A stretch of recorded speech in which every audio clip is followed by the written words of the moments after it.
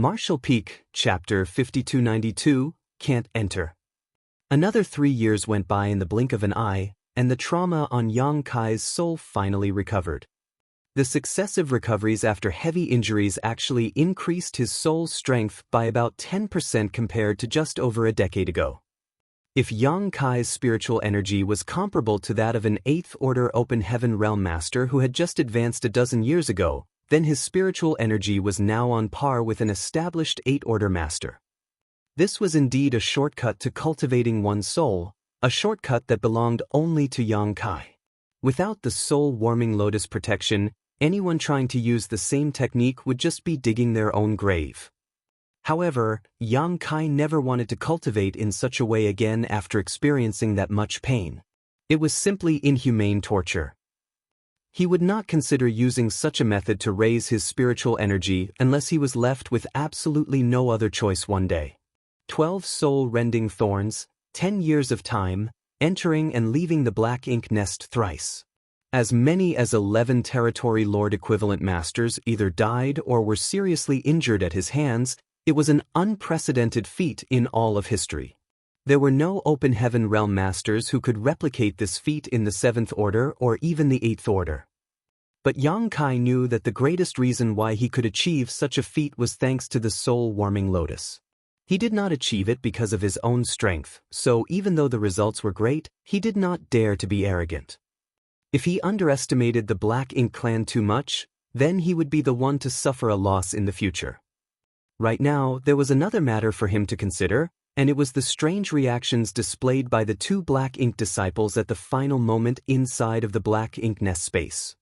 Yang Kai had noticed the unusual reactions of the 2 Black Ink disciples back then, but he was in no mood to contemplate such a thing at that time. He just instinctively seized the best moment to strike and unleashed a soul-rending thorn, severely injuring a territory lord. Then, after 3 soul-rending thorns were used, Yang Kai's soul was so unstable and he was in such miserable pain that he simply had no energy to be thinking about anything else. Now that the damage to his soul had been restored, he naturally recalled the strange movements shown by the 2 Black Ink disciples at the end of their lives. There were all sorts of signs that indicated that the 2 Black Ink disciples had recovered their true natures when their souls were about to dissipate. Otherwise, there was no way that they would launch an attack on the territory lords. Only, they were already too weak at that time, so even if they joined forces, their hasty attacks still failed to deal any sort of damage. How did they break free from the Black Ink's strength's corruption and restore their true natures? After some thought, Yang Kai had a vague feeling that there could only be one explanation. The reason why those 2 Black Ink disciples died was not because they were injured or some other reason, but because their small universes had collapsed due to their world force being drained by the Black Ink nest over a long period. Black Ink's strength corrupted the foundation of an Open Heaven Realm Master, which meant their small universe, which in turn overrode their minds. Since the small universe which had been corrupted had already collapsed, then the foundation that the Black Ink's strength affected was already gone. So, at the end of their lives, they were able to recover their identities as humans and made a sudden attack against a territory lord. That must have been why they were laughing so unreservedly and so happily before their deaths. For a Black Ink disciple, such a death was undoubtedly the greatest release they could have from life. Yang Kai had heard that the Black Ink clan had left behind over 100 7th Order Black Ink disciples when they withdrew from Great Evolution Pass as was agreed with Mi Jinglun.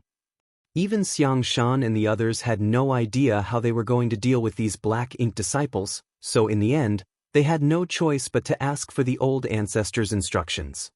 Even though the old ancestor was a woman, she had a firm heart and decisive will. With one move, the over 100 Black Ink disciples were executed. The old ancestor seemed to have used an inexplicable power then to return the 7th Order Black Ink disciples to their senses for a brief moment, allowing them to die as humans in Great Evolution Pass. This was the best way to honor the warriors who fought against the Black Ink clan all those years ago.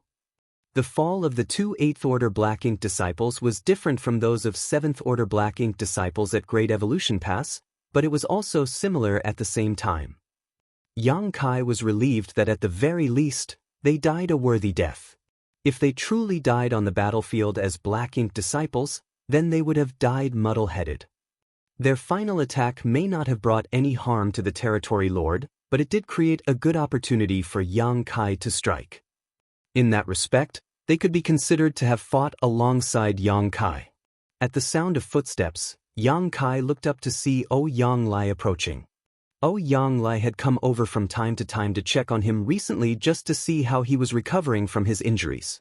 Without interrupting, he would just take a glance and leave. Every time he came, the condition of Yang Kai's soul became better.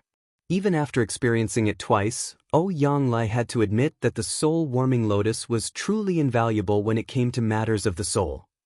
With such a supreme treasure, would one still have to worry about injuring their soul? You look full of energy, kid. You even look like you're glowing. Have you recovered? Yang Lai joked. Yang Kai got up. This junior is fine now. Then he bowed. Many thanks for standing guard for me, sir. Yang Lai waved his hand. It's nothing. Actually, I have a question to ask you. Please ask away, sir. Yang Lai moved closer with a curious look on his face. After all those years going in and out, how many territory lords did you do in? Yang Kai's face twitched slightly. Without bothering to question Yang Lai's crass use of words, he answered honestly, 2 territory lords during the first round, and another 2 during the second. The third round, I managed to get 4 8th Order Black Ink disciples and 3 territory lords. 11 altogether. Yang Lai's eyes widened as he listened, thinking back to the battle back then where he nearly lost his life charging into an army of tens of thousands only to cut down a single territory lord. Yet Yang Kai's back-and-forth venture netted him 11 casualties. There was simply no comparison. As he looked at the young face in front of him, Yang Lai sighed inwardly, feeling like a small wave about to be swallowed up by a giant tsunami coming from behind. But more than that, he was relieved.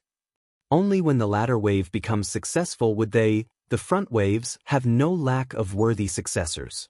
Yang Lai did not know how exactly the battle went on inside of the Black Ink Nest space, but he had also heard some scattered information from Mi Jingluan over the years and learned that Yang Kai was able to achieve this level of success seemingly because of a strange artifact that was given to him by the old ancestor, complemented by the soul-warming lotus. This was something that no other cultivator could emulate. Yang Kai added, "It is certain that the 4 Black Ink disciples perished, but this junior is unsure about the conditions of the 7 territory lords." Yang Lai broke out in laughter. "At least one of them must be dead. Previously, I heard your martial uncle Mi mention that the old ancestor just happened to feel the aura of a territory lord perishing during one of her visits to the royal city to see their royal lord, and there might have been more than just one death." Yang Kai nodded. "In that case, this junior's efforts over the years have not been in vain. Sir has come at a good time today. I was just about to make another visit to the Black Ink Nest space and require Sir's protection again." Yang Lai's face turned serious. "Boy, one does not play the same trick thrice. After going back and forth from the Black Ink Nest, you've killed a total of 11 already. It's too risky to continue. We've already taken a huge advantage of them, so the Black Ink clan will surely be targeting us." Yang Kai shook his head. "Rest assured, sir. If this junior's guess is correct, then we may not need to fight the Black Ink clan this time." Of course, he wasn't afraid even if he did have to fight. He still had one last soul-rending thorn that he was itching to use. "What do you mean?" Yang Lai was confused. Yang Kai explained, "It isn't that this junior is trying to hide anything, it's merely a guess at this point. I don't dare to be sure, but we'll know after another visit." Yang Lai looked deeply at him for a moment, feeling at a loss over whether he should let him continue or not. Yang Kai followed up, "If this junior does not return within a few days, then I must have encountered the royal lord inside the Black Ink Nest space. In that event, I will need to ask Sir to please inform the old ancestor and ask her to rescue me." The territory lords were unable to do anything to him, so if they were truly planning to fight, then the royal lord would have to come out personally. However, the royal lord had also been going through hard times during these years. his wounds were not getting any better and he still had to be wary of old ancestor Xiao showing up randomly at his doorstep, so where would he find the time to deal with him? So, Yang Kai felt that it was unlikely for him to be attacked this time. Yang Lai's mouth twitched. You really don't stand on ceremony, but that's fine. I'll allow you to go, but you must be careful. If things go awry, withdraw immediately. Don't go quiet on me again for years like last time. I will remember. Yang Kai bowed in response and then circulated the power within his small universe, opening it, allowing the black ink nest to devour his world force. With the world force as a bridge, he connected his consciousness to the black ink nest consciousness and prepared to enter the black ink nest space. After a moment, Yang Lai looked curiously at him. What are you doing? Yang Kai blinked his eyes and turned to look at him. I can't enter. What do you mean you can't enter?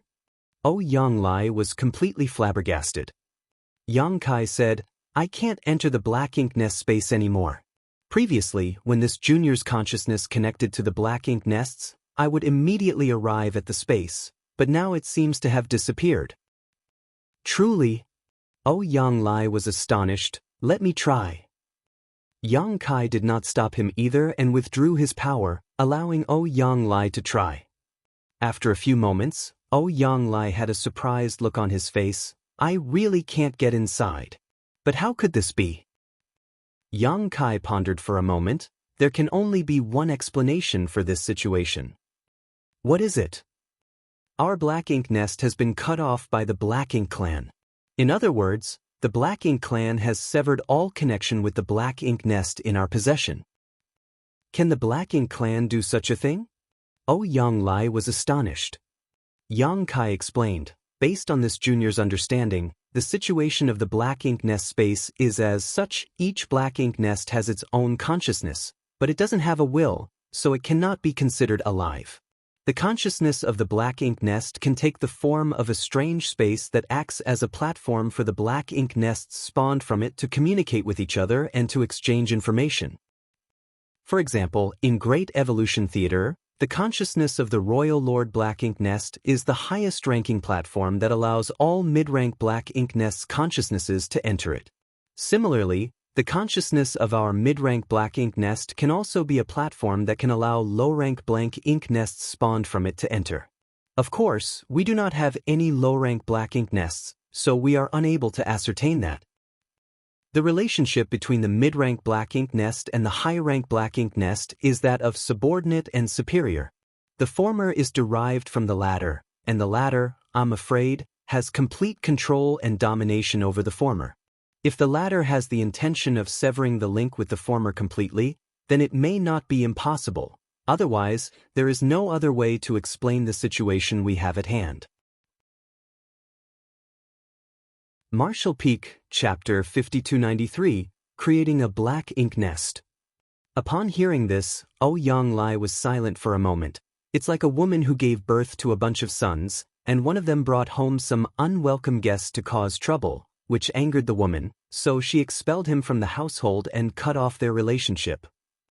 Yang Kai didn't know whether to laugh or cry. That sounds about right. Yang Lai laughed. I think I understand now. Just like Big Head Me, if you speak in a roundabout way, it's easy to get someone confused. Yang Kai answered readily, it was this junior who was not considerate enough. Yang Lai waved his hand. So that means that the Black Ink clan have completely given up on this mid-rank Black Ink nest in our hands. Yang Kai nodded. That should be the case. Yang Lai guffawed. Truly, we were wearing out iron shoes while seeking our feet, but now we ended up getting it without any effort instead. As early as when Mi Jinglun requested the Black Ink clan to leave this Black Ink nest behind, he had intentions of building an intelligence network for the human race through it. Only, even if it was him, he would never have expected that the Black Ink clan would put up such a fierce struggle with them over the Black Ink nest, unwilling to back down in the slightest. As a result, there was nothing they could do about it. After 10 years, Yang Kai's efforts have caused the Black Ink clan to give up on the Black Ink nest on their own initiative, which means that Mi Jinglun has now more or less achieved what he initially intended to do. Yang Kai was also surprised since he had only acted to deal with those territory lords. He never thought that they would end up taking over this Black Ink Nest completely as well. The Royal Lord Black Ink Nest may have completely severed its connection with this mid-rank Black Ink Nest, which was in the hands of the humans. However, the mid-rank Black Ink Nest did not wither away as a result of it. The crux of the matter was that this connection could be severed. Though the space created by the Royal Lord Black Ink Nest could deny access to this mid-rank Black Ink Nest, the hierarchical relationship between superior and subordinate could never be broken. In other words, as long as the Black Ink Nest in the royal city was not destroyed, then nothing would happen to this Black Ink Nest in their hands. Big Head Me will be ecstatic once he hears the news. I'll go and tell him now. Yang Lai left after saying so. After he left, Yang Kai immersed his consciousness again, opening up his small universe and connecting it to the Black Ink Nest consciousness. Even though he could no longer enter the space created by the Royal Lord Black Ink Nest consciousness, there were no problems when it came to connecting to the consciousness of the Black Ink Nest he was inside. Moreover, he no longer had to put his guard up in preparation for any possible attacks. Without any disturbance, Yang Kai easily brought the entire Black Ink Nest under his control. As his thoughts shifted, it was as if the Black Ink Nest had become his arms and legs, with all of its functions and abilities within his grasp. Yang Kai had, after all, many experiences before. Not to mention the Black Ink Nest before him now, even back in the Black Ink clan's territory, he had connected to the consciousness of countless Black Ink Nests, so he was no stranger to it. Only he was in no mood to mess with anything else back then, so he did not probe too deeply into the Black Ink Nest's capabilities. But now, things were different. The humans were trying to make use of this Black Ink Nest to create their own information network. So, naturally, the more he could find out about it, the better. A short while later, Yang Kai had more or less figured out all the Black Ink Nest functions.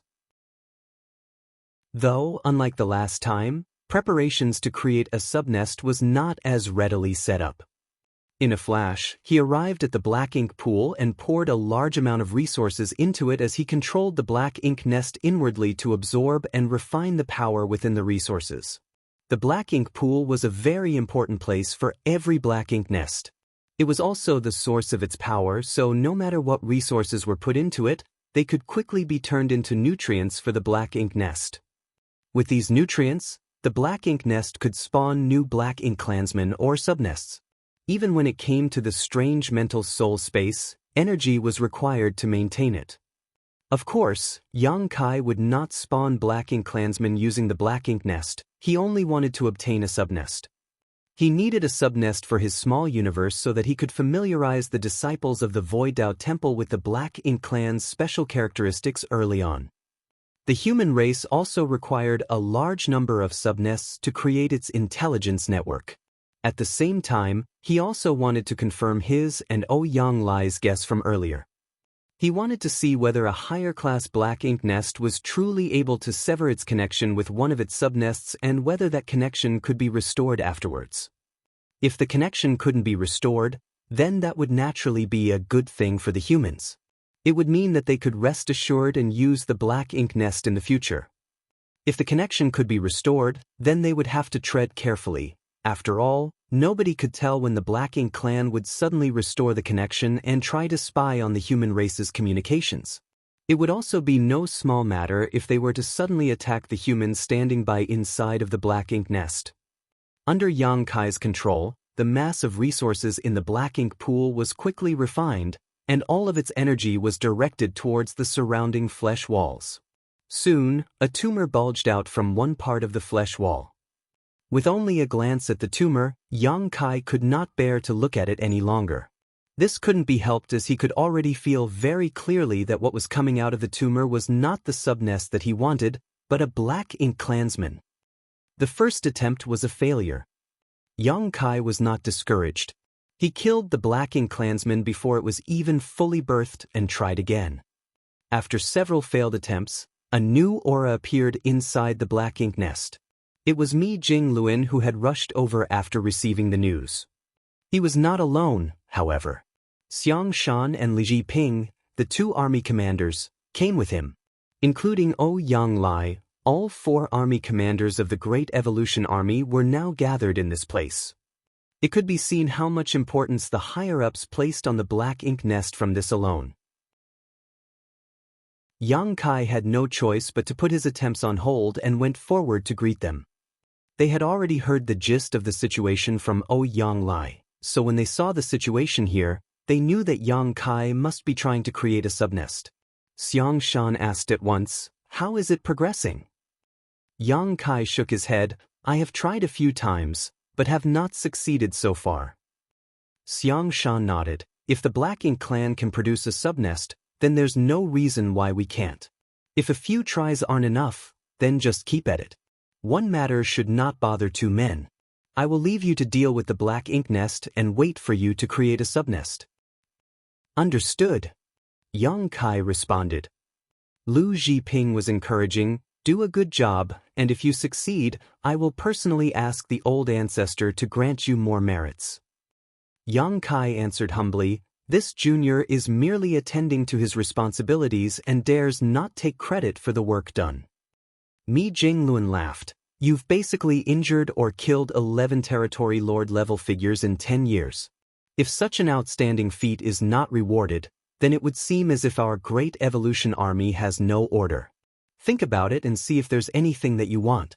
Once matters here are settled, you may come forward with your request, and as long as it's not excessive, we will satisfy it."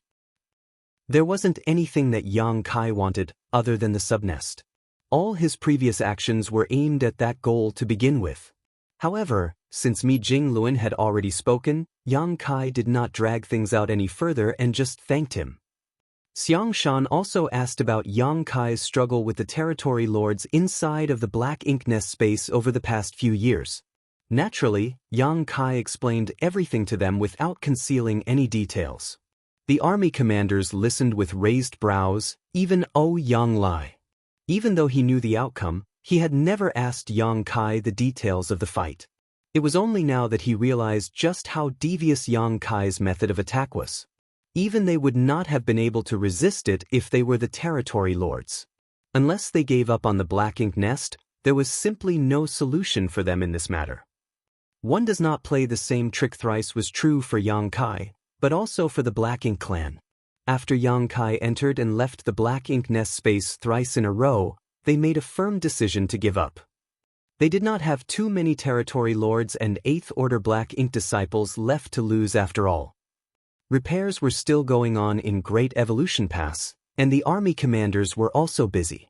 After leaving matters here in Yang Lai and Yang Kai's hands, Xianxia and the others soon left.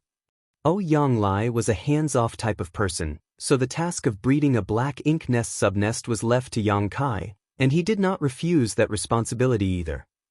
However, the inner sanctum was quick to move over a large amount of resources for this matter.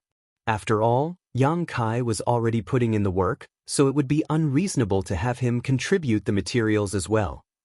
With the support of these resources, Yang Kai could rest assured and continue his attempts with increased boldness. After failing again and again, Yang Kai finally got a hang of the process. When his consciousness was connected to the black ink nest consciousness, he could control the entire black ink nest and use it to move the energy output of the black ink pool. The countless pits on the black ink nest's flesh wall were where the black ink clansmen were born. If the black ink nest's energy was directed to these pits, then naturally, new black ink clansmen would be born. However, if all the energy was concentrated in the black ink pool and not allowed to flow out, then once the energy reserves reached a certain level, a subnest would be created. Yang Kai had to fail many times before finding this technique. Previously, he had been trying to find where the subnests were created, and since the pits were the breeding grounds for the Black Ink clan, he assumed that the subnest would also be born from one of them. In the end, he realized that something was not right about that speculation, and it turned out that the subnests were actually spawned from the black ink pool itself. After having found the solution, things were simple from there. With a lot of resources invested, Yang Kai constantly gathered the black ink nest's energy inside of the black ink pool, and at a certain point, the liquid in the pool began to form waves as if something was about to rise out of it. Under Yang Kai's perception, he could clearly feel that it was a new subnest. The black water parted, and a black growth resembling a flower bud emerged, just like the subnest that he saw back then at Xiagu feudal lord's place. Yang Kai carefully picked it up and breathed a sigh of relief for a job well done. However, when he considered how many resources it took to create this subnest, he could not help but feel speechless inside. It was no wonder why the feudal lords who had their own black ink nests would treat them with such importance, and why most of the feudal lords had no black ink nest of their own. The cost to create a subnest was not small, so only a few feudal lords had the capital to afford one. Moreover, this was only a low-rank subnest. It was not hard to imagine just how much it would cost to create a mid-rank black ink nest. It would probably cost several dozen to 100 times the amount of resources. Yang Lai rushed over after receiving the news, and as he looked at the subnest in Yang Kai's hand, not even as large as one's palm, he clicked his tongue in wonder. Is this what a black ink nest looks like when it's just been spawned? Indeed. I've seen one before in the hands of a feudal lord, and it is no different. What is the next step? Yang Lai asked. Yang Kai answered, even though the black ink nest has been created, it still requires a significant amount of resources to nurture it. I intend to place this one inside my small universe to observe. If all goes well, then more subnests can be bred for the creation of our intelligence network. Good. Yang Lai nodded. Yang Kai was not afraid of being corrupted by black ink strength, so it did not matter if the black ink nest was placed inside of his small universe. No one else would not have the guts to do such a thing. Marshall Peak, Chapter 5294, Worship Day. The humans simply knew too little about the black ink nests, and were ignorant in many ways in regards to them. Take the last time for example. If Yang Kai had not entered the black ink nest space alone and caused the territory lords to suffer huge losses with the help of his soul-warming lotus and soul-rending thorns, then the humans would not have known that a higher-rank black ink nest could cut off connection with their lower-rank subnests. The black ink nests were the foundation of the black ink clan. If they could uncover all the secrets of the black ink nests, then the human race may have less to lose against the black ink clan in the future. The mid-rank black ink nest in the possession of the Great Evolution Army was particularly valuable for that purpose. Inside of his small universe, Yang Kai found a suitable area to plant the low-rank subnest before using his world force to seal off a large area around its vicinity, creating a kind of forbidden zone. In this manner, none of the living beings inside of his small universe, whether they be part of the human race or the small stone race, could possibly get close to the black ink nest, which also prevented it from being damaged unnecessarily. There was less to worry about with the human race, as even if they did approach it by accident, it was unlikely for them to raise their hands against this strange thing.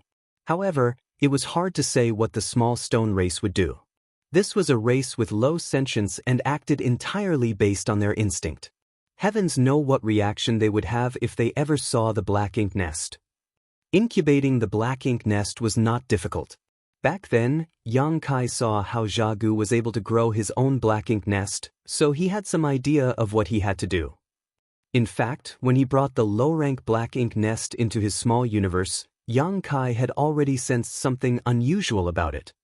From his knowledge of black ink nests accumulated over the years, he could almost conclude that the black ink nests were living things rather than inanimate objects. That was because each black ink nest possessed a consciousness of their own, only that it had no will. If it was a living thing, then it should naturally have its own instincts. The black ink nest's instinct was to devour all kinds of energy to turn it into nutrients for itself, especially world force, which for it was considered the greatest delicacy in the world. Naturally, there was no lack of world force inside of Yang Kai's small universe, so it was not strange for the black ink nest to react after arriving at this place. Yang Kai did not try and suppress it, but rather allowed the nest to devour the energy. As his madly world force drained away, the black ink nest, which was not even the size of a palm before, could be seen growing at a visible rate.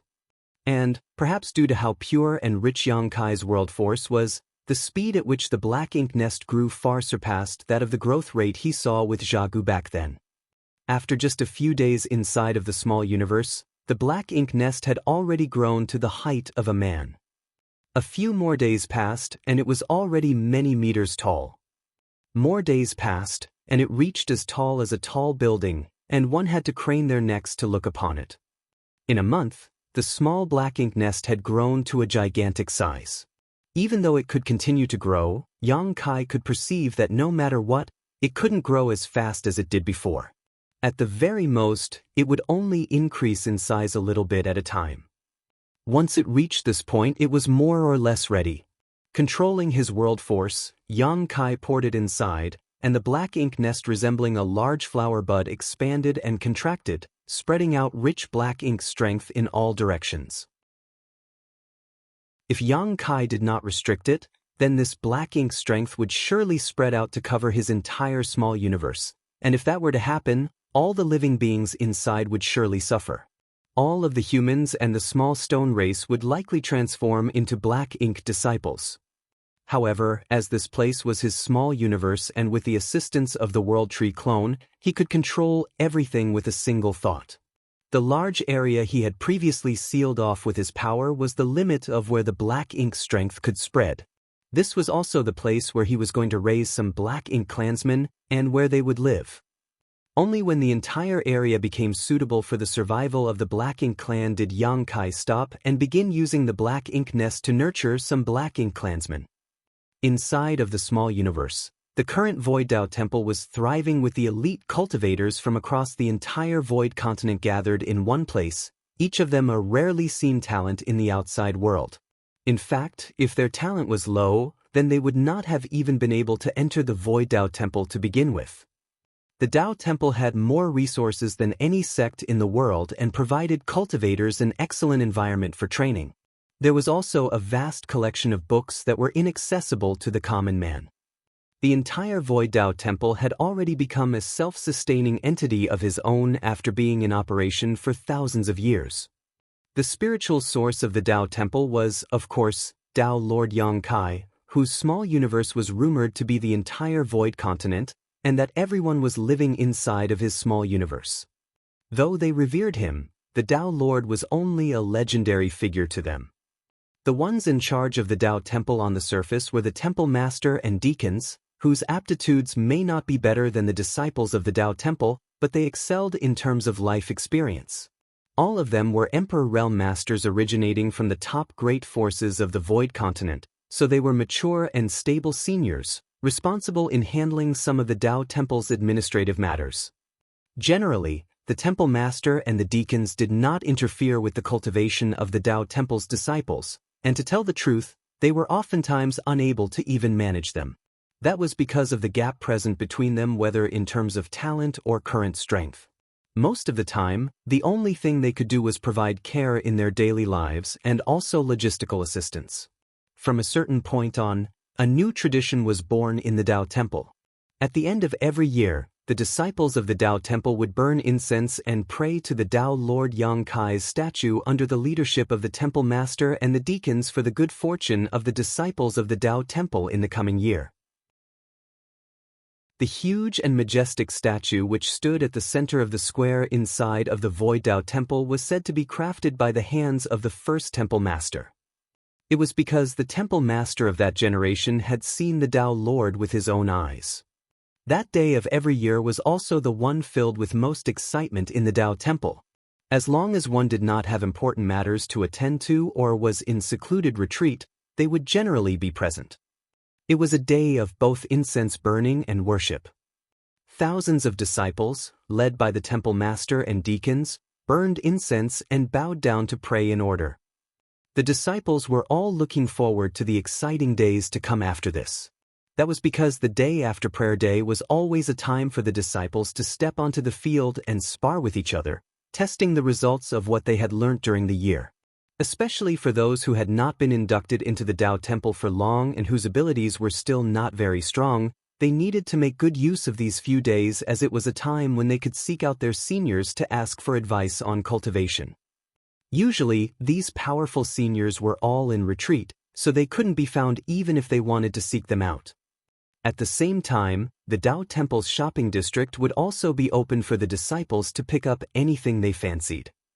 Burning incense and praying had now become a major festival in the Void Dao Temple, affecting the entire Void continent along with it. On this day, the sound of gongs and drums reverberated through the sky with great festivity. As was always the case in previous years, everything progressed without a hitch. However, just as the ritual was coming to a close, an unnatural wave of energy suddenly spread out.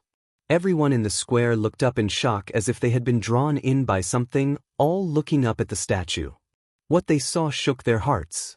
This couldn't be helped, as the eyes of the statue, which was supposed to be inanimate, were now glowing and filled with spirituality. It was as if the entire statue had come to life. Everyone felt as if they were being watched silently as the statue's gaze swept over them. A commotion broke out instantly among the crowd. Is the Tao Lord making an appearance? Not to mention the ordinary disciples of the Tao Temple, even the temple master and deacons themselves had no idea what was happening. In the midst of the confusion, a powerful divine sense exploded in everyone's minds, transmitting a message to them. Void Continent, the Black Ink Clan has invaded. If left alone, life will perish and the world will collapse.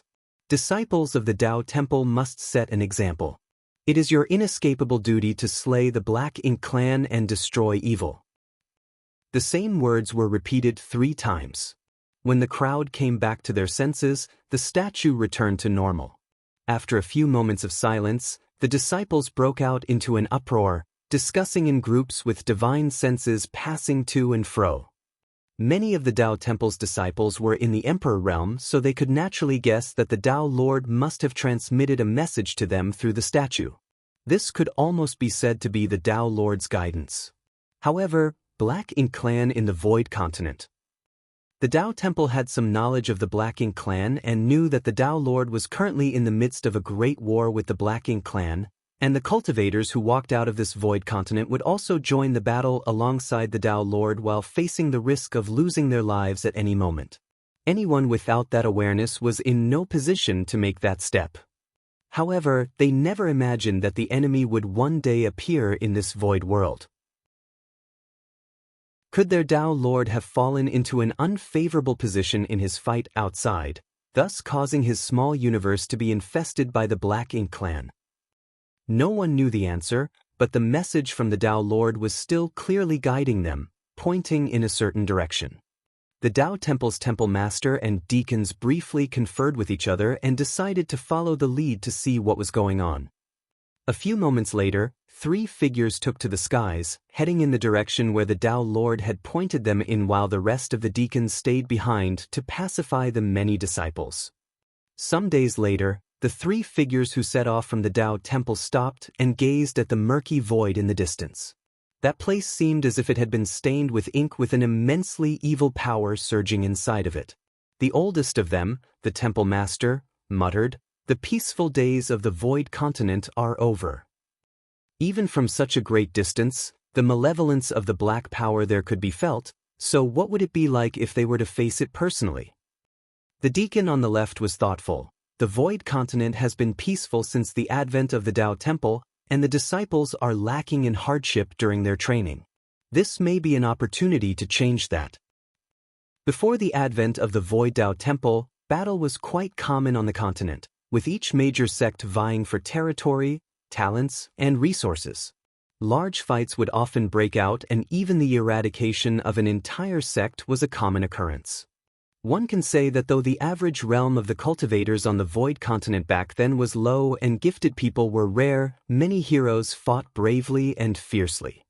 However, since the emergence of the Void Tao Temple, all of the cultivators on the continent put their focus on the Tao Temple and were most proud that their disciples could be chosen by it. Who would care about other trivial matters? It was good that there were no large-scale wars, since that meant fewer people suffered and died. However, this was not an entirely good thing either, since the cultivators raised in such an environment would lack the insight and honing of trials of life and death. No matter how high their cultivations became, if they did not encounter any great difficulties along the way, then it would also be hard to entrust them with serious and dangerous missions. Martial Peak, Chapter 5295, Tempering. Many years ago, some of the Tao Temple's elders realized this problem, but there was no suitable way for them to solve it. They could not just pick an excuse for the Tao Temple's disciples to kill each other, right? Even if there was some tension between the large sects, they would simply exchange weapons of war for gifts of jade and silk upon the intervention of the Tao Temple's disciples' mediation. After all, every sect now more or less had a few disciples who were cultivating in the Tao Temple. The appearance of the Black Ink clan might solve that problem. The old temple master said thoughtfully, "Do you mean to say that this situation is the Tao Lord's intention?" The deacon quickly waved his hands. "A trivial person like me dares not speculate on the Tao Lord's thoughts. I was just putting it forth as I see it." The temple master pondered for a moment and said nothing more. As the deacon said, the appearance of the Black Ink clan in the Void Continent may not be a bad thing. The disciples of the Tao Temple could make use of it to hone themselves in the future. The deacon who spoke earlier looked left and right before saying, "This is a suitable place to set up a base. If we can build a defense line here, then with the Tao Temple's disciples as the main force and the major sects providing auxiliary support, we can stop the spread of the Black Ink clan and protect the peace of Void Continent's mortals." The temple master nodded lightly. "Very good." With the decision made, one of the three men stayed behind to monitor the movements of the Black Ink clan while the others hurried back to the Tao Temple. Immediately afterwards, the entire Void Tao Temple was mobilized. The Tao Temple's disciples came from all corners of the Void Continent, so as soon as they were mobilized, the forces of the sects behind them would also begin to move. In less than a month's time, a towering fortress was built in the open lands, facing the Black Ink clan. As if by some divine providence, a large batch of oddly shaped monsters covered in the color of black ink came to attack as soon as construction was complete. The Void Continent's cultivators had known of the existence of the Black Ink for many years, but this was the first time they had seen them, even though these Black Ink clansmen were just serfs who were hardly worth mentioning in the outside world. During the battle, the Tao Temple's disciples charged forward and felled many enemies. However, it was unavoidable for there to be some who were accidentally tainted by Black Ink strength out of carelessness. Those who were corrupted by Black Ink strength all lost their wills and began siding with the enemy. At this time, the Tao Lord passed down another decree, granting them the refining techniques for the purifying Black Ink pill. It was only by countering the Black Ink strength with this method that they were able to avert danger. After several victories, the Tao Temple's disciples wanted to make a counterattack to cut off the problem at its source, but the Black Ink strength was so dangerous that it was difficult to progress. Thus they were forced to abort their plans to launch a counteroffensive halfway through and retreat to the fortress to gather their strength. Years went by with this pattern continuing. Yang Kai opened his eyes. The situation in his small universe had already stabilized, and with the energy supplied by his own small universe, the low-rank Black Ink nest was able to produce a steady stream of new Black Ink clansmen. Once they reached a certain level of strength, they would attack the human defense line and further hone the Tao Temple's disciples. These Black Ink clansmen were not very strong at the moment. After all, their growth period had been too short, so the Tao Temple disciples were enough to deal with them with ease. However, as time passed, stronger and stronger Black Ink clansmen would begin to appear, so Yang Kai believed that it would become more difficult for them to be dealt with. However, Yang Kai was mainly intending to train his future troops, allowing the Tao Temple's disciples to familiarize themselves with the special characteristics of the Black Ink clan early on, so he naturally would not let things get out of hand. So, no matter how the Black Ink clan grew, there was still a limit. They couldn't surpass the Tao Temple in strength. Doing so was a great burden to Yang Kai. After all, the power being absorbed by the Black Ink nest was the world force of his own small universe. Yang Kai had already prepared a large amount of resources for the Black Ink nest to refine, but soon he realized that he had been worried for nothing. The Black Ink nest gave birth to Black Ink clansmen, and the Tao Temple's disciples killed them. That in itself was a part of the cycle of life and death, which resulted in a large amount of world force being produced in his small universe. Even though it was not equivalent to the amount being devoured by the black ink nest, it was better than his energy being consumed one-sidedly. Currently, though Yang Kai's small universe had expended a lot, he also received sizable returns.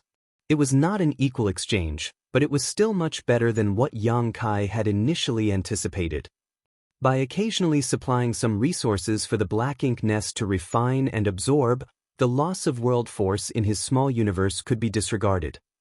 Yang Kai's small universe right now was more or less like a miniature black ink battlefield. It seemed that since ancient times, humans had always had an indescribable tacit understanding on how to deal with foreign enemies. He had not given the Tao Temple any detailed instructions on what to do, but the Tao Temple had done exactly what the humans did on the black ink battlefield. They built a fortress similar to the Great Passes and used it as a shield against enemy invasion. With this large-scale tempering exercise now set up, Yang Kai believed that the next time disciples walked out of his small universe, they would carry a different spirit compared to those who came out before. Fighting and killing should become natural to them. It was impossible to avoid death if they joined the black ink battlefield. He was looking forward to it. Over the years, Yang Kai had researched all there was to know about the mid-rank black ink nest in the possession of the humans, and also created some low-rank subnests with its power. Yang Lai sent these subnests to Great Evolution Pass while Mi Jinglun arranged for men to incubate them in different places so that they could test out the intelligence network. The results were a success. The low-rank subnests were able to communicate with each other easily through the space of the mid-rank black ink nest no matter how far away they were. Whether or not there was a limit to that distance was yet to be determined. However, the closure of the black ink nest space and the severance between the connection of higher and lower rank black ink nests had already been tested. It was Yang Kai who carried out this research. Since he had been standing inside of the mid-rank black ink nest these past years, testing matters such as these should naturally be left to him. When the humans connected to the mid-rank black ink nest's consciousness via the subnests and communicated with each other, Yang Kai discovered that he could sense everything without deliberately looking into it. That was because the space that they were communicating inside of was created by the consciousness of the mid-rank black ink nest that he was overseeing, so he was aware of everything that happened within it. Yang Kai could even urge the black ink nest's consciousness to seal off the black ink nest's space completely. Just like what he encountered back then inside of the Royal Lord Black Ink Nest space, he could block or sever the connection to any specific low-rank subnest. The connection could be easily restored if it was merely blocked, but if it was severed completely, then it appeared irreversible. It was equivalent to giving up on the connection between them forever. In Yang Lai's words, it was like a mother driving out her rebellious son, forbidding him from entering the house ever again. The results of these experiments were very valuable for the human race. If Yang Kai had known this information beforehand, he would not have been trapped inside the black ink nest space for 3 years. However, Yang Kai could not figure out whether the Royal Lord Black Ink Nest had merely blocked off the mid-rank black ink nest that he was occupying, or if the connection had been severed completely. Naturally, it would be for the best if it were the latter, then the two of them would not have to deal with each other in the future. However, if it were the former, then they would have to be careful. If the Black Ink clan suddenly restored that connection, then there was a high chance that they would launch an attack and make the humans overseeing the Black Ink nests suffer a serious loss. So, if Yang Kai was to oversee the mid-rank Black Ink nest, then he had to be careful and prepared at all times. Great Evolution Pass, Dawn's Courtyard. During Yang Kai's many years of absence, the courtyard that Dawn had been assigned to had been beautifully tended by the several female members of the squad and was filled with fragrant flowers. Inside of the courtyard was a small bridge with flowing water underneath it, giving the place an idyllic appearance. At this moment, in the garden, old ancestor Xiao was lounging lazily on a Taisher armchair, sunbathing with narrowed eyes, appearing very comfortable. Meanwhile, Yang Kai stood to the side with a bitterer look on his face. He had been ordered to return recently to help out with repairing the Great Pass. The matters regarding the Black Ink Nest had already come to an end and all immediate issues had been worked out. The Black Ink Nest's capabilities had all been passed on to the 8th Order Open Heaven Realm Master, taking his place in overseeing the Black Ink Nest, and there was nothing that anyone could not be rest assured about with an 8th Order Open Heaven Realm Master taking on that task.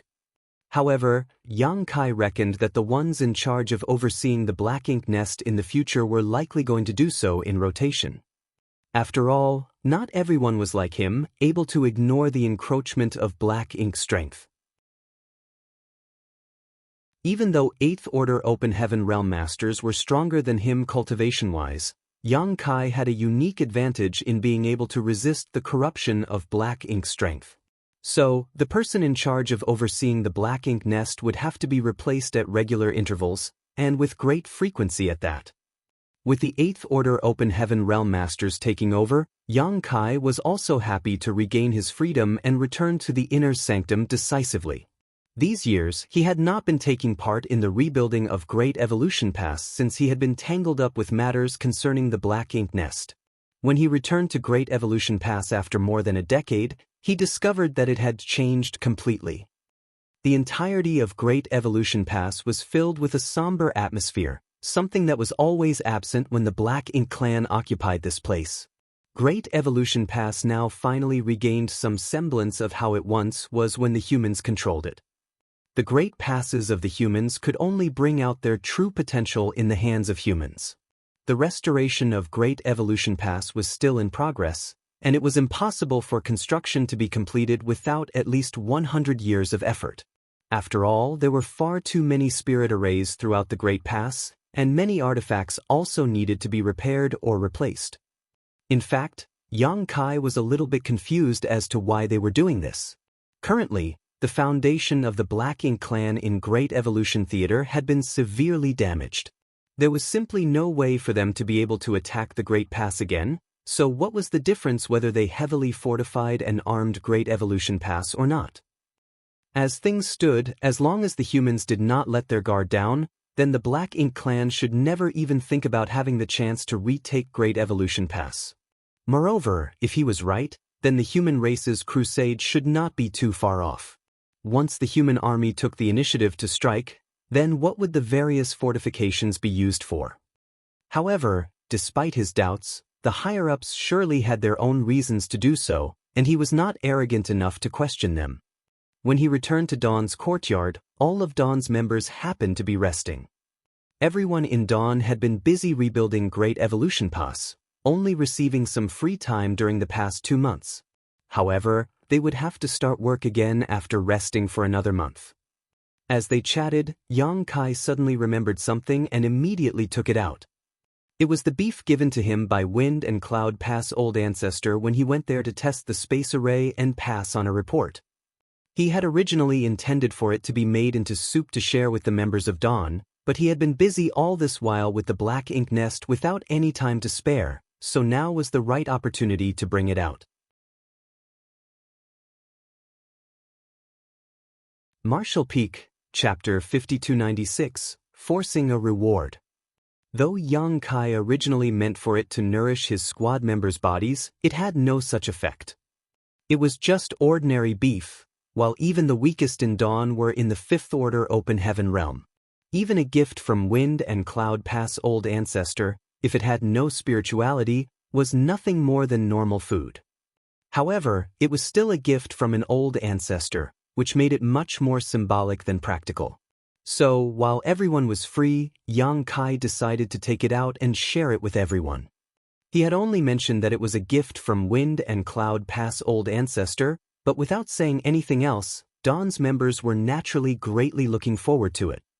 Feng Ying led a few female members to handle the beef and simmer it into soup while Shen Ao and the others brought out long tables and benches, set out some fruit plates and fine wine, and then prepared for a big feast.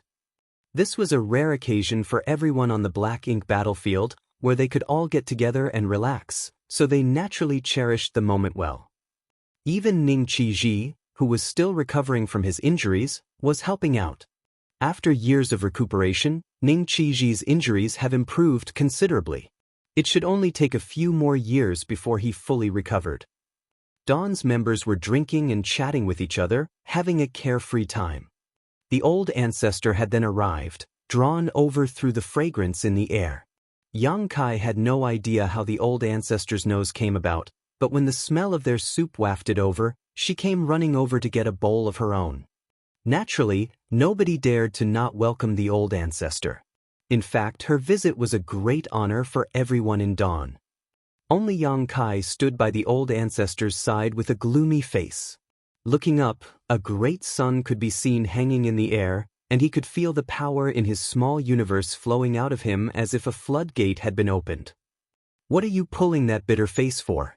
All I'm asking for is a bit of sunshine from you. Is that so difficult?" Old ancestor Xianxia muttered disgruntledly without even raising her eyes. Yang Kai smacked his lips, "But, old ancestor, it takes a lot from me to maintain this divine manifestation." The great sun hanging in the air was no sun at all, but rather Yang Kai's golden crow casts the sun divine manifestation. Old ancestor Xianxia liked bathing in the sun, a habit that she picked up inside his small universe. During her youth with the hunter couple, the hunter personally weaved a wicker chair for the old ancestor, and the large wicker chair completely enveloped her small body so that she could sit comfortably in the courtyard and enjoy her leisurely time. As her teacher at the time, Yang Kai had seen old ancestor Xianxia relaxing in her yard countless times. The hunter couple were mortals in the end, so as they reached the end of their lives 150 years later, they both returned to the earth.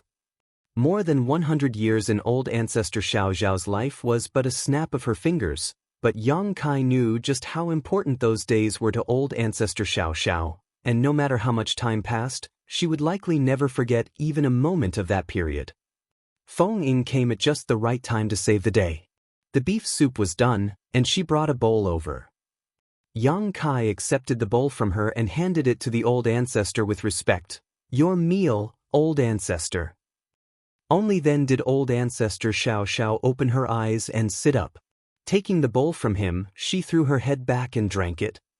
Taking advantage of this moment, Yang Kai quickly withdrew his divine manifestation.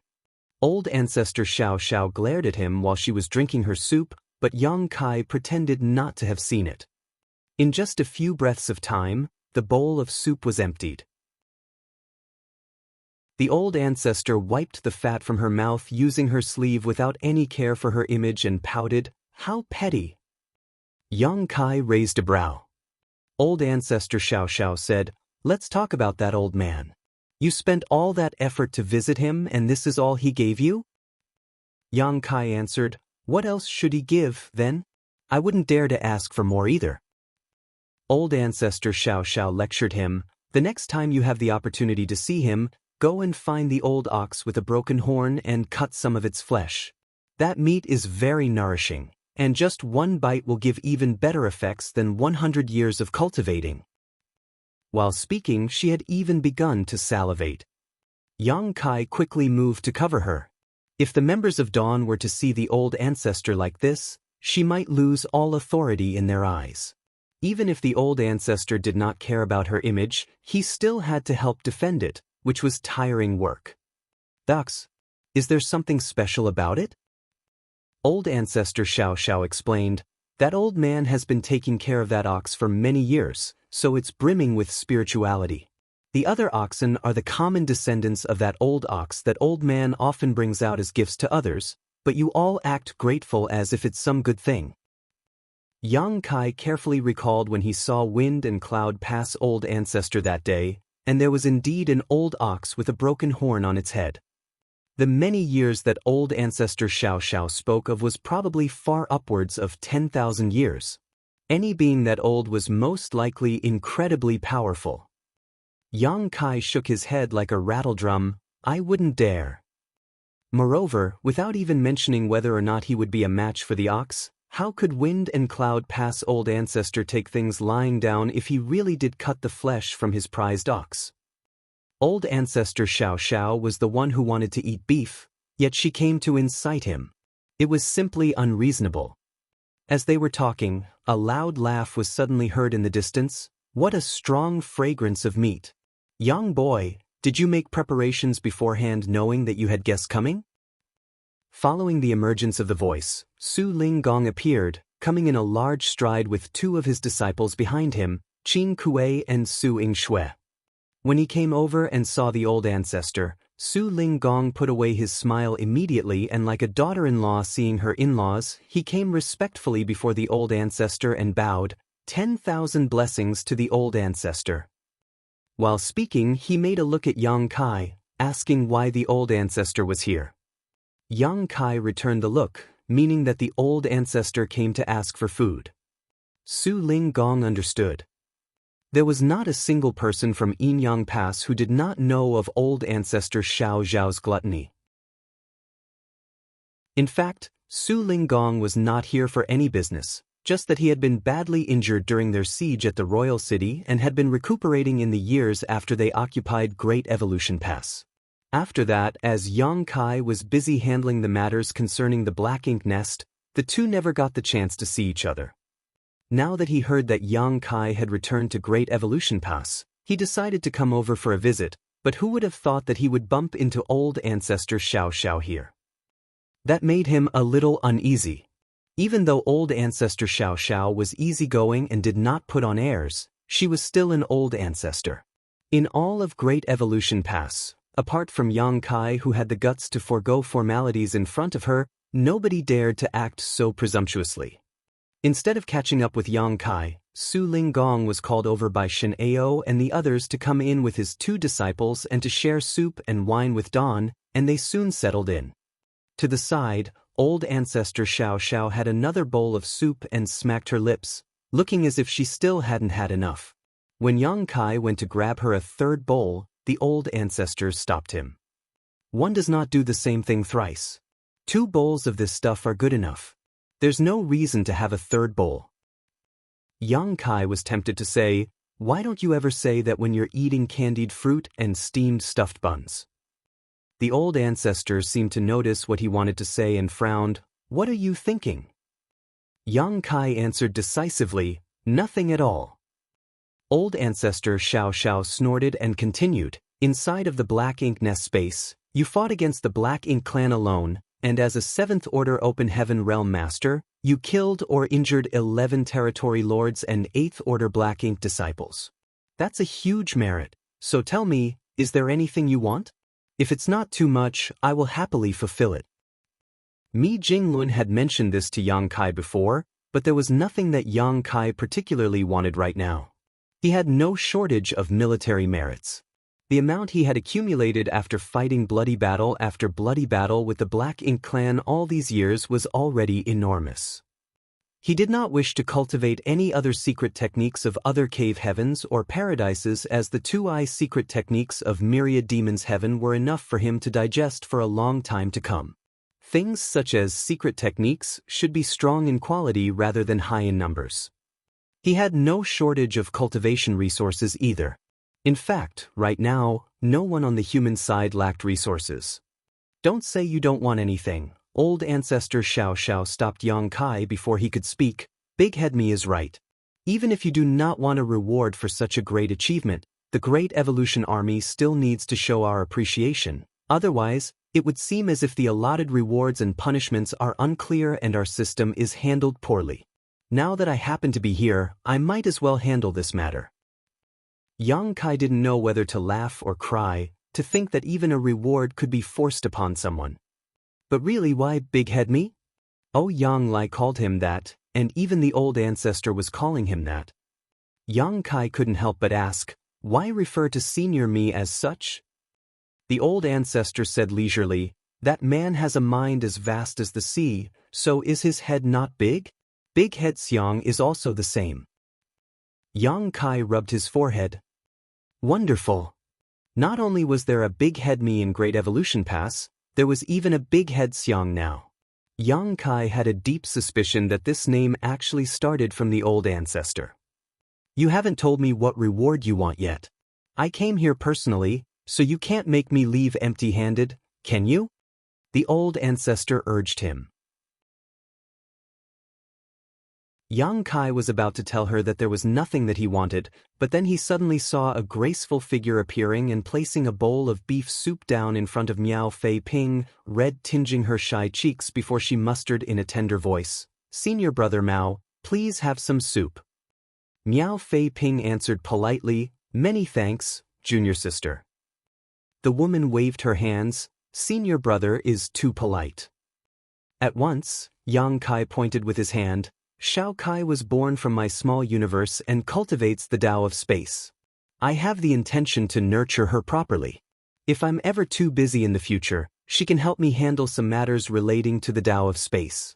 I would like to ask Old Ancestor to please allow her to enter Dawn and become one of my Dawn Squad's members." He did not speak very loudly, but how could Shao Kai not have heard it? She was stunned in place and turned to look at Yang Kai in astonishment. Since advancing into the open heaven realm, she had been assigned to a different squad just like the other cultivators who came out of Yang Kai's small universe. However, she would still come around to Dawn to help out now and then.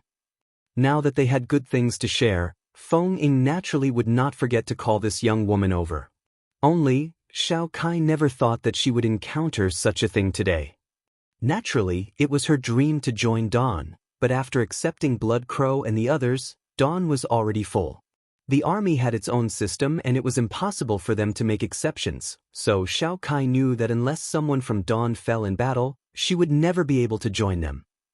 However, if that opportunity were to come, it would mean that heavy casualties were sustained in both Dawn and the squad that she was in, leading to a mass culling of their numbers. This was something that she was unwilling to see no matter what. Yang Kai's sudden comment came as a pleasant surprise to her, but she also felt at a loss, unsure of what to do for a moment. Old Ancestor Xiao Xiao was also surprised. "Oh?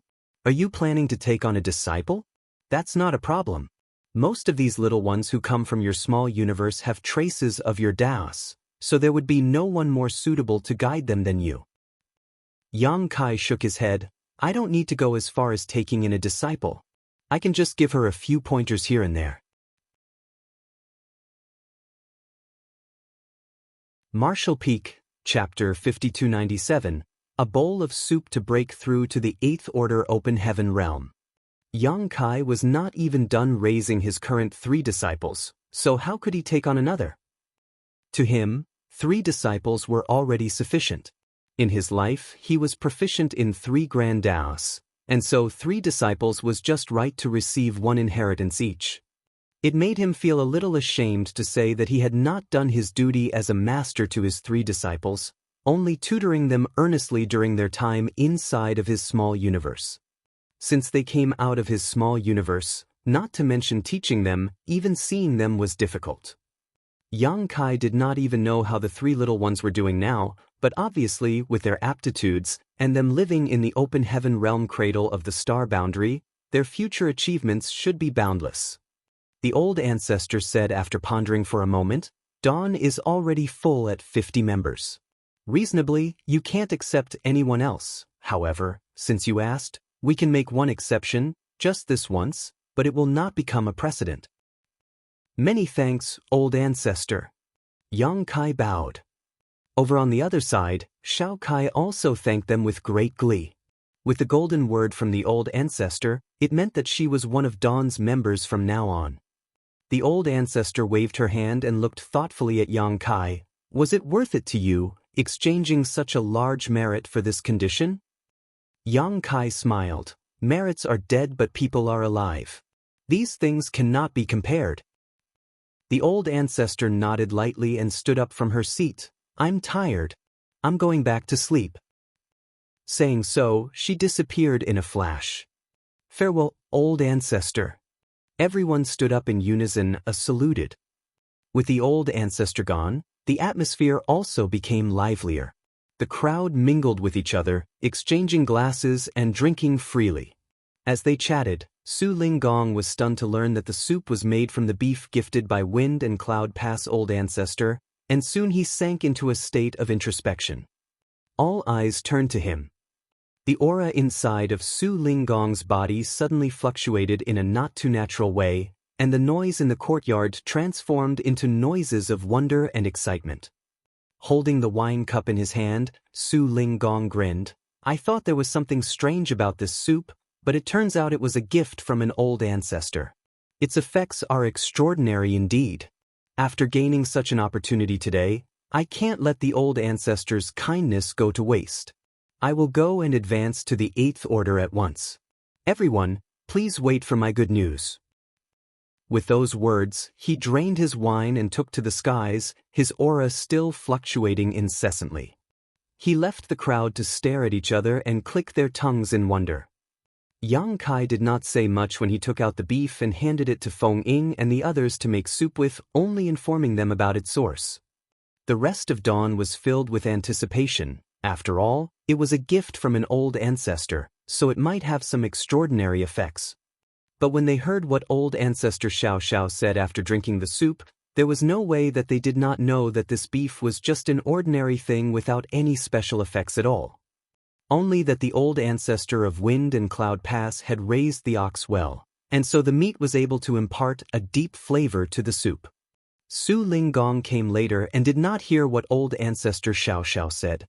He did not know the truth of the matter and only heard by chance that it was a gift from an old ancestor, so it was a real surprise that he had been blessed by it. Both Su Linggong's disciples were confused at the strange reaction of the crowd, so Qin Kuei asked Yang Kai, "Brother Yang, what's going on?"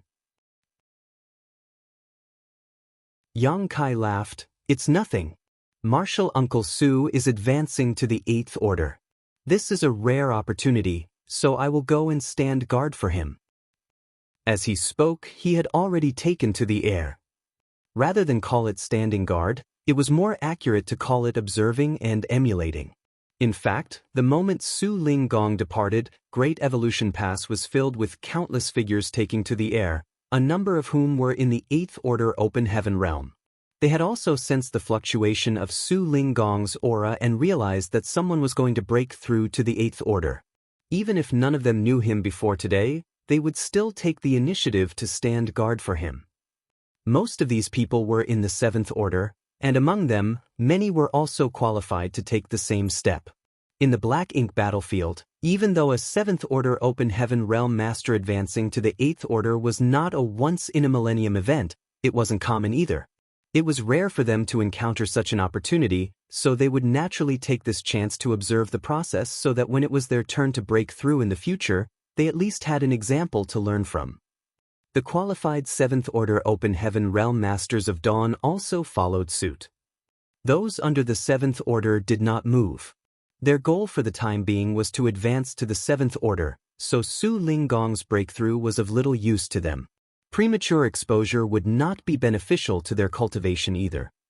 Feng Ying flew side by side with Yang Kai, asking through her divine sense, "That meat, is there some sort of mystery behind it?" Yang Kai laughed, "What mystery could there be? The old ancestors said that it was just an ordinary item.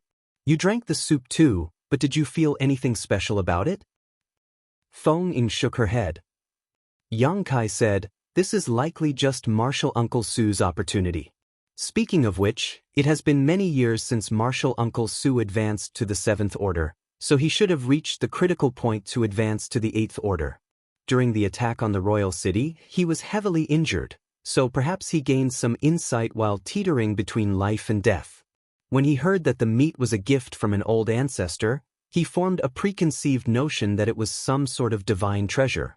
Perhaps that spark of inspiration was all he needed to make this next step. This was Yang Kai's guess, but it should be close to the truth, otherwise, there was no way to explain why Su Linggong would suddenly sense an opportunity for a breakthrough.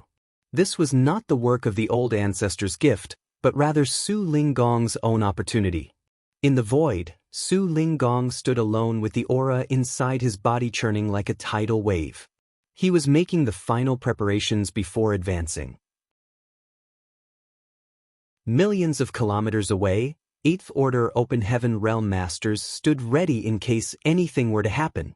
Even though they wouldn't be of much help if something critical went wrong during Su Linggong's breakthrough, they could still provide a small amount of guidance, which may turn the situation around for Su Linggong at a crucial moment. Further out were the 7th Order Open Heaven Realm Masters, watching from afar. Even old ancestor Xiao in Great Evolution Pass was looking over in his direction at this moment. The battle to retake Great Evolution Pass caused nearly half of the Great Evolution Army's 8th Order Open Heaven Realm Masters to be lost. Now that there were signs of a 7th Order Master making a breakthrough, she naturally would not ignore it. Breakthroughs in the Open Heaven Realm were different from those below it. Below the Open Heaven Realm, the advancement to a new Great Realm was accompanied by a baptism from the Heavenly Way, which was naturally a risk that came from the outside world. However, after a small universe was created inside the body of an Open Heaven Realm Master, breaking through each order was really an advancement in one small universe, so all of the dangers came from within, which could be said to be even more dangerous. The slightest mistake could cause irreparable damage. As time passed, Su Linggong's aura tumbled more and more violently. Where he stood, a small universe vaguely appeared, and this entire world was expanding and contracting, changing incessantly. That small universe was a manifestation of his martial Tao and all he had comprehended on that journey. As time passed, the small universe gradually grew in size. This growth was destined to break through the limits of the 7th Order and reach the ranks of the 8th Order. The breakthrough took just over a month, which was considered an extremely short amount of time. As expected of Su Linggong as a veteran 7th Order. He had a strong heritage and a solid foundation, so even though the advancement process was not completely smooth, it was still calm and steady. It was clear that he had been preparing for this day for many years. Every Open Heaven Realm Master with plans to advance to the 8th Order was the same. Without sharpening one's spear before battle, who can guarantee that nothing will go wrong? At one point, when the might of the 8th Order Open Heaven Realm swept through the void, a long cry rang out filled with emotions of joy. On that day, Yinyang Cave Heaven's Su Linggong successfully advanced to the 8th Order outside of Great Evolution Pass. This was the first human 8th Order Open Heaven Realm Master to advance in Great Evolution Pass after more than 30,000 years, so it bore great significance. The 8th Order Division commanders who had been standing guard for more than a month all came forward to congratulate him. Su Linggong exchanged pleasantries with the 8th Order Open Heaven Realm Masters all around with a wide grin on his face, greeting them warmly and happily. It was a proud moment in his life, so why dampen it with restraint and humility? The old ancestor also withdrew her divine sense, and soon after, Yang Kai felt a faint fluctuation of space principles, appearing for just an instant in Great Evolution Pass. The corners of his mouth twitched as he realized that the old ancestor had used the space beacon. Her intentions were so obvious that even a child could understand. This was a happy event for the humans, so how could the old ancestor not go to the royal city to report the good news? Who knew whether the royal lord was sick of her yet? "Let's go," Yang Kai called out to the 7th Order Open Heaven Realm Masters of Dawn. Everyone gained something during this observation session. At the very least, the 7th Order Open Heaven Realm Masters knew what they should do, and had a better idea of what they were going to encounter when they advanced to the 8th Order in the future. This was very useful knowledge for them, and it would save them from having to go through some detours. On the way back, everyone was chattering loudly, with only Feng Ying remaining silent. Yang Kai did not pay too much attention to this small detail along the way, and it was only when they returned to the courtyard that Feng Ying said, "Squad leader, I want to enter retreat." Yang Kai looked at her, a little surprised. "Did you have an epiphany?" Feng Ying nodded. Yang Kai smiled. "That's good. In that case, you better not delay it. Hurry and enter retreat." Feng Ying did not hesitate to return to her abode at once, activating the spirit array to isolate herself, and began cultivating in retreat. For Su Linggong to advance to the 8th Order with one sip of soup was surprising enough, but now, it seemed possible for that soup to birth 2 8th Order Open Heaven Realm Masters. Yang Kai even began to question whether there truly was some sort of mysterious effect from that beef given to him by the old ancestor. However, he did not notice anything special from the soup he drank, and even old ancestor Xiao herself said that it was just an ordinary thing. Ultimately, opportunities were mysterious and unpredictable things. For many of Dawn's members, the soup was just a tasty meal, but for Su Linggong, it was an opportunity for a breakthrough. Observing and emulating Su Linggong's advancement then resulted in an opportunity for Feng Ying. Opportunity after opportunity, it was a mysterious and inexplicable thing. Yang Kai had no idea where his own opportunity lay, but he knew that even if an opportunity were to appear in front of him right now, it would be difficult for him to grasp it because he did not have sufficient accumulation in the seventh order yet. Only when he had raised his cultivation to the limit and accumulated enough experience would he have a chance to advance to the eighth order. Still, Yang Kai had an advantage that could not be matched by others. There were countless living beings inside of his small universe being born, living their lives, growing old, getting sick, and dying, constantly increasing his world force. Additionally, the World Tree clone was always refining that world force, allowing it to become purer and denser than any other seventh order open heaven realm master. The purity of his world force was the foundation that gave Yang Kai the power to suppress his peers in the seventh order. Despite being in the same realm, he was able to exert power several times that of an ordinary seventh order open heaven realm master, so he was naturally much stronger. In the long run, it would also provide him with a lot of help when he advanced to the eighth order. Yang Kai had no idea how long it would take for him to reach a breakthrough, but he estimated that it would take at least 1,000 years. Advancement in the open heaven realm had always been a long journey without any shortcuts. Marshall Peak, Chapter 5298, Going to the No Return Pass. The renovation and reconstruction of Great Evolution Pass was in full swing. As a Grandmaster Artifact Refiner, Yang Kong was extremely busy too. He collaborated with other artifact refiners to refine different large-scale artifacts, and then installed these artifacts as array cores in various areas all across Great Evolution Pass. Now that the pass space arrays had been fully repaired, many messages from the outside world could be transmitted through it.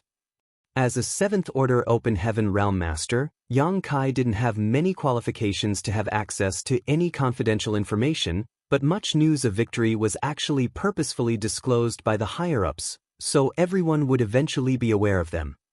There was plenty of news of victory, as the human race's disadvantage on the Black Ink battlefield appeared to have vanished overnight. The battle between the Black Ink clan and the human race resulted in a resounding triumph for the latter in most of the recent battles as opposed to the constant stalemates of the past. On the whole, the Black Ink clan's forces seemed to be on the back foot. The human race joyously marched across the battlefield in celebration, and just like at Blue Sky Pass, forward bases were constructed in the direction of the Black Ink clan royal cities to reduce the Black Ink clan's capacity for movement. This was the change in the situation that had been in a deadlock for countless eons. On the battlefront, the purifying Black Ink battleships, Black Ink pills, and void yin-yang mirrors all played critical roles. If one traced back all of these innovations, it could be seen that there was one person behind them. Even taking the entire history of the Great War into account, this individual was without a doubt the one who caused the greatest change on the Black Ink battlefield. Yang Kai's days were incredibly busy, but equally fulfilling. It was even fair to say that the lives of the tens of thousands of soldiers in Great Evolution Pass were all fulfilling. On usual days, they would be busy repairing the pass. Then, they would cultivate during their breaks. Originally, it was estimated that Great Evolution Pass repairs would take 100 years. But in reality, everything was only finished after almost 200 years. The Great Evolution Pass of this day was completely different from when it was occupied by the Black Ink clan previously. It took about 200 years, tens of thousands of people from the Great Evolution Army, and enormous amounts of energy and resources to restore it back to the state of more than 30,000 years ago. It could be said that Great Evolution Pass was not any weaker than any of the Great Passes now. With the current Great Evolution Pass and the Great Evolution Army, the Black Ink clan would never retake it, even if their foundation was restored. Not to mention, the Black Ink clan could only turtle around the royal city, too afraid to cross the humans.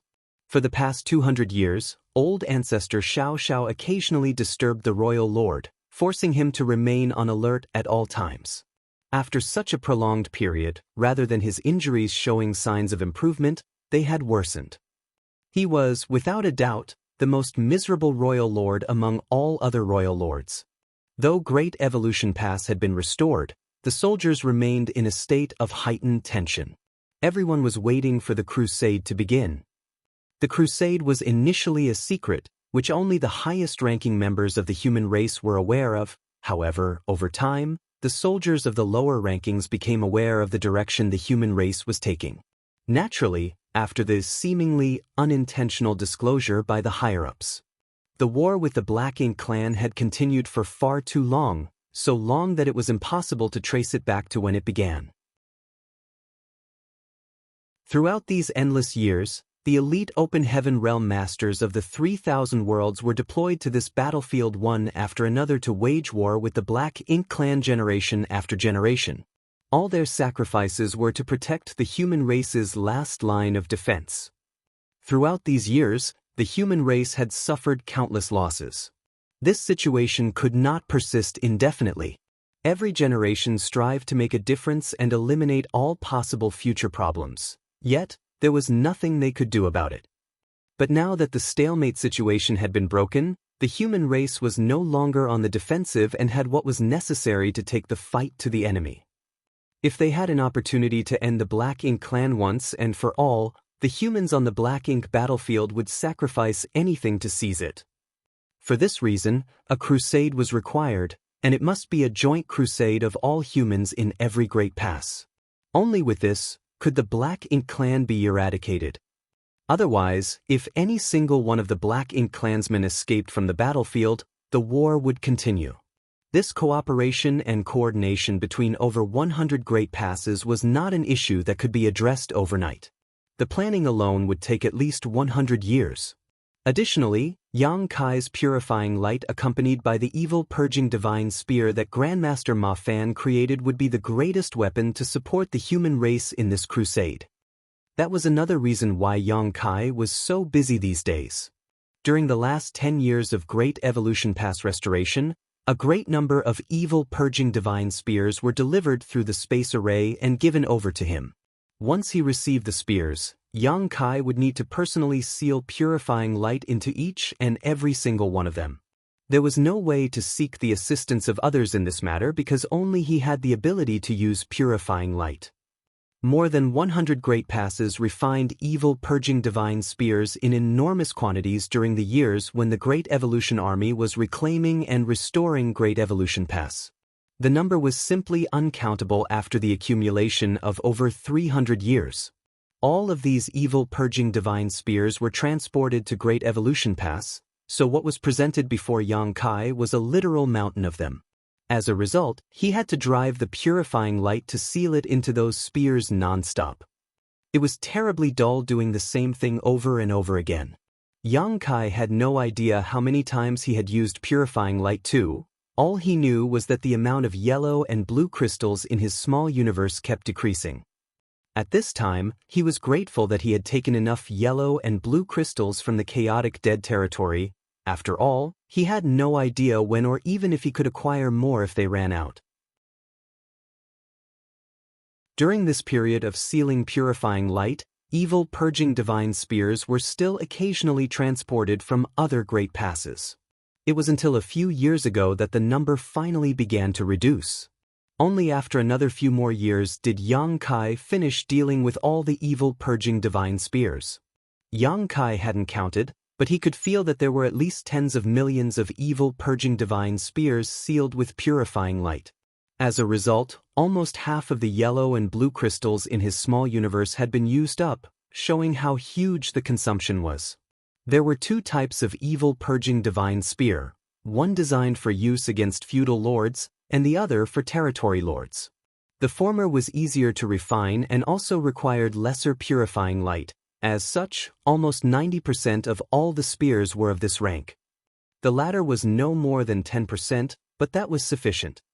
Tens of millions of evil purging divine spears were divided among the 100-plus Great Passes, with each one receiving almost 100,000 spears. If such a number couldn't make the crusade a success, then the human race should just give up any hope of defeating the Black Ink clan. In Great Evolution Pass, Yang Kai was summoned to the abode of old ancestor Xianxia.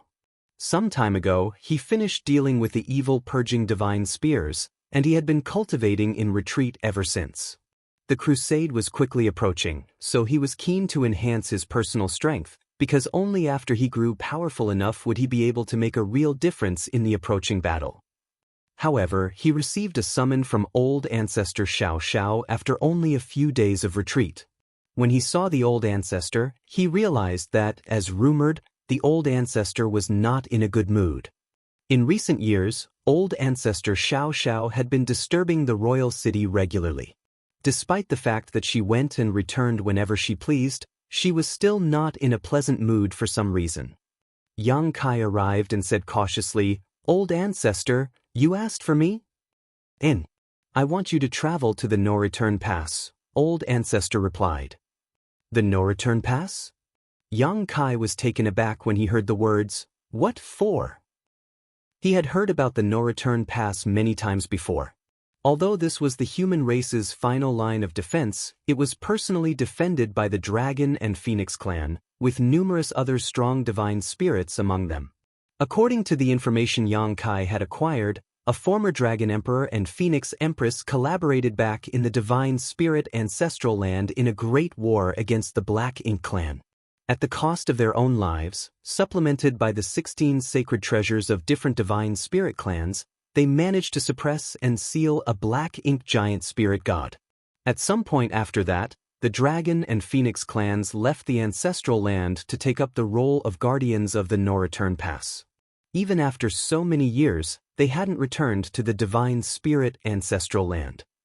Not only that, but ancient human great experts set innumerable restrictions on the periphery of the Divine Spirit Ancestral Land to segregate the inside and outside and completely prevent the Black Ink giant spirit god from escaping.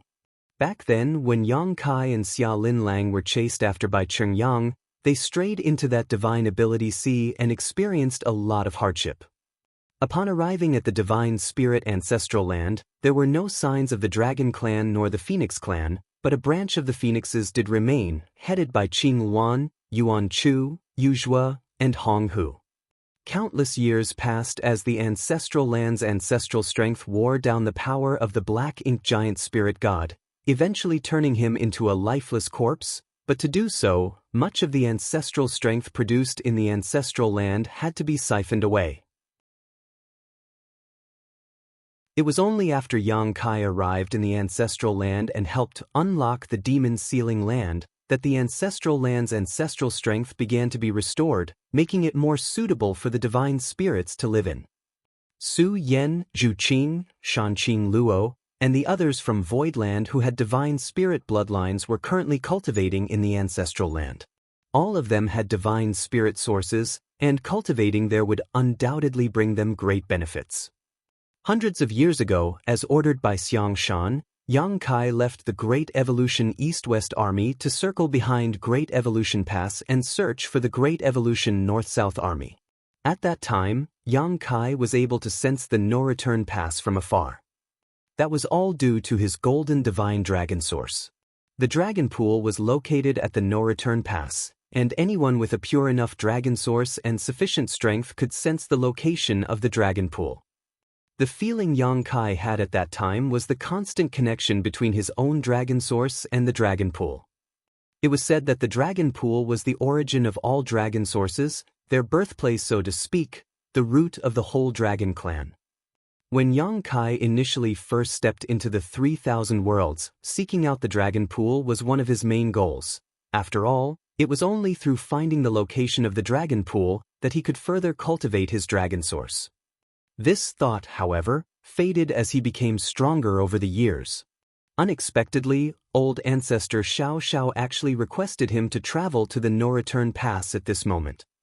He had no idea whether there was another deeper intention to it. "You'll know why when you get there. No need to ask so much," the old ancestor responded. Yang Kai hesitated, "But old ancestor, the crusade is approaching. If I leave at this time..." "You don't need to worry about the crusade. You're just in the 7th order open heaven realm. There won't be much difference with or without you. Even if you miss it, what would it matter? Sneered the old ancestor. Young Kai went speechless. Perhaps the old ancestor thought that her words were a bit too harsh.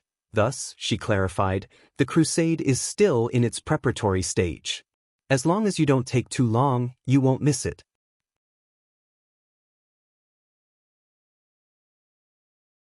Martial Peak, Chapter 5299, I've been waiting for you. If the barriers between the 3,000 worlds and the black ink battlefield were to be described as a wall, then No Return Pass would be the only hole in that wall. This was also why the No Return Pass was known as the human race's final line of defense. If the Black Ink clan managed to break past this barrier, they would be able to access the 3,000 worlds, and if that really happened, it was destined that all living beings there would be plunged into misery. The whole 3,000 worlds would be destroyed and remade according to the Blank Ink clan's will. The No Return Pass was the last line of defense, while the Great Passes were the outer line of defense. If one were to stand high enough above and connect each Great Pass, one would notice that they could be arranged to form a kind of semicircle. This semicircle acted as a barrier to split off the 3,000 worlds from the Black Ink battlefield, with the center of it being the No Return Pass. As long as the Great Passes were not broken though, the No Return Pass would never be disturbed, keeping the 3,000 worlds safe. This was why Great Evolution Pass had to be reclaimed before the crusade could begin. A pass seized by the Black Ink clan would leave an opening in their entire defense line. If Great Evolution Pass was not retaken, the Black Ink clan might exploit this flaw and proceed directly to the No Return Pass while the humans were busy with their crusade. At that point, would the human race armies retreat to defend or continue the crusade? The situation was bound to fall into a dilemma. In order to eliminate this potential risk, Great Evolution Pass had to be retaken. Fortunately, the Great Evolution Army had worked hard for more than 100 years and had achieved this objective after enormous sacrifice. There were actually no east, south, west, or north in the vast universe, as there were no fixed reference points, and the terms such as Eastern Army, Southern Army, Western Army, and Northern Army in each Great Pass were just helpful titles. If directions were to be taken note of, there were only up, down, forward and backwards according to one's own point of view in the massive void. In a certain sense, the No Return Pass lay behind all the Great Passes. This last line of defense, defended by the Dragon and Phoenix clan, could be considered as a kind of support to the human race. Yang Kai was perplexed in his early years when he learned that the No Return Pass was personally guarded by the Dragon and Phoenix clans, as the Divine Spirit had always been haughty regardless of their origins, something he knew from over 1,000 years of experience. And these were the leaders of the Divine Spirit, the Dragons and Phoenixes. How could such supreme Divine Spirits voluntarily assist the human race in guarding their final line of defense? It should be impossible. After all, they were of different races and held no goodwill towards the other. The only plausible explanation was that the Black Ink clan was simply that great a threat. The Divine Spirits also understood the proverb, without the lips, teeth would go cold. In the ancient past, a Dragon Emperor and Phoenix Empress did not hesitate to sacrifice themselves to seal and suppress a Black Ink giant spirit god. How could their descendants possibly disregard the sacrifices of their ancestors? This was most likely why the Divine Spirits had defended the No Return Pass for so long. Yang Kai had no idea if there was some other reason or explanation, and it wasn't an issue he had to be concerned about either. Although going to the No Return Pass at this time was a bit hasty, he might at least fulfill a long-cherished dream and see what the mythical dragon pool looked like. In the void, space principles flashed, and in the blink of an eye, Yang Kai's figure flickered in and out of existence.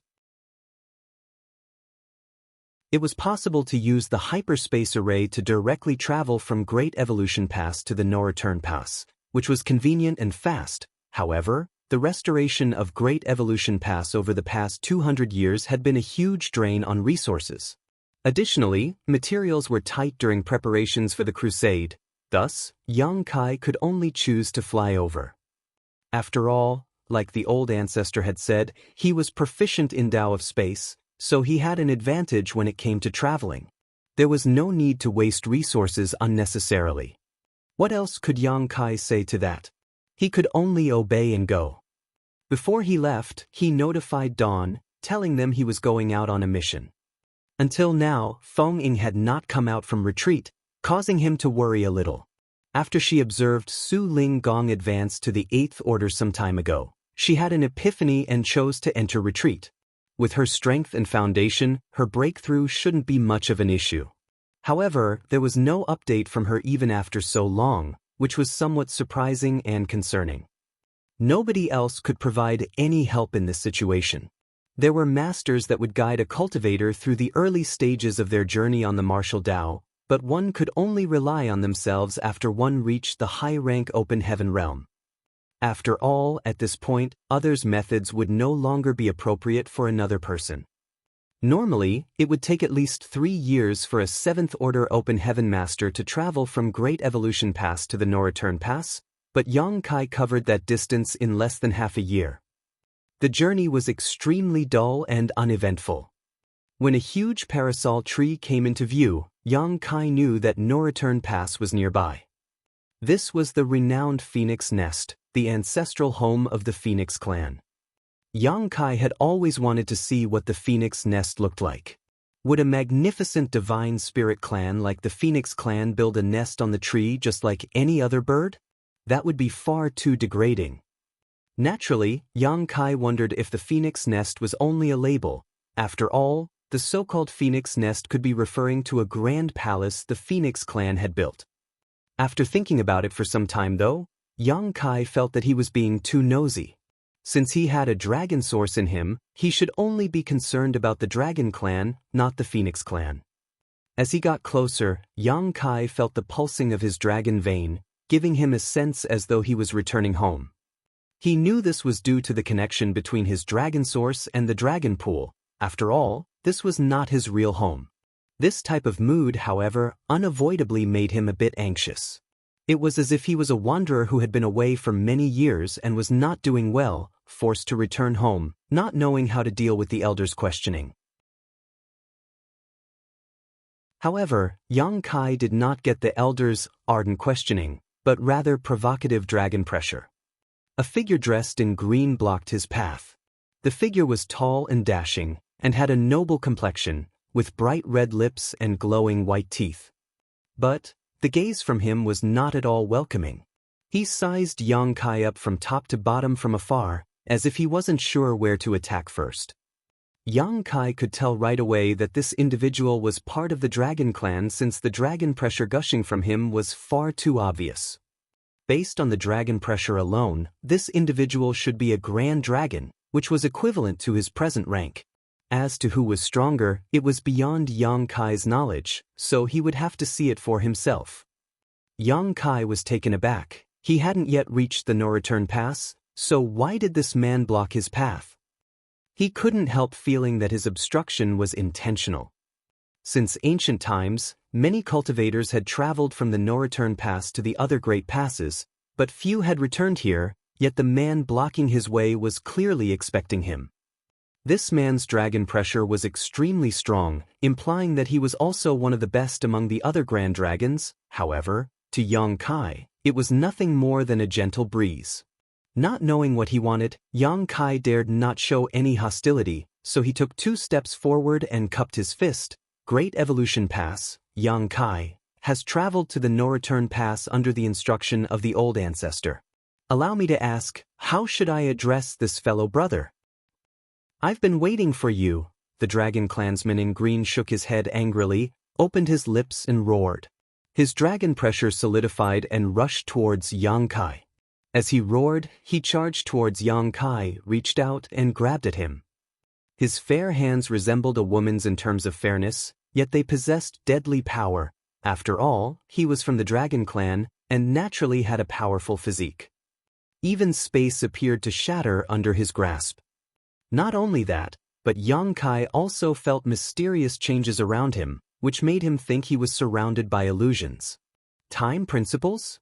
Yang Kai furrowed his brow, wondering if this Dragon Clan member he just met in the no-return pass was skilled in the Tao of Time. Furthermore, his mastery over the Tao of Time did not appear to be mediocre. In fact, if Yang Kai had not also cultivated the Tao of Time, he would have most likely been completely overwhelmed by this mysterious change and been defeated without a fight. When Yang Kai came to his senses, the hand was already in front of him, and there was no way for him to escape. He didn't want to fight someone from the Dragon Clan just after arriving here, but according to what his opponent had said, he was clearly waiting for him. In addition, the moment he arrived, he was greeted by this attack. Thus, was all of this the result of some kind of grudge? But why? There's no resentment or conflict between the two of us. Yang Kai couldn't figure it out, but all living beings acted for the sake of their benefit. If the other party was pursuing him in this manner, he must have a reason for doing so. Even so, in what way could Yang Kai have offended him? Was it because he was not a pure-blood dragon? Yang Kai couldn't help but sigh. Old ancestor Xiao had ordered him to go to the no-return pass, and it now appeared that there was going to be nothing pleasant to be expected from this trip. It was no surprise the old ancestor didn't tell him anything. He could no longer dodge the hand, so he extended his palm to resist it. On a branch of the parasol tree at the no-return pass sat a young woman in a colorful attire. Her legs dangled slowly in an extremely relaxed manner. A young man stood alongside her, with both of them staring into the void.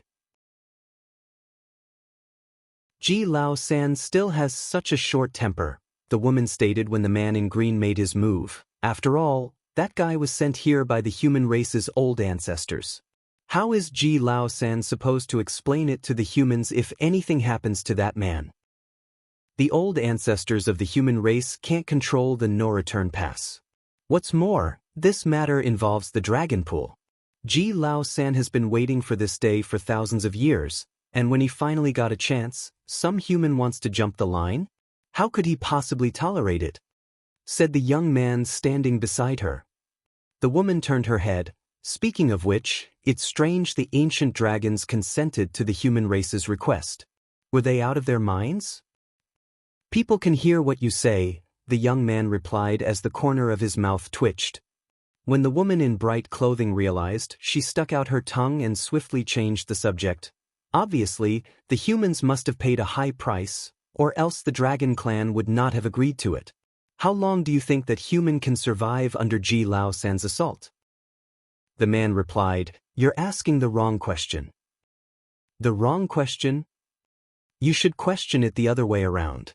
How long can Ji Lao San survive the assault from that human? You are so optimistic about him? Do you know him? The girl replied in shock. I don't know him, but since the humans are willing to pay such a great price to send him here, it implies that he has great significance. And naturally, he would not be a soft persimmon that can be crushed so easily, the young man replied, shaking his head.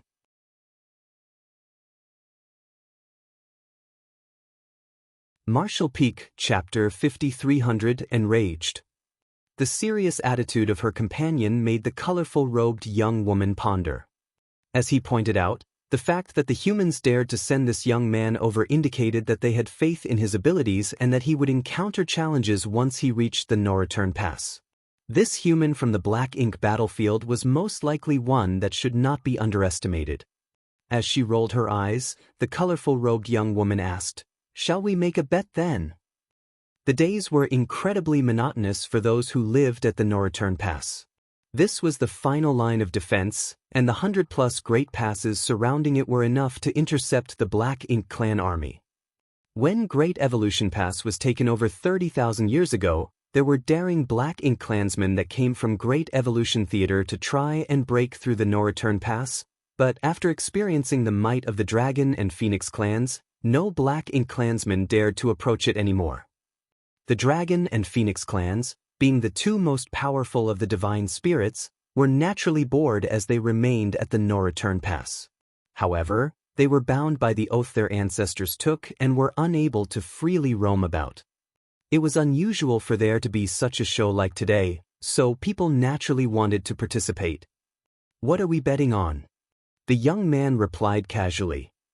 Let's bet on the visitor and Ji Lao San. Who will win and who will lose? The colorfully robed young woman replied. The prize? The woman placed one finger on her crimson lips, went silent for a moment, then snapped her finger. Whoever loses will give the human a tail feather. The young man glanced at her speechlessly. This way, the human would receive the reward no matter the result. The girl didn't give him a chance to respond before saying, I bet this human will lose. As soon as she spoke those words though, her jaw dropped as an expression of utter disbelief appeared on her face. She already acknowledged that if the humans dared to send this youth alone to the no-return pass, there had to be something about him that made him special. Nonetheless, Ji Lao San wasn't weak. He might not be able to do much harm to this human, but even so, she did not believe he would really lose. It should at worst end in a tie.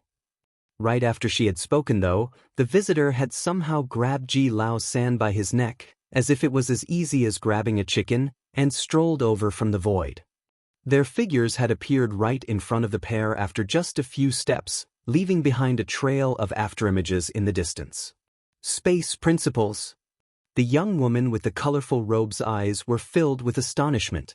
With her ability, it was normal for her to notice that this human had cultivated the Tao of space, and to an exceedingly high level of mastery at that.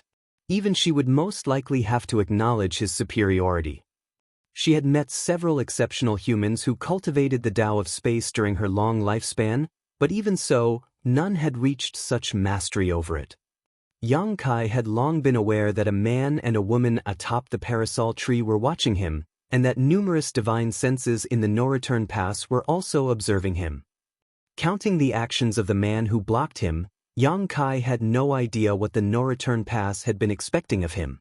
The blocker's acts might have been due to something personal, but that didn't preclude the possibility of him being instigated by the higher-ups of the Dragon Clan. Are they trying to test me? Yang Kai wasn't sure why the no-return pass held such an attitude, but he could also be considered as half a divine spirit. Thus, he understood that he couldn't be too modest while dealing with other divine spirits. Due to the extreme arrogance of the divine spirits, only those who were more arrogant could speak to them on an equal footing. As a result, when confronted with the blocker's attack, Yang Kai retaliated without holding back. Still, he just didn't expect this grand dragon to be like an embroidered pillow, pretty to look at but overall useless in the end. Yang Kai hadn't even used any strength yet, but the opposite party couldn't resist. Thus, currently he was like a stray cat being dragged around by Yang Kai. This was the simplest conclusion to a battle he had faced since entering the Black Ink battlefield. Even the feudal lords understood how to fight back, but this grand dragon had no power to resist him at all. Yang Kai raised his head and smirked. Hello, pretty young lady. The colorful robed young woman's face twitched and she replied, You have a sweet tongue. Yang Kai then passed what he was grabbing onto her, asking, Does he belong to you? She smoothed her hair and shook her head. He's someone else's. Oh, Yang Kai simply said, recognizing that the female in front of him should be from the Phoenix clan, which was not surprising given that she was perched on the parasol tree. Ji Lao San, on the other hand, who was grabbed by Yang Kai, was exceedingly embarrassed and enraged. He had never experienced such humiliation and disgrace in the tens of thousands of years of his life. Worse yet, all the divine senses in the no-return pass lingered on him, exposing his embarrassment to everyone. He had shamed the other dragons as well.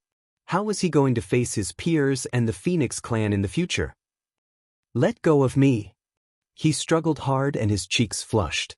He couldn't figure out how he was instantly seized without even delivering an attack to his opponent. In his eyes, the other party was nothing more than a seventh-order open heaven realm human. Although a grand dragon was technically equivalent to a seventh-order open heaven master, if a battle took place between them, the grand dragon always had the upper hand. No seventh-order open heaven realm master could compete with a fully grown grand dragon, which was the Dragon Clan's advantage as the head of the divine spirits. This seventh-order human, on the other hand, simply lifted his hand and easily captured him. Ji Lao San felt like he was in a bad dream when he recalled what had happened just now. When he came into contact with his opponent, his strength was immediately restrained, making it nearly impossible for him to access the power of his dragon vein. This was the reason for his humiliation. "Quit squirming." Sensing the Grand Dragon's struggle, Yang Kai forcefully shook his arm. That caused Ji Lao San to feel dizzy for a moment, but this only made him feel more embarrassed and irritated. Such humiliation was worse than death for an arrogant Grand Dragon. Dragon force erupted all over his body, and even the forceful suppression couldn't stop it. When Yang Kai noticed something was wrong, he scowled and lifted his hand, throwing Ji Lao San away. Then he said, "You and I don't know each other. Why did you attack me?" Ji Lao San's dragon force was out because he unleashed his own dragon bead. This was a move that was equivalent to risking his life. Still, Yang Kai had felt he could merely resist the power of this dragon bead. In fact, if he hadn't released him, even if Ji Lao San could escape, his dragon bead was certain to break, severely damaging the ladder's foundation. Yang Kai had a dragon bead too, so he could identify what just happened and what would happen if he took certain moves. It was not prudent to half-cripple a Grand Dragon before he even entered the no-return pass, so he chose to let Ji Lao San go. It was necessary to demonstrate one's strength when in front of those from the Dragon Clan. Nonetheless, it was equally important to do so in moderation. When a high-pitched dragon roar erupted, Ji Lao San suddenly transformed into a Grand Dragon close to 50,000 meters long. The Grand Dragon's head was held high, and his dragon eyes glared at Yang Kai as if staring at an ant on the ground. His whole body was full of thick dragon scales, as he was clearly inflamed with rage. Yang Kai was as small as dust in the face of this Grand Dragon. "Trivial human, you dare!" The Grand Dragon roared violently, and the void around him shook. With a disgruntled expression, the colorful-robed young woman on the parasol tree lifted her hands to cover her ears. "How dare you humiliate me like this? You must pay the price with your life in the name of the Dragon Clan." When Ji Lao San finished speaking, he opened his lips and spat forth his dragon breath, enveloping the ant in front of him. Dragon breath was the most common attack method of the Dragon Clan. Though common, it was extremely strong, especially when delivered by a Grand Dragon. Even a feudal lord would vaporize if hit by such a blast. What's more, time principles were woven into this dragon breath, so along with terrifying destructive force, it also seemed like the withering of 1,000 years was carried along with this secret technique. No Seventh Order Open Heaven Realm Master could survive an attack like this. After Ji Lao San's rage had subsided a little, his dragon eyes suddenly widened as if he was struck by lightning. Against the force of his dragon breath, there was a figure that was moving upstream. That figure didn't seem hurried. In fact, it seemed like it was taking a stroll in a garden. Arriving slowly at Ji Lao San's massive dragon head, he put out his hand to tenderly tap it while saying, "Anger will only bring harm to the body, you should calm down." With one tap, the majestic and massive Ji Lao San felt his dragon vein shiver violently. Being unable to sustain his dragon form, his body shrank rapidly and returned back to his human form.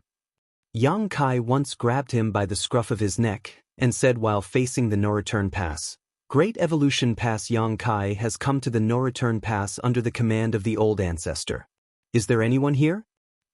Noise broke out as the no-return pass gate, which was originally closed, opened. Yang Kai bowed from a distance before entering, dragging Ji Lao San along with him. As he entered the inner sanctum, figures on both sides stared at him. The young man and woman Yang Kai saw on the parasol tree earlier were also present. Those stares were a mix of scrutiny and curiosity. Being able to stand here indicated that these people were either dragons or phoenixes, and they had long known that there would be a human with a dragon source coming to the no-return pass. However, both clans did not know much about him. They had been defending the no-return pass, so all the information from the outside world reached them from word of mouth.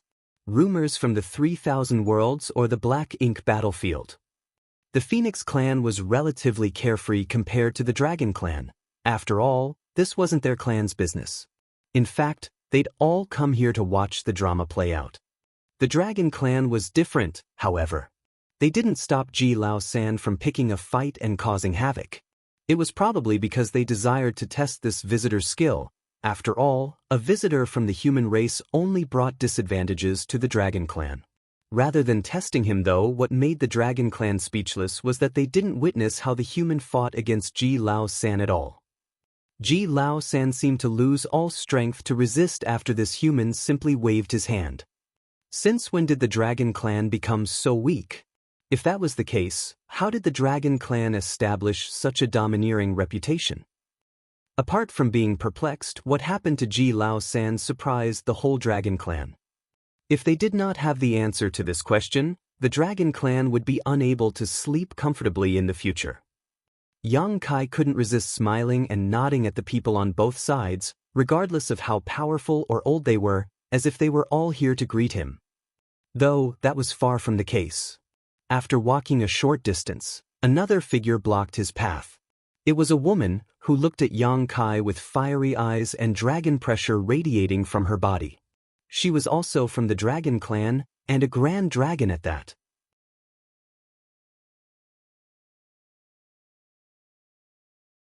Martial Peak, Chapter 5301, Phoenix Nest. Let him go!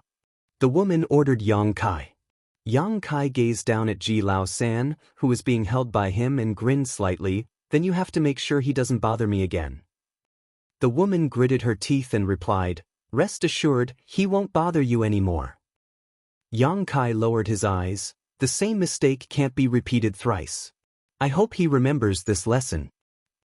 Even though he spoke in a casual tone, the message was clear. Ji Lao San provoked him twice, but he simply subjugated him without hurting a single hair on his head.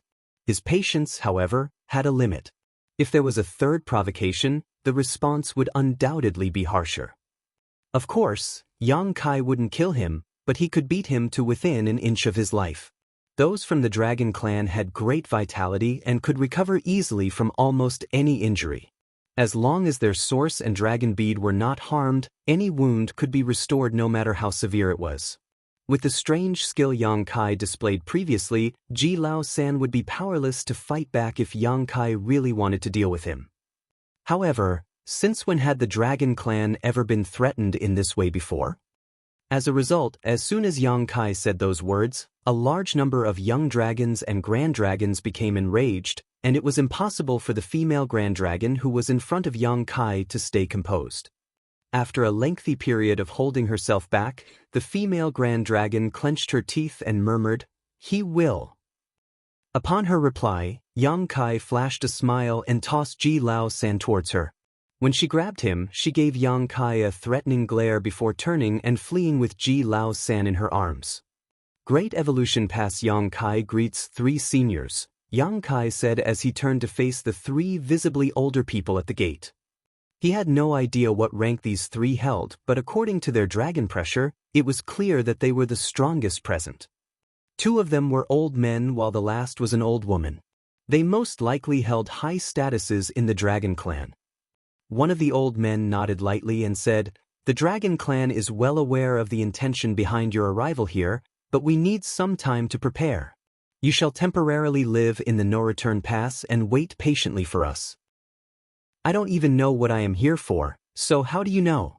If you do know, you should let me know first." However, the old man obviously had no intention of explaining anything to Yang Kai and just left with the two others once he finished. Once those three seniors left, the rest of the Dragon Clan also left, with no plans to further interact with Yang Kai. Then he was left alone, perplexed. The Dragon Clan's alienation became clear too. This trip to the no-return pass was filled with uncertainty since old ancestor Xianxia didn't explain anything to him before he set out. Furthermore, the Dragon Clan didn't bother to tell him anything either when he arrived.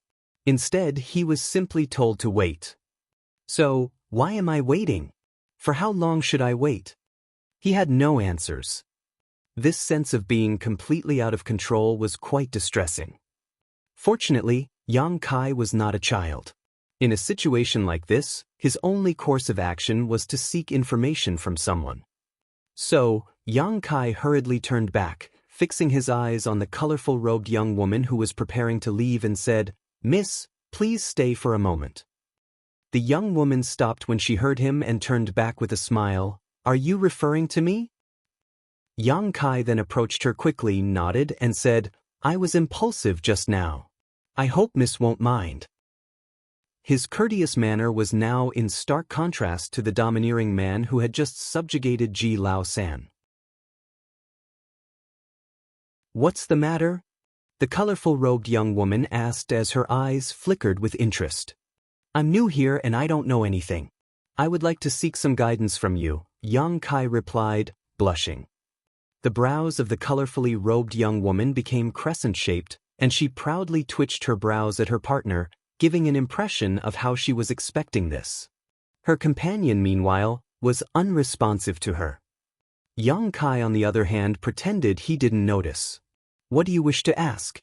inquired the colorfully robed young woman. "I'm not sure what Miss can enlighten me on," Yang Kai replied.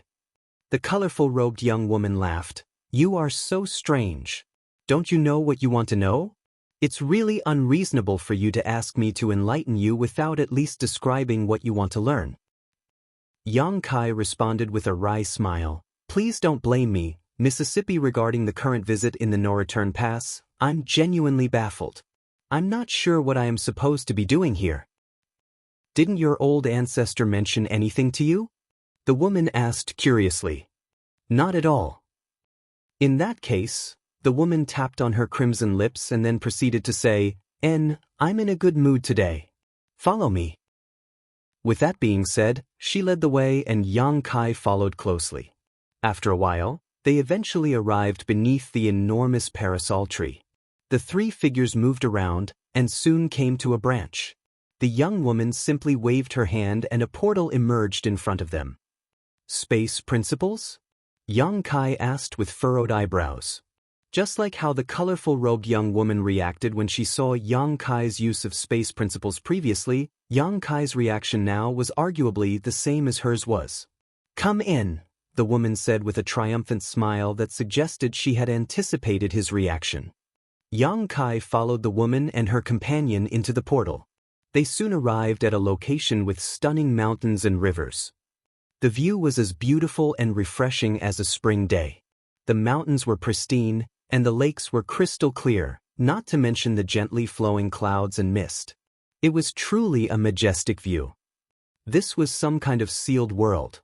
Yang Kai was no stranger to the existence of sealed worlds. After all, the small universe of a high-rank open heaven realm master was a sealed world. The universe paradises and universe cave heavens left behind after the death of high-rank open heaven realm masters on the Black Ink battlefield were also sealed worlds. Yet this sealed world gave him a different feeling. This place seemed to still maintain the aura of the dawn of chaos and the first division of the heavens and earth. The ancient aura was everywhere, giving Yang Kai the illusion of him entering a long-forgotten wilderness. "These are the real phoenix nests." The young woman's words resonated in his ears. The Nirvana parasol tree was there at the birth of the Phoenix clan. There are as many phoenix nests on the Nirvana parasol tree as phoenixes in this universe. The phoenix nest is the root of every phoenix, and this space is different from the outside world. Yang Kai instantly understood. It was no wonder the ancient aura was preserved here. It was because this aura was created by the Nirvana parasol tree itself, which had survived since long ago and remained pure and unspoiled like this.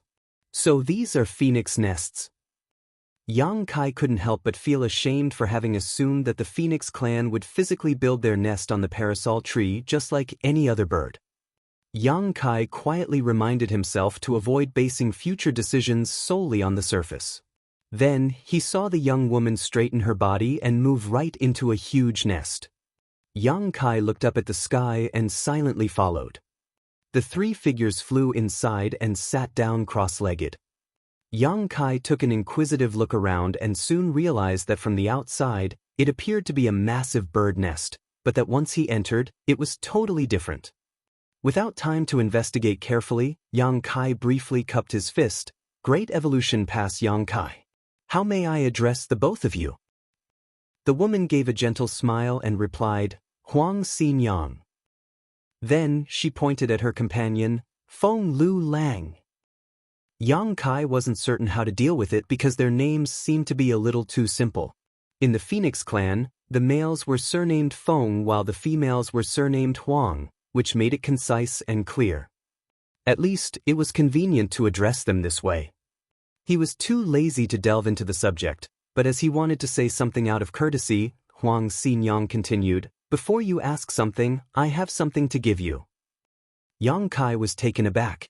He had just arrived and he was already receiving gifts? Were those from the Phoenix clan all this friendly? Immediately, he sat upright and said solemnly, I dare not reject anything from seniors. While he may have previously addressed her as though they were on an equal footing, he was actually aware that this woman's age was measured in tens of thousands of years. She could even be his ancestor. Huang Xinyang smiled, You're really good at talking. Humans sure are sweet. Yang Kai placed his hand on his chest. Everything I have said, I said from the bottom of my heart. I wonder what senior would like to give me? This. While speaking, Huang Xinyang took out a long feather and handed it to Yang Kai. Yang Kai could tell it was extraordinary just by glancing at the flowing light of the long feather, which was the tail feather of a phoenix. What did she give me this for? Seemingly noticing Yang Kai's doubts, Huang Xinyang explained, I lost the bet with Lu Lang just now, so this is the prize. Yang Kai instinctively felt something was wrong. After all, even if she lost the bet, why did the prize end up with him? But now that it had been handed over, it wouldn't do any good to reject it, especially when he had other requests for her. As Yang Kai received the feather, his body shook. He didn't perceive anything by just looking at the long feather's flowing light, but once he held it, he at once understood that the long feather was covered with an exceedingly potent space principle fluctuation.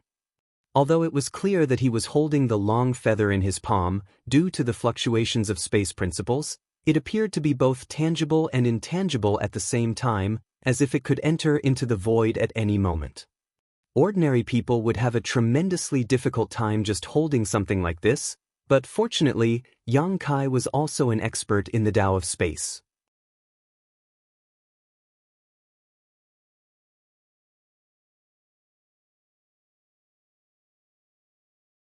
Martial Peak, Chapter 5302, Bloodline Talent. Huang Xinyang understood instantly, no wonder. Since you're not from any of them, it's to be expected that you don't know much about such things. Every divine spirit possesses their own unique bloodline talent, an innate talent that is distinct from that of your human race. Just like how the bloodline talent of the Phoenix clan is the Tao of space, the bloodline talent of the Dragon clan is the Tao of time. If not, how could the Dragon and Phoenix clans become the leaders of all divine spirits? Yang Kai's eyes widened so much in shock that they almost fell out. The bloodline talent of the Dragon clan is the Tao of time. Huang Xinyang became more confused. You don't even know that? Then, do you cultivate the Tao of time? I do. He nodded. That should be expected. If you don't have a dragon source or have dragon clan blood in how would you be able to cultivate the Tao of time?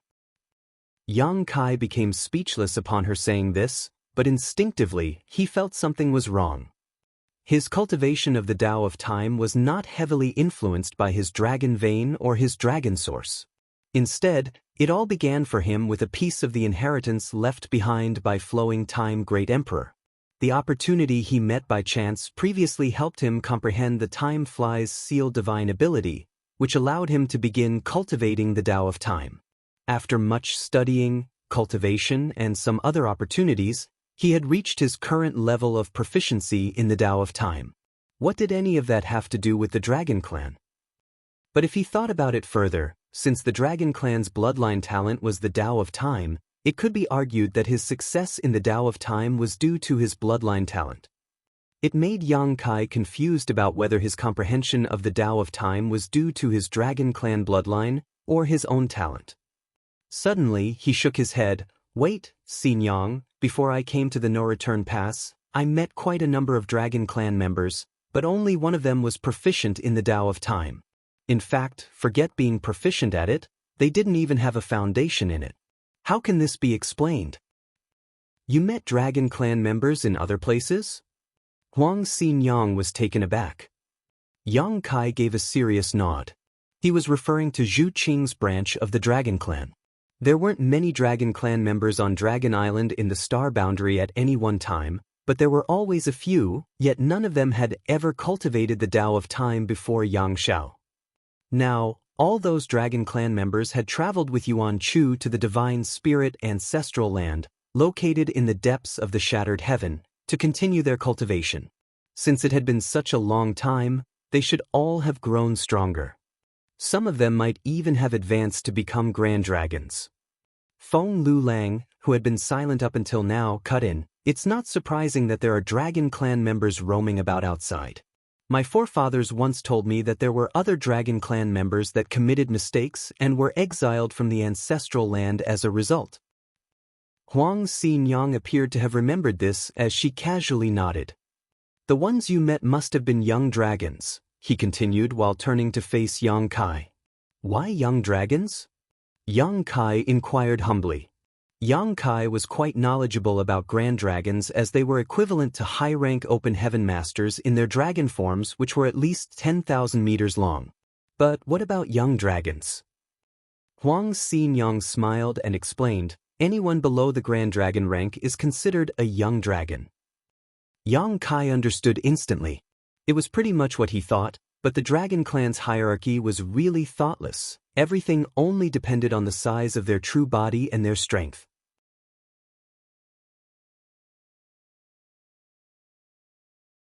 If that was the case, Yang Xiao seemed to be quite the gifted one. Yang Kai deserved some credit for the birth of this boy, as Yang Xiao's dragon egg appeared to have some kind of accident after Fu Zhuan gave birth to him. Yang Xiao had been unsuccessful in breaking free of his shell, resulting in his vitality growing thinner and thinner over time. Fortunately, when Yang Kai went to Dragon Island at that time to stir up trouble, he, unintentionally, found the location of Yang Xiao's dragon egg. In order to hatch him, Yang Kai put in a great deal of effort. As a result, this young boy had a natural sense of closeness to him and had known him as though Yang Kai was his father, now adopted father, since birth. In addition to that, the relationship between Yang Kai and Dragon Island softened up a bit thanks to Yang Xiao. Soon after his birth, this young boy demonstrated his talent in the Tao of Time. Yang Kai initially believed it was because of his own comprehension. After all, he used a lot of his own blood essence when Yang Xiao was being hatched, so naturally, inheritance from Yang Kai was to be expected. Yet, it appeared now that this was not inheritance from his blood essence. This was unmistakably a Dragon Clan bloodline talent.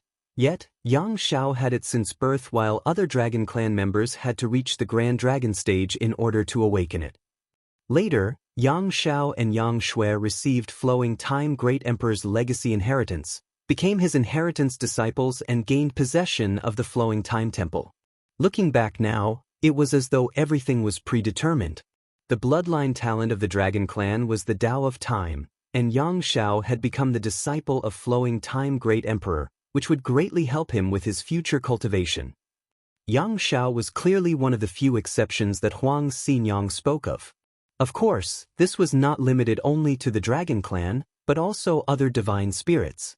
There were always some existences that showed their uniqueness at a very young age, and these existences would somehow achieve great things one day. The trip to the no-return pass had been well worth it for Yang Kai. Even just learning this information from Huang Xinyang was a very valuable, not to mention, he had something waiting for him on the Dragon Clan side as well. Was his mastery of the Tao of Time thanks to his own talent or due to his Dragon Clan bloodline? After giving it some thought, he believed that it might be both. If so, Su Yan might be able to awaken her Phoenix Clan bloodline talent once she got strong enough. By then, she would be able to master the Tao of Space as well. This was very exciting news to him. His cultivation of the Tao of Space, however, must be the result of his own talent. After all, he lacked the Phoenix Clan bloodline, so he could not have gotten influenced by it.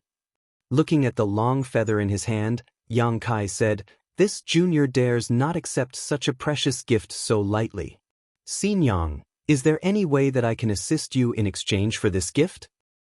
Although it was only a feather from the Phoenix clan, Yang Kai valued it highly. He would undoubtedly benefit if he used this feather to further understand and cultivate the Tao of Space because it carried insights of the Phoenix clan's intrinsic talent in the Tao of Space. This was a precious opportunity, so Yang Kai couldn't just take it for nothing. Unexpectedly, Huang Xinyang covered her mouth and giggled, "I don't need help with anything. This is only a prize. You should just keep it." Yang Kai sensed that it wasn't quite right for him to simply accept the gift, but since she had said so much, he couldn't object to it either. This gift was just too alluring, and he also believed that the Phoenix clan wouldn't try to harm him. Even if Huang Xinyang would ask him to do something by bringing up this gift matter later, he would comply under the condition that it didn't go against his own principles. Such was what he thought in his heart to repay her. Nevertheless, he still stated for show, "It's not appropriate for me to be rewarded for nothing, is it?" Huang Xinyang took a deep look at him and saw through his thoughts. With a snicker, she stated, "You just said that you dare not reject a gift from your seniors, and now you say you shouldn't be rewarded for nothing? Humans really don't know what they want, huh?" Yang Kai let out a dry laugh upon hearing that. "If you really feel bad, let me ask you a question. This feather would serve as a reward if you answered me," stated Huang Xinyang. Yang Kai straightened up his position. "Xinyang, please ask. What technique did you use to defeat Ji Lao San just now?" As soon as those words left his mouth, Feng Lulang looked over curiously as well. Though they were both strong, they couldn't understand how Ji Lao San ended up that way. Ji Lao San clearly had superior momentum in that confrontation. Moreover, it was incredible that a 7th Order Open Heaven Realm Master was able to effortlessly capture a Grand Dragon who was approaching 50,000 meters twice. It was impossible for a divine spirit to be so vulnerable, let alone someone from the Dragon Clan. Though they were just spectating for fun previously, the defeat of Ji Lao San more or less embarrassed both clans. If word of this situation spread, people would start looking down on the divine spirits. "Oh, I did not do anything in particular." Yang Kai was surprised that the Phoenix clan members brought up the subject first. He thought the Dragon Clan would be the ones asking about it, but since Huang Xinyang brought it up, he did not intend to keep it a secret. In that moment, he suddenly had a feeling that it would have some effect, but he did not know it would have such a strong impact on the Dragon Clan until he tried it.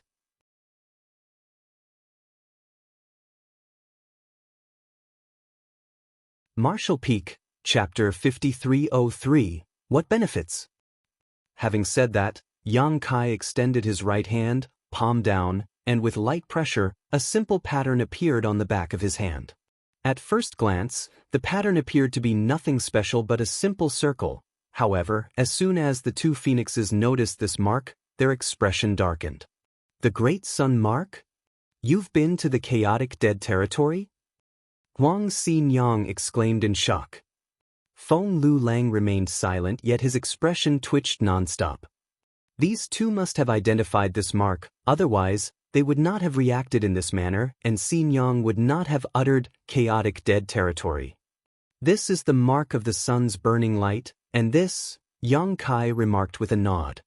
He stretched out his left hand, and with a slight exertion, a pattern appeared on the back of the hand as well. However, this pattern was different from the one on the right hand, and if the pattern from the right hand were to be inserted into the left one, the two should fit exactly, 2 for 1. The Great Moon Mark. Huang Xinyang was at a loss for words. Now, they understood why Ji Lao San was so vulnerable in the face of this individual. Even with Yang Kai just showing them these 2 marks, the 2 phoenixes felt breathless, so nothing need be said about Ji Lao San who had been targeted for suppression. In the beginning, there was chaos. When chaos split apart, Yin and Yang were formed. From Yin and Yang, all divine spirits and living beings were born. The sun's burning light and moon's serene glimmer were regarded as the progenitors of all things and the first ancestors of all divine spirits.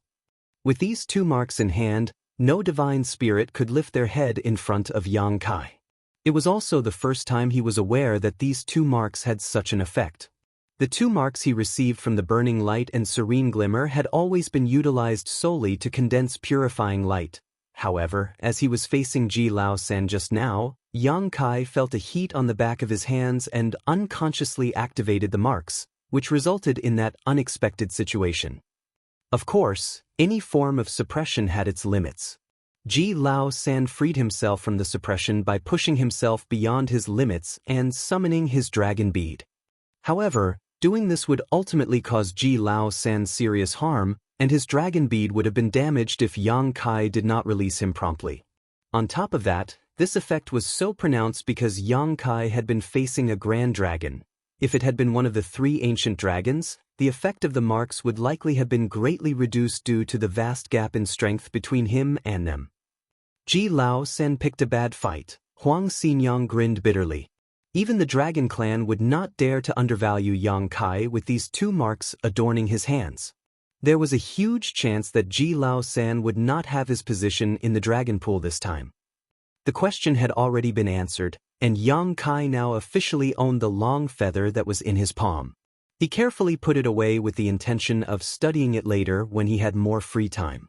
The Tao of Space was, after all, the Phoenix Clan's bloodline talent, so he might have some unexpected gains. "Was this long feather from one of your wings?" he inquired once again. Huang Xinyang gave him a sullen look before ignoring him.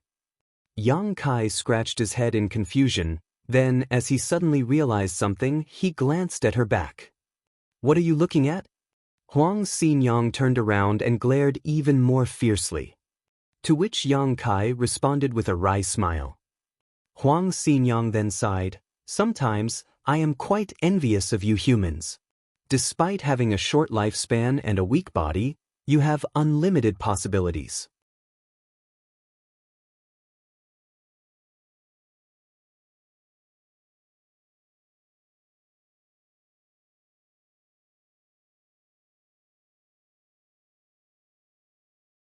Marshall Peak, Chapter 5304, Staying Overnight in Another's Home. "When will the dragon pool open?" Yang Kai asked again. The dragon force of the dragon pool has recently surged, indicating that the opening of the dragon pool will be in the coming months. However, the opening of the dragon pool is a significant occasion for the Dragon Clan, so they are still in preparation. Yang Kai only feared that he would have to wait for several dozens to hundreds of years. If so, there was no point, as the crusade would have already started or even ended by then. Such a situation wasn't impossible either because, for races with as long a lifespan as the divine spirits, several dozen to hundreds of years was just like a snap of the fingers to a mortal. If it was only a matter of a few months, Yang Kai could still afford to wait. After pondering for a while, Yang Kai asked, "Since the bloodline talent of the Phoenix Clan is the Tao of Space, why didn't the human race come to you for help to repair the universe temples in the 3,000 worlds during the early years when they were only damaged and not yet disabled?" In the end, he was asked to solve this particular problem, causing him to spend a lot of time studying the universe array in the universe temple in order to repair those abandoned universe temples. Yang Kai previously believed that the human race was helpless because there wasn't anyone proficient enough in the Tao of Space until his appearance. But now that he was aware of the Phoenix Clan's ability, it made him question this conclusion. "It is true that those in my Phoenix Clan are naturally skilled in the Tao of Space, but this is a bloodline talent that we innately possess, which is very different from the human race's mastery over the Tao of Space through rigorous training and studies. So, the way members of the Phoenix Clan interpret and use the Tao of Space is quite different from the way humans do, which makes our methods and knowledge somewhat incompatible.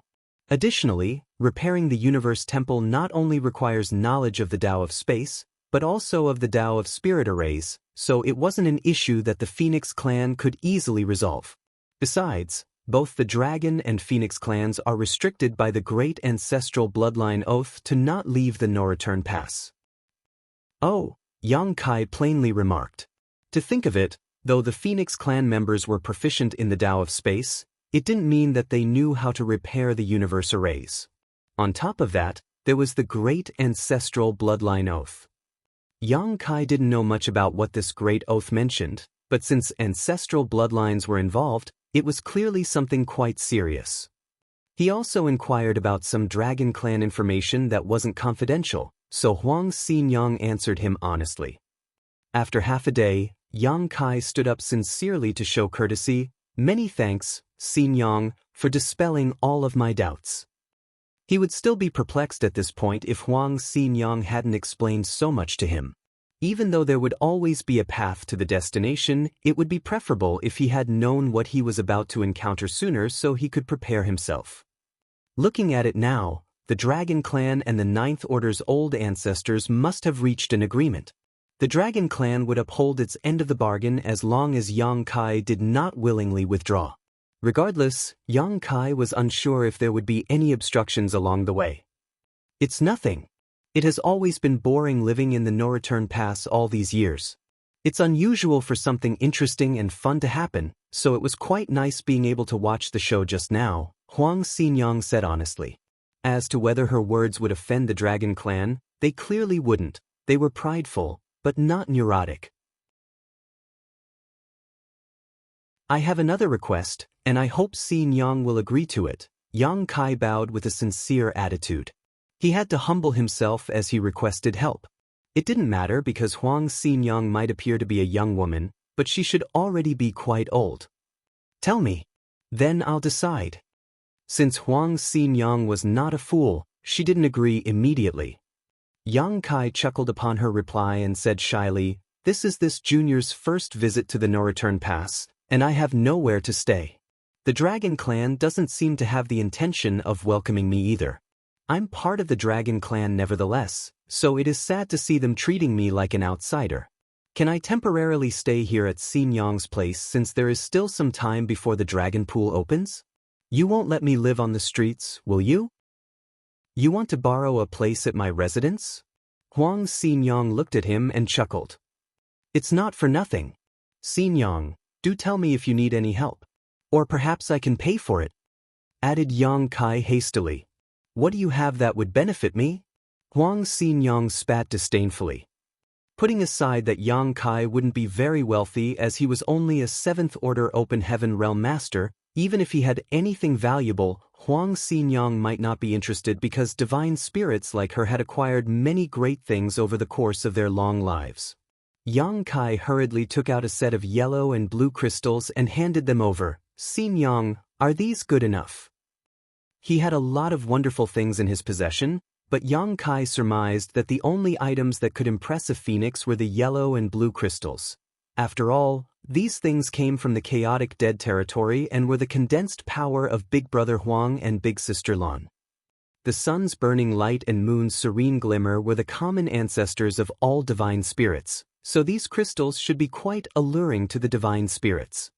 However, he was somewhat unsure as the yellow and blue crystals, which he always regarded as resources to generate purifying light, didn't hold any special meaning to him.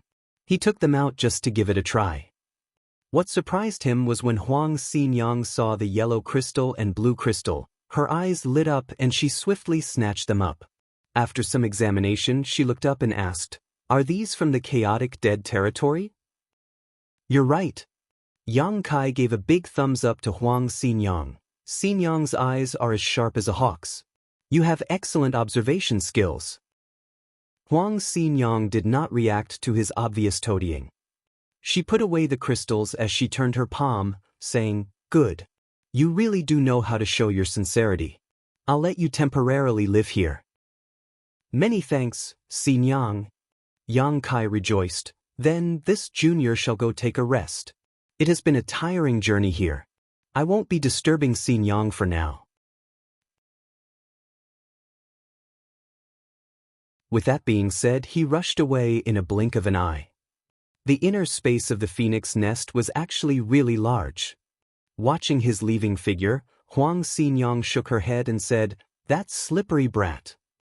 Feng Lu Liang, who had been silent the whole time, said suddenly, "You normally don't like to interact with humans. You sure were acting very differently today." The arrival of humans was not rare at the No Return Pass as it was the only transit point between the 3,000 worlds and the Black Ink battlefield, so fresh manpower was sent here quite frequently. Still, over the years, Huang Xinyang never had such interaction with any human. Huang Xinyang glanced at him and pointedly stated, "I don't believe that you didn't feel it." Feng Lu Lang replied, "It seems like it's not my imagination. That kid has a Phoenix clan's aura on him." "This is also what I find to be unusual," Huang Xinyang replied with a nod. "He already possesses a dragon source, so he couldn't possess a Phoenix source as well, right? The coexistence of dragon and Phoenix sources in a single body is impossible. It should be that he has recently been in close contact with someone from our clan." Huang Xinyang shook her head. "As far as I know, he has been on the Black Ink battlefield for hundreds of years and has had no chance to come into contact with anyone from our clan. Even if he had, the aura would have quickly dissipated. I'm not sure why this is happening either. Those from the Phoenix clan are rare, and most of them are currently living within the immortal parasol tree. However, there are still some who wander outside. I have no idea if they are still living or not, but perhaps we can locate one of them if we identify who he interacted with," he replied. "That's why I want to keep him here." By keeping Yang Kai close, they could observe him more easily. Although Yang Kai had taken out a set of yellow and blue crystals, which contain the essence of the burning light and serene glimmer from the chaotic dead territory, they were actually quite useless to Huang Xinyang. Just when they were talking here though, the entire phoenix nest shook abruptly, making Huang Xinyang's beautiful face pale. Atop a mountain, some distance away, Yang Kai was sitting cross-legged. His world force surged, and space principles rippled, resonating with the rich space Tao essence contained in this sealed world. When Yang Kai entered the phoenix nest, he saw that the universe's ancient aura was still preserved here. Additionally, because it was a phoenix nest of the Phoenix clansmen, space Tao essence was incredibly rich and abundant. With the help of these space Tao essences, the Phoenix clan members could continue to cultivate and become stronger in their own phoenix nest, which was why it was said that the phoenix nest was the root of every phoenix. If someone else came to a phoenix nest, they would only get to experience the ancient aura of the universe. But it was different for Yang Kai as he benefited greatly from the incredibly rich space Tao essence present in this place. His mastery over the Tao of space could be made stronger by absorbing and refining these Tao essences. At the same time, comprehending the differences of the grand Tao of space between ancient times and now would further enhance his mastery. In addition, as this Tao essence was preserved in its most primitive form, it made it simple for Yang Kai to refine it as it was extremely pure, without any trace of impurity. To Yang Kai, that place was a cultivation paradise. This was an unexpected gain. He had intended to cultivate and better his Dragon Clan bloodline in the Dragon Pool when he arrived at the No Return Pass, but before he had even entered the Dragon Pool, he gained advantages from the Phoenix Clan. Fate was truly unpredictable. On his side, Yang Kai devoured and refined the space Tao essence in the phoenix nest eagerly, while on Huang Xinyang's side, her beautiful face paled due to how quickly the space Tao essence in her phoenix nest was dissipating. She needed to cultivate like him too, and although the immortal parasol tree would gradually replenish the Tao essences even if they dissipated completely, Yang Kai's method of cultivating was akin to him drying out the lake to catch all the fish. It was not beneficial for her if the Tao essences here were all consumed. After all, replenishment took time, and if the balance in the phoenix nest was disrupted, the entire structure would be at risk of rupturing. Yang Kai's action right now was comparable to him stealing all of her family's property. To be honest, Huang Xinyang knew that once Yang Kai started to cultivate, the space Tao essence in her phoenix nest would definitely decrease, but she never expected such a situation. She and Feng Lu Lang both greatly underestimated Yang Kai's mastery over the Tao of space. He might even be a level higher than them. With the suction force emerging from Yang Kai, the phoenix nest experienced a world-trembling shock. Is he even human? Huang Xinyang and Feng Lu Lang felt that they were incomparable to Yang Kai when it came to cultivating the Tao of space at this point. A loud cry echoed throughout the phoenix nest as Huang Xinyang shot into the air, quickly rushing over to Yang Kai.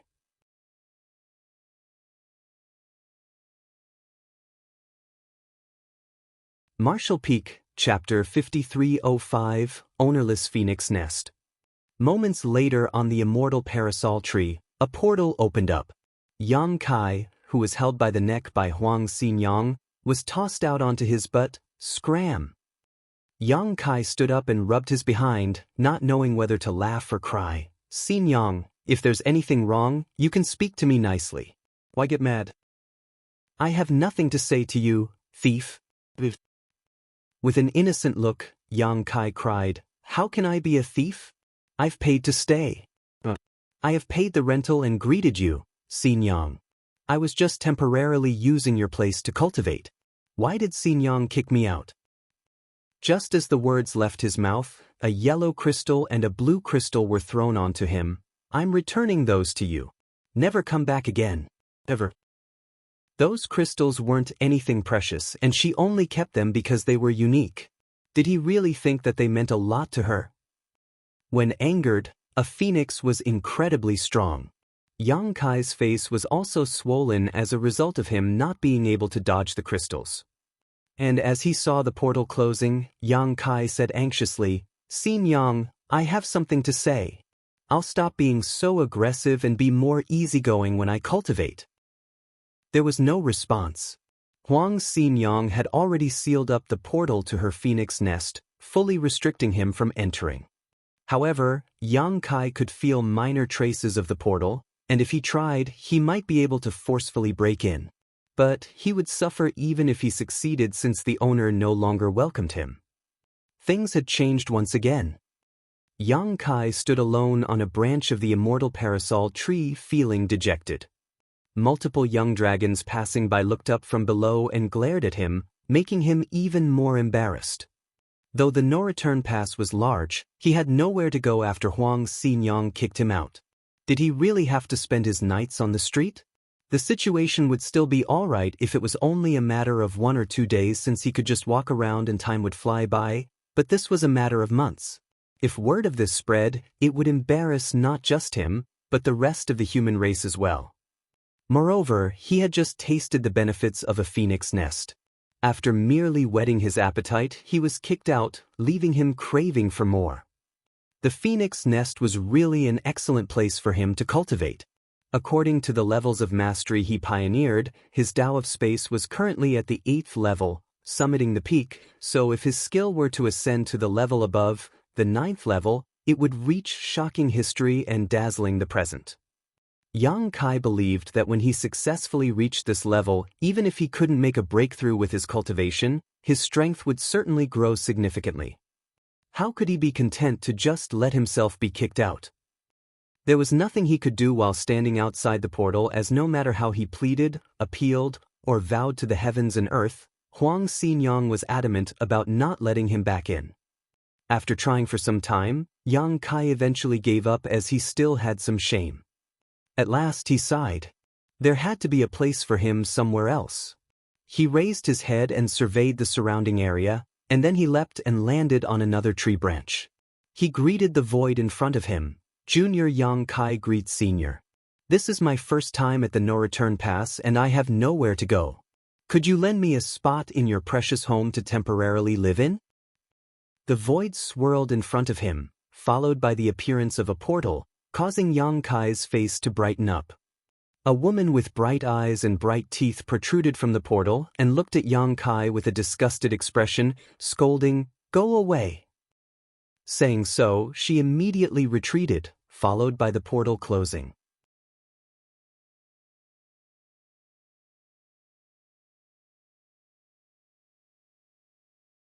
He looked into the phoenix nest, and before he could say a word, Huang Xinyang reprimanded, "What are you looking at? You can't come in. If you need to say something, say it. Otherwise, leave." Yang Kai wanted to ask if he could come in for a conversation, but after seeing Huang Xinyang's attitude, he was scared that he would receive another scolding if he did. Brushing off that thought, he said, "I just made my way across the immortal parasol tree, visiting many Phoenix Clan seniors, and I came onto something odd." Huang Xinyang sneered because she witnessed what happened. This brat was thick-skinned enough to say that he was only visiting them after getting rejected so many times. Then, he pointed to the phoenix nest he visited last. The portal of that phoenix nest seems to have not been opened for many years. Is the senior cultivating in retreat inside? There hasn't been any motion from it. Could they have encountered an accident? Huang Xinyang glanced in the direction he pointed, frowned, and replied in surprise, "You can tell that the portal hasn't been opened for many years. Every time a portal is opened, it will leave a few unnoticeable traces. These traces are undetectable to others, but you and I should be able to see them, right?" He nonchalantly said. Huang Xinyang replied flatly, understanding that this brat really did have a higher comprehension of the Tao of space than her, otherwise he wouldn't be able to notice things like this. She initially couldn't be bothered anymore, but still explained out of kindness. There are some phoenix nests that have no owners. The owner of the phoenix nest you were referring to hasn't returned for a long time. Although members of the Phoenix clan were scarce, some were still born over time. Most of the Phoenix clan members lived on the immortal parasol tree, but there were always some others venturing outside. The majority of these venturing Phoenix clan members had been involved in accidents and perished, whereas some might have come across accidents where they were stuck and were unable to flee. The Phoenix nest of these members remained, but nobody had entered them for many, many years. Yang Kai's eyes lit up when he heard it, an ownerless phoenix nest. Huang Xinyang knew what he was up to based on his expression and said with a smile, "There are as many phoenix nests on the immortal parasol tree as there are phoenixes in my phoenix clan. A phoenix nest is the origin of a phoenix clan source. In other words, the existence of both is interconnected. Unless the source is destroyed, the phoenix nest will remain forever. Those phoenix nests which currently have no owner may have already been involved in an accident and have fallen. Nevertheless, their source survived. However, it is most likely that those carrying these phoenix sources aren't pure Phoenix clan members, so they can't locate this place and arrive here." The slightly sidetracked Yang Kai then said, "What Xinyang means is that every Phoenix clan member's source correlates to a phoenix nest. If the individuals who obtain the Phoenix clan source discovers this place, they will be able to own their personal phoenix nest?" "Correct," Huang Xinyang nodded. "Any existence that arrived here and cultivated in their phoenix nest would eventually transform into a pure Phoenix clan member, regardless of how they attained their Phoenix clan source." "So that is how it works," Yang Kai muttered. "Nothing else, right? If there's nothing else, stop bothering me." Without allowing Yang Kai to respond, she snapped and retracted her head. "Xinyang, wait." Yang Kai raised his hand to stop her but was too slow. According to her attitude, Huang Xinyang made it obvious that she didn't want to talk to him anymore.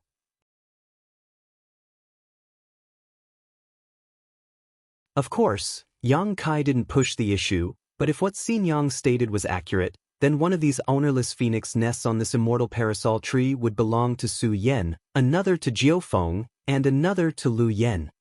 These three individuals possessed Phoenix clan sources. Now, things were getting interesting. Yang Kai scrutinized his surroundings, then once again arrived at the ownerless Phoenix nest. He rubbed his chin and pondered. On the other hand, in Huang Xinyang's Phoenix nest, Feng Lulang asked after holding it back for a long time, "Why did you mislead him?" She snorted lightly, "To keep him busy. Or else, he would come to disturb me again. So annoying." Feng Lulang sighed, deep down knowing Yang Kai was about to get in trouble again. Huang Xinyang did not lie to him, but she did not make things clear either. It was true that each phoenix nest on the immortal parasol tree corresponded to a Phoenix clan source, but also, those Phoenix clan sources were the only keys to unlock these Phoenix nests.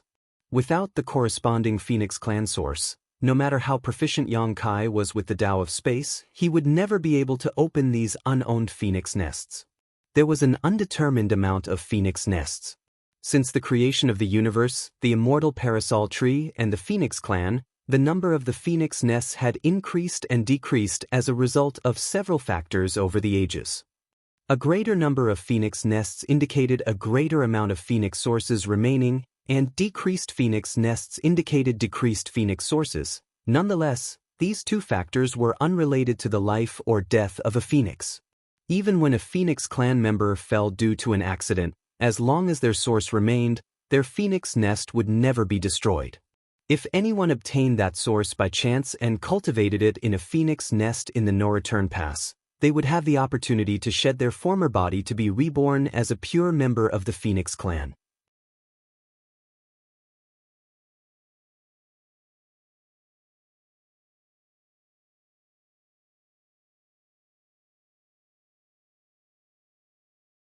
Feng Lu Lang was speechless.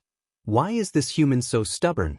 The phoenix nests will never open unless the owner's source is present. He should know this already, so why waste time? Still, Yang Kai, who had prior experiences now, started acting more cautiously. He dared not cause a huge commotion even with the phoenix nests that seemed to have no owner, fearing that there would be another phoenix coming out to peck at him. He was currently searching for specific phoenix nests. Despite the size of the immortal parasol tree, there weren't many members of the Phoenix clan. Consequently, there weren't many phoenix nests. There were only roughly 100 of them. In other words, the number of Phoenix clan members was only around 100. This also counted the numerous Phoenix clan sources lost outside. Yang Kai estimated that there were approximately only 40 or 50 members of the Phoenix clan who were still residing on the immortal parasol tree. Still, this was already a huge force considering it was the Phoenix clan. Each mature dragon was equivalent to a high-rank open heaven realm master, and due to their long lifespan and inherited bloodline, they only required time to strengthen themselves to ascend to the level equivalent to the 8th order open heaven realm, without having to go through many risks. A process similar for all divine spirits. Since there weren't many phoenix nests, Yang Kai had little trouble locating all of them, and after 4 hours, he stood in front of a specific one. This was another phoenix nest that had not been opened for many years. If Yang Kai hadn't felt a trace of a familiar aura flowing out of this phoenix nest, he would not have been able to determine whether there wasn't an owner inside or not. It was that familiar aura that confirmed that this phoenix nest was ownerless. Or at least the owner was not in. This was because the fire phoenix aura coming from this nest belonged to Lu Yen. The phoenix source that Lu Yen owned today dated back to Martial Flame Great Emperor, who had attained the phoenix true fire by chance many years ago.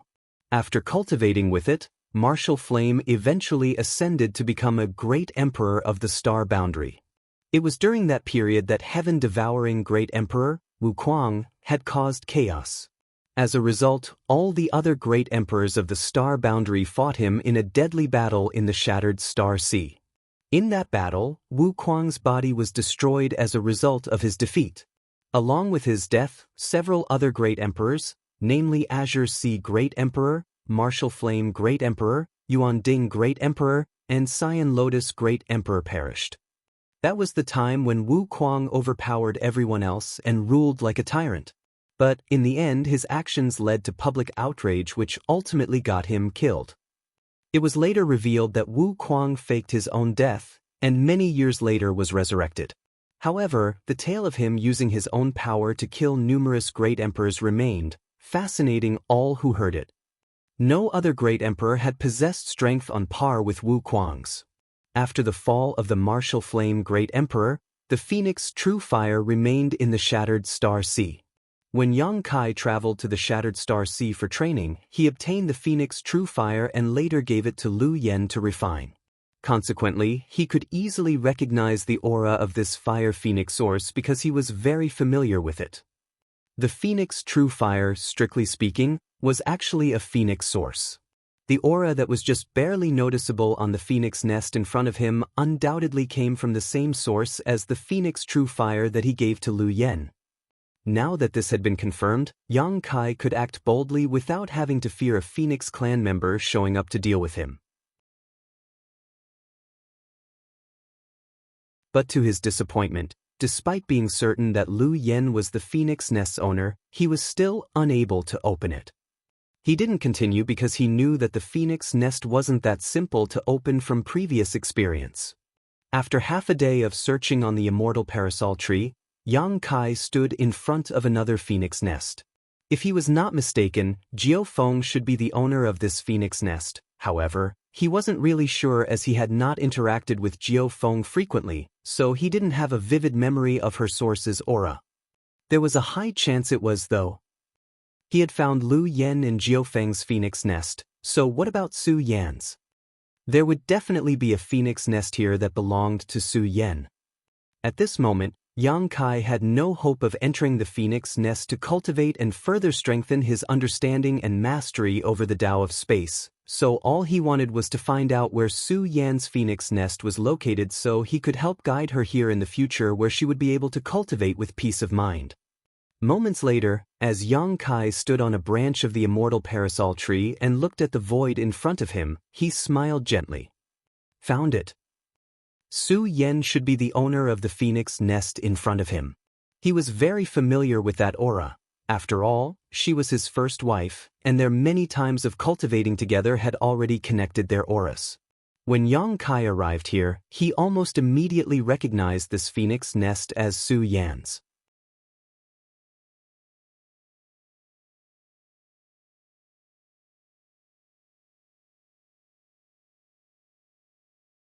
This had never happened before.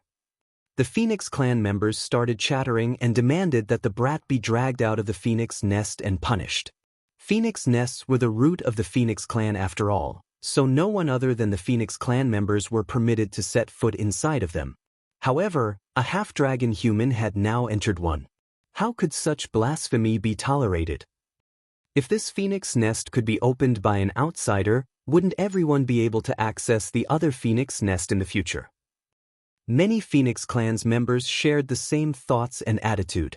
In the immortal parasol tree, more than half of the 40 Phoenix clan members supported this plan. The smaller half did not explicitly state their viewpoint, but it was clear that they did not disagree. What they were most concerned about was how this human managed to enter this Phoenix nest. The ability to enter a Phoenix nest indicated that an individual owned a Phoenix source. But how was it possible that a human who was confirmed to possess a dragon source also had a Phoenix source? Despite the dragon and Phoenix clans being said to coexist, side by side, certain things like their sources could never coexist inside a single individual. This was fundamental knowledge. After countless years of peace and tranquility, the immortal parasol tree became lively because of Yang Kai's unprecedented actions, and almost all the Phoenix's clan members that were able to come out from retreat came out. The Dragon clan was immediately alerted by the commotion, and many of them throughout the no-return pass released their divine sense, immediately understanding the whole story in an instant. The incident shocked the Dragon clan as well. The human who was sent over to take advantage of the Dragon clan had entered a Phoenix nest of the Phoenix clan before even stepping foot into the Dragon pool.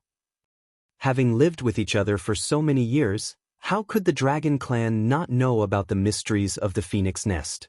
They were equally perplexed as to how a bastard who refined a dragon source would be qualified to enter an ownerless Phoenix nest. It had been many millennia since the no-return pass had been this lively. Even though masters from the 3,000 worlds would frequently be sent to different great passes through the no-return pass, their stays here were always brief. Additionally, due to the authority of the Dragon and Phoenix clan, these humans were also well behaved in the no-return pass, not daring to be the least bit presumptuous and always departing with haste. This human, on the other hand, not only embarrassed the Dragon clan when he first arrived, but he also violated the Phoenix clan's sacred home. It made everyone speechless. Phoenix clan's issue, though, was not the business of the Dragon clan. Thus, all they did in this situation was observe the commotion.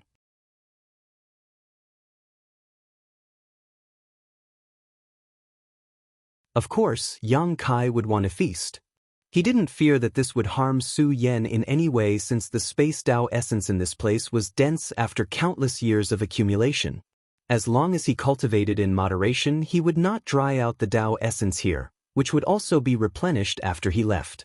When Su Yan visited in the future, she could still enjoy the gifts of this Phoenix nest. Yang Kai sat down cross-legged after he found a random ice peak.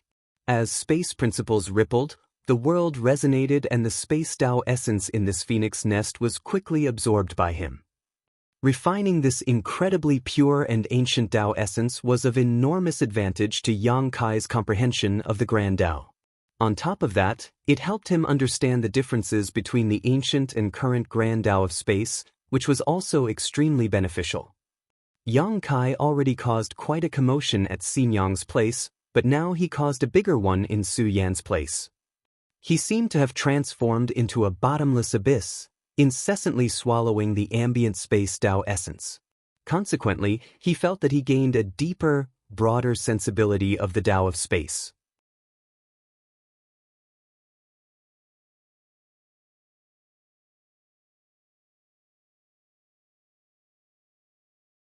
The Phoenix clan members won't be that petty, right? Why are you all here? Yang Kai stated dryly while squeezing forth a smile. There was no response. Yang Kai secretly began condensing his space principles, preparing to flee at any moment. Although the Phoenix clan members were also experts in the Tao of space, and he might not be as fast as them if he tried to flee, it was his only hope. That was his last resort since he didn't want to cause too much trouble. As he locked eyes with Huang Xinyang, intending to ask about the situation by glances, she openly pretended not to notice. It made Yang Kai curse in his heart. This woman is too wicked. If it weren't for her invitation, how could I have come to the immortal parasol tree? But when things turn out like this, she pretends not to know me. Yang Kai made several assumptions about the existing circumstances. It was undoubtedly due to his entrance to the Phoenix nest despite the fact that he was a human, but wasn't this just too much? He couldn't help but get a headache. Since ancient times, the Dragon and Phoenix clans had guarded the no-return pass. Though there were other divine spirits, these two clans were still the most crucial among them. The Dragon clan wasn't very pleased with him already, so if he offended the Phoenix clan as well, he might have no way out. What now? While he was pondering, a noble-looking woman suddenly asked, "Do you possess a Phoenix clan source?" Although he did not feel any kind of pressure or intimidation from this woman as he turned to face her, Yang Kai felt a kind of pull from her deep stare, as though his very soul was about to be pulled from his body. Under such a gaze, any lies or deceptions would be seen through and extremely disrespectful. Yang Kai's heart trembled a little, knowing that this woman was not someone he should provoke. She had no intention to coerce him, but her strength was so great that even a simple gaze and question was enough to feel stifling. He had experienced a similar feeling from a few other individuals before, and all of which were old ancestors. "Senior, you are?" he asked, though he already had guessed it in his heart. Following that, Huang Xinyang, who finally showed some righteousness, explained, because she was aware that Yang Kai was not well versed with the Phoenix clan, "This is the current clan head of my Phoenix clan." The Phoenix clan head was naturally just a title, similar to the clan head of the Dragon clan. Yang Kai quickly bowed to salute, "So it is Madam Clan Head. I apologize for my rudeness." The Phoenix clan head nodded lightly and frowned as she said, "Though you have the aura of our clan, you don't seem to carry a Phoenix clan source." Yang Kai replied honestly, "Madam, this junior does not have a Phoenix clan source."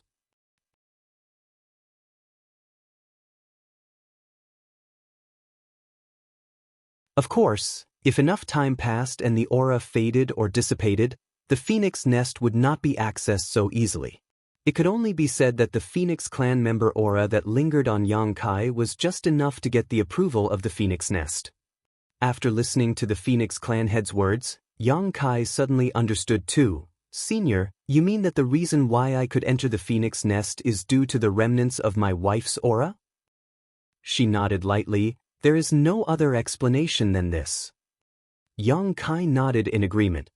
In fact, he had made a guess when he entered the Phoenix nest, but he wasn't that concerned about it because he was just too happy at that moment. This woman's words had just helped to confirm his initial suspicions. Otherwise, it wouldn't make sense for him to be able to enter Su Yan's Phoenix nest but not Lu Yan's or Jiufeng's. Putting Jiufeng's aside, as Yang Kai rarely interacted with her, he had actually quite often been together with Lu Yan. The only thing he lacked with her was the interchanging of auras. In that case, it was all thanks to Su Yen that he managed to enter the Phoenix Nest. The ancestral land, the Phoenix clan head murmured softly again. She would not have paid it any mind if she didn't know the whereabouts of other Phoenix clan members, but now that she knew there was one cultivating in the ancestral land, she felt it was time to find a way to bring her home.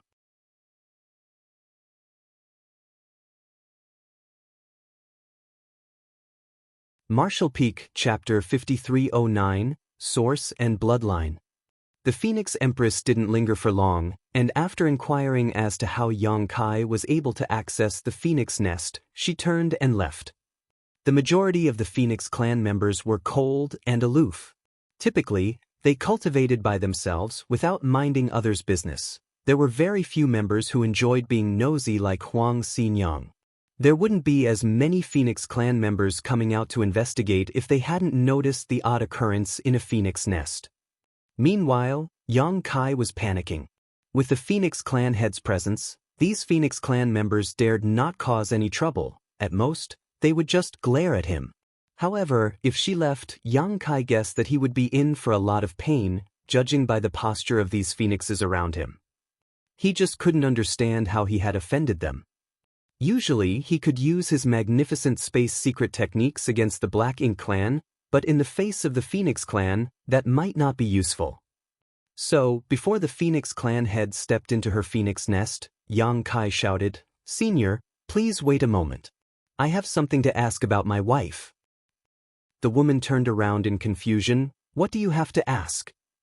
Yang Kai rubbed his hands and replied awkwardly, There are too many people, so it's not convenient for us to speak here. Could we find a private place to speak, Senior?" The Phoenix clan head looked at him with a tiny smile on her face, aware of his intentions.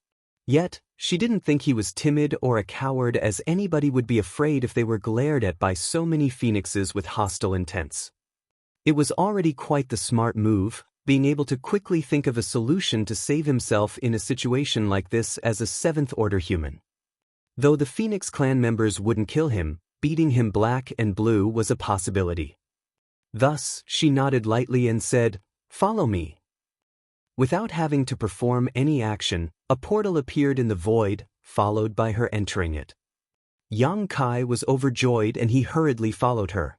As he made his way through the crowd around him, he couldn't help but smile and say, "Excuse me. Excuse me." The phoenixes didn't stop him, as it was clear that the clan head was offering him shelter. If they made the situation difficult for him, it would be the same as not respecting the clan head. Consequently, they could only give way, even though they felt tremendous indignation. Moments later, Yang Kai entered the portal as well. Huang Xinyang, who watched from start to finish, sneered, "He's quite the bold one." Yang Kai's situation was somewhat related to her, so she initially wanted to invite him to her Phoenix nest to hide from the Phoenix clan members temporarily, but who knew this brat was bold enough to seek help from the clan head herself. He really doesn't see himself as an outsider here. Meanwhile, Feng Lulang, who was standing next to Xin Yang, frowned slightly. "He's too sly. I don't like him." The setting of Su Yan's Phoenix nest and the current Phoenix clan head's Phoenix nest were polar opposites. This place was scorchingly hot as dense fire principles filled the air. Yang Kai instantly understood that the current generation leader of the Phoenixes was a fire phoenix. He was still surveying the surroundings as he followed the Phoenix clan head into the Phoenix nest when she asked, "Is there really something you wish to ask, or was that just an excuse?" In a more serious manner, Yang Kai replied, "I actually do have something to ask." In the previous moment of crisis, he didn't give it much thought because all he wanted to do was to use the status of the Phoenix clan head to escape, but now he genuinely had a question. She nodded lightly. "Go on."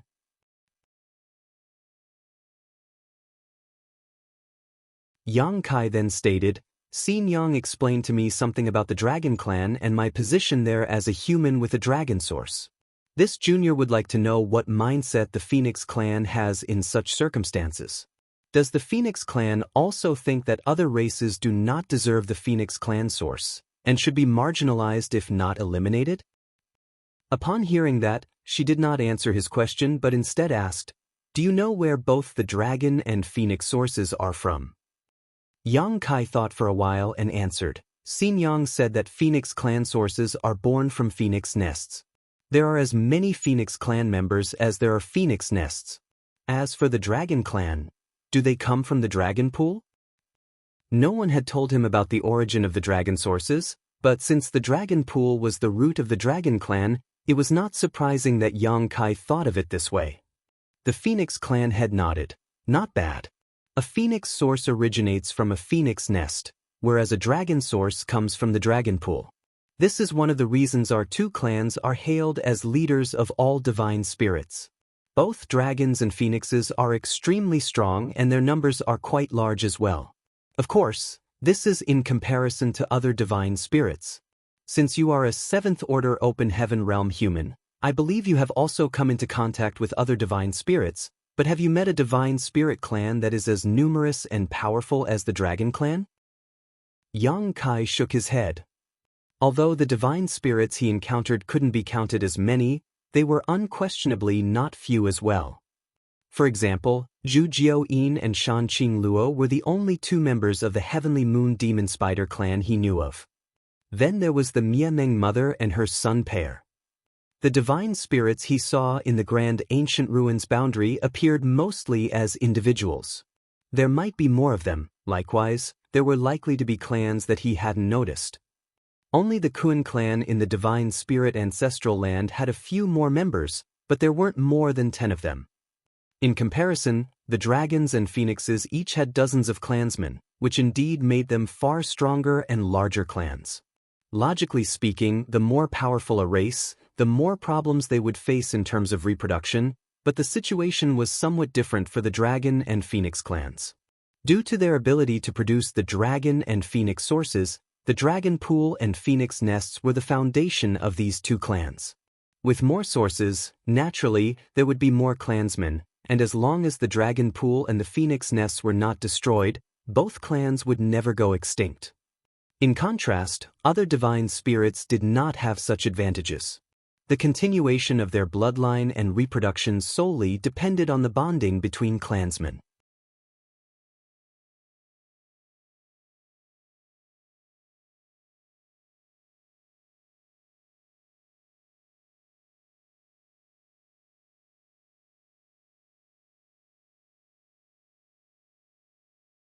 It is also solely the dragon clan members who have entered the dragon pool who would know exactly what the dragon pool is like.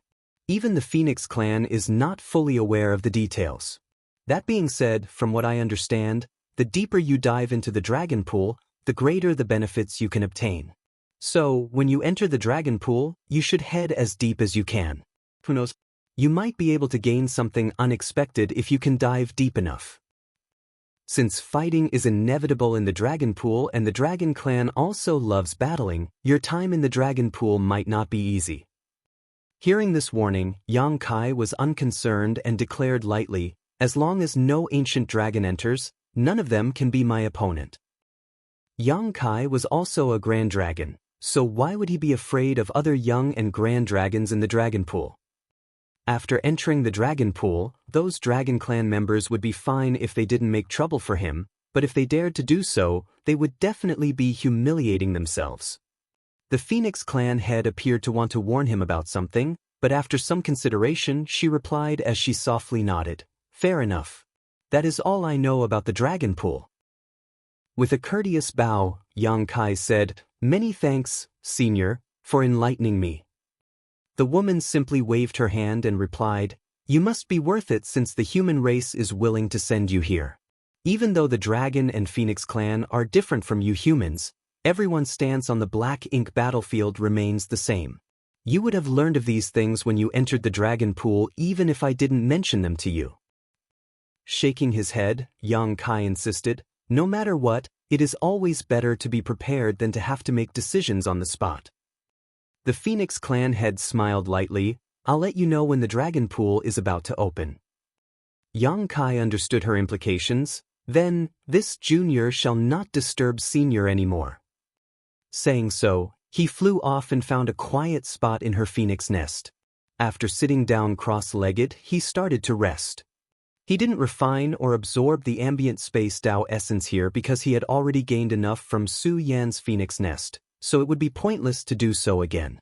Instead, he needed to figure out how to digest and absorb his recent gains. Besides, the Phoenix clan head was kind enough to allow him to temporarily take refuge in her home. It would be extremely ungrateful of him to also try to steal her belongings.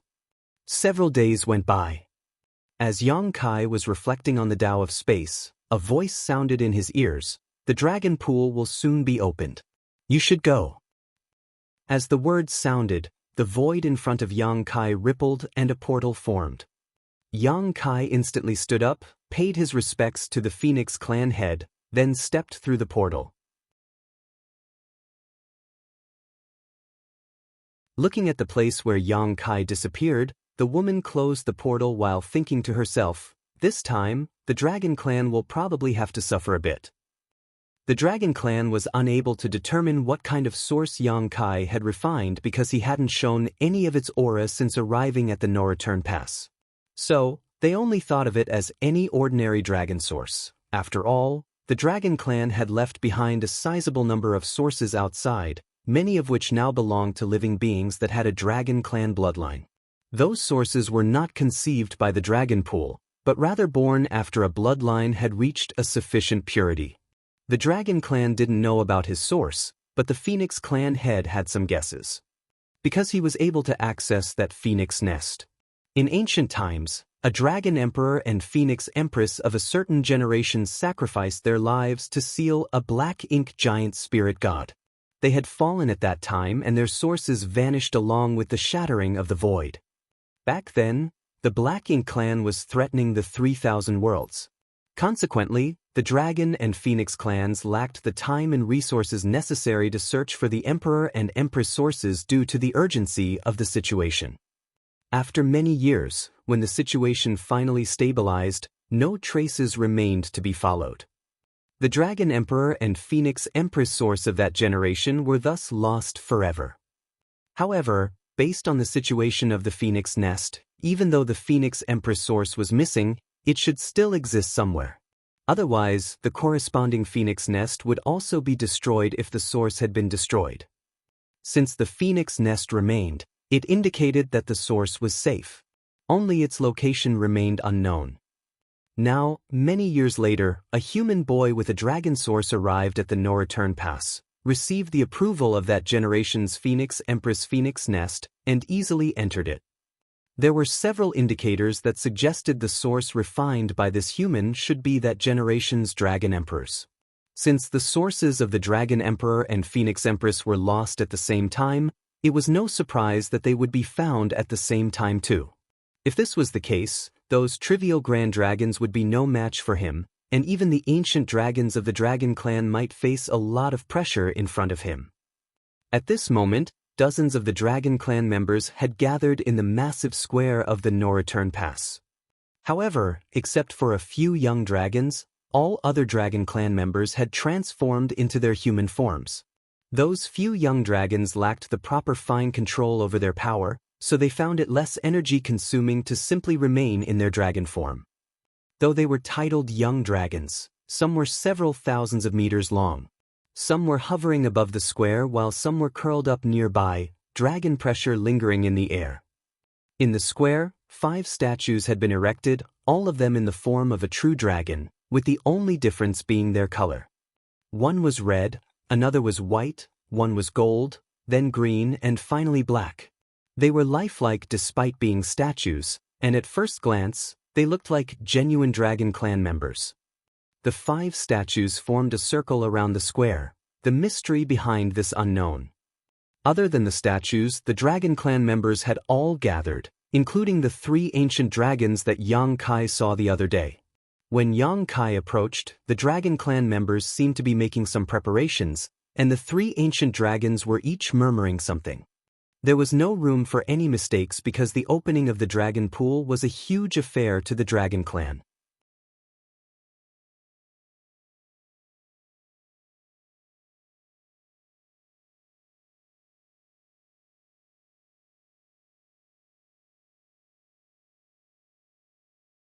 For instance, Ji Lao San's dragon form, which measured close to 50,000 meters when he previously transformed, could be deemed the upper bound of being a grand dragon.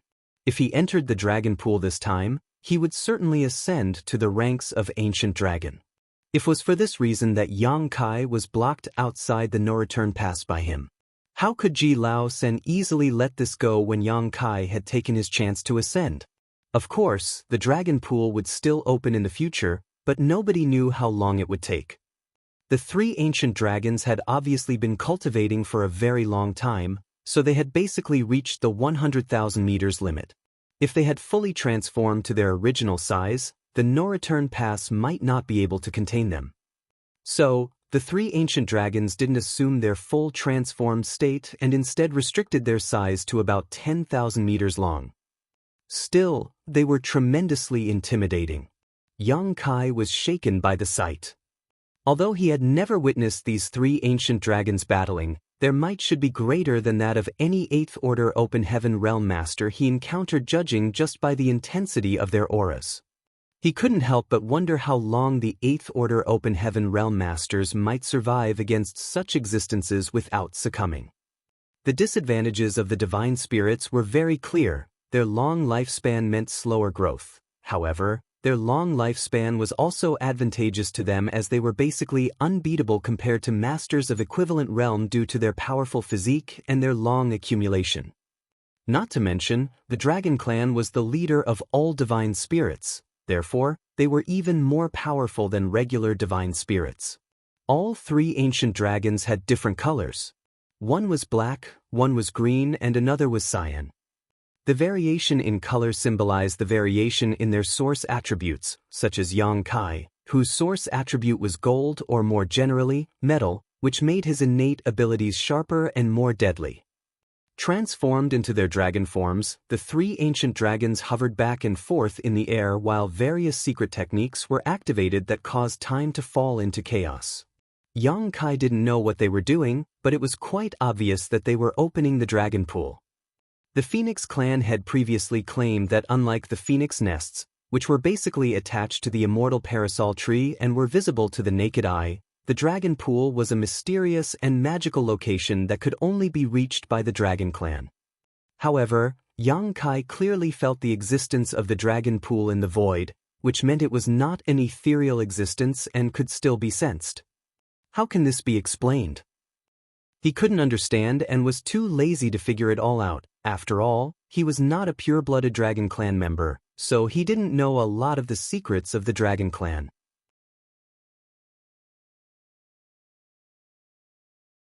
The 5 Dragon Emperor statues grew more and more lifelike as a result of the 3 ancient dragons' actions. The magical power from the statues quickly infused and converged into one. Yang Kai stared and observed that the power was slowly rotating amongst the 5 statues, its speed increasing more and more. Less than an incense stick later, a vortex-like portal appeared in the center of the 5 statues. Yang Kai felt an incredibly violent force emanating from that vortex, and he knew in his heart that this was the entrance to the dragon pool. The force was so strong that even he dared not underestimate it. Looking around, all the Dragon Clan members had no reactions, as if they were just waiting. After another moment, the whirling vortex settled and transformed into a stable portal. Immediately, the ancient dragon who had just spoken roared, "The dragon pool is opened. Enter now." As soon as he completed his sentence, 3 figures flashed in the direction of the vortex, followed by 10 more afterwards. Yang Kai could clearly see that the 3 figures in front had comparatively weak auras, and he assumed that those were the young dragons, while the 10 figures behind who had much stronger auras that were practically identical to his own were the grand dragons. The reason why there were fewer young dragons and more grand dragons was because the Dragon Clan had difficulty reproducing. And as a result of the Dragon Clan's long lifespan, the number of grand dragons greatly exceeded the young dragons after the accumulation of years and centuries. Just like what the Phoenix clan had told Yang Kai, there were 3 young dragon slots and 10 grand dragon slots during this opening of the dragon pool. Since Yang Kai had taken Ji Lao San's slot, there should only be 9 grand dragons entering the dragon pool. However, there were 10 that entered just now. Ji Lao San, who was standing next to Yang Kai, hurried to the front of all the grand dragons, as though he was worried that if he took any longer, he wouldn't be allowed to enter. What is going on? Yang Kai was stunned. He was also unsure of if there was a limit to the number of individuals who were permitted to enter the dragon pool, or if it wouldn't make a difference if there was one more, but at this point, he knew he couldn't fall behind. If there really was a limit to the dragon pool's capacity and only 13 individuals could enter, he could only stare blankly at them if these 13 went in before him. Although the Ninth Order Open Heaven Realm Masters and the Dragon Clan had reached an agreement and Yang Kai wouldn't be left out like this, there was always room for precaution. As his thoughts flashed, he immediately disappeared from his original spot and appeared on top of the vortex, plunging in headfirst. This scene stunned all the Dragon Clan members, especially the 3 ancient dragons, who shook their heads incessantly. This human really wouldn't obey their rules. The Dragon Clan had no means to leave him out and had simply added another slot. However, everyone in the dragon pool would receive fewer advantages as a result because the amount of benefits to be had by cultivating in the dragon pool was fixed. The more people who went in, the fewer benefits each would receive. To have 3 young dragons and 10 grand dragons was the maximum limit. It was difficult for the Dragon Clan members to reject the humans sending over someone with a dragon source. They initially wanted to let Ji Lao San give up his place, but after giving it some thought, they decided to just add another slot. He was just a human after all. Even if he managed to refine a dragon source, the benefits he could gain from entering the dragon pool should be limited. Hence, it would not affect the others in the grand scheme of things.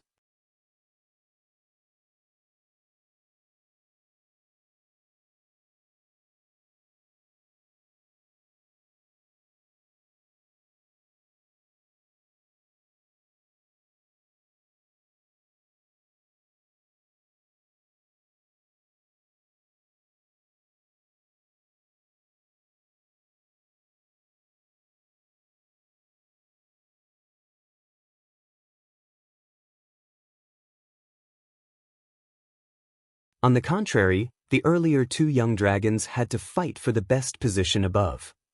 This young dragon was more sensible than his companions. When he sensed Yang Kai's aura approaching, not only did he not try to stop him and simply made way for him. He was not looking for trouble and Yang Kai naturally also did not bother him, so he just brushed past the young dragon and continued down deeper. This time, Yang Kai did not encounter a grand dragon until he dove another 100,000 meters down. However, this grand dragon was less than 20,000 meters in length, so he should be one of the weaker grand dragons. This grand dragon wanted to stop Yang Kai, but after looking at Yang Kai's more than 35,000 meters golden dragon form, he restrained himself. Within the Dragon Clan, golden dragons were known for their ferocity and lethality. With the same bloodline purity and same body size, none could defeat a golden dragon. Yang Kai was almost twice his size, so he knew that he was no match. The main thing was that Yang Kai seemed to be diving deeper and was not trying to steal his territory.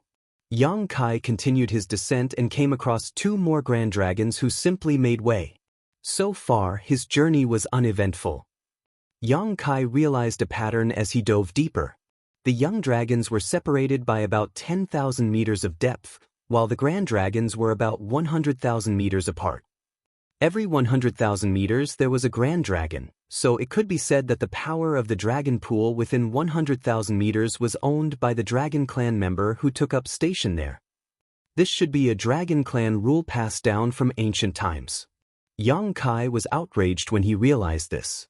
How could Ji Lao San only permit him the top 10,000 meters of space?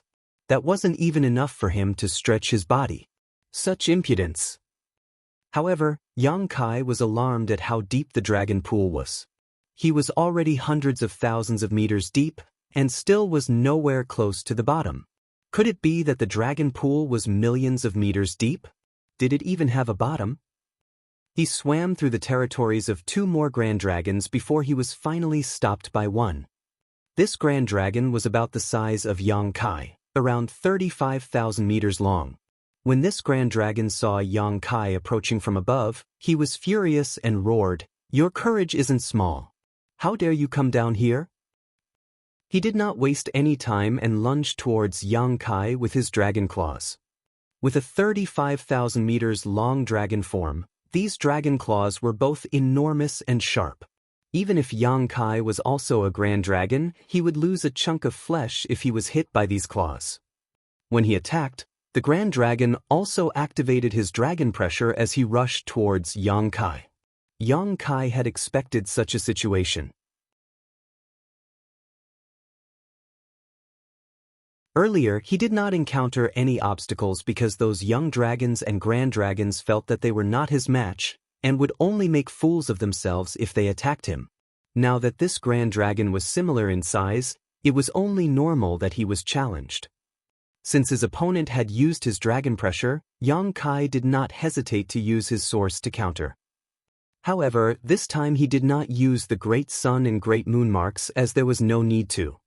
Yang Kai had felt threatened when the 10 grand dragons collaborated to pressure him, but it was totally different now that they were one-on-one. When the invisible dragon pressure hit him, Yang Kai was totally unaffected. On the contrary, the grand dragon that initiated the attack became frozen in place with his claws extended. Yang Kai slapped his claw on the grand dragon's enormous head and unleashed a violent strike which sent the grand dragon flying away, leaving deep gashes and cracking many dragon scales on his opponent in the process. The grand dragon roared painfully, and when he finally managed to stabilize himself and turn to look around, he only saw the figure of Yang Kai continuing down into the depths of the dragon pool. He did not dare to pursue and just stopped in place, shocked and shaken by the encounter. There was simply no comparison between their dragon pressures, which was akin to a competition of their respective bloodline power and the might of their source. Although the dragon clan knew that Yang Kai had a dragon source, they just assumed it as an ordinary source. Even if a human had the opportunity to integrate a common dragon source, he would still not amount to much. At the most, he could have some characteristics and abilities of the dragon clan and cultivate some of the dragon clan's divine abilities. They still believed this human to be incomparable to the true members of the dragon clan. They were astonished when they first saw that Yang Kai's dragon form was actually 35,000 meters in length. Very few humans could refine their dragon vein to this extent. However, the moment their dragon pressures were compared, this grand dragon knew that everyone in the dragon clan had greatly underestimated this human.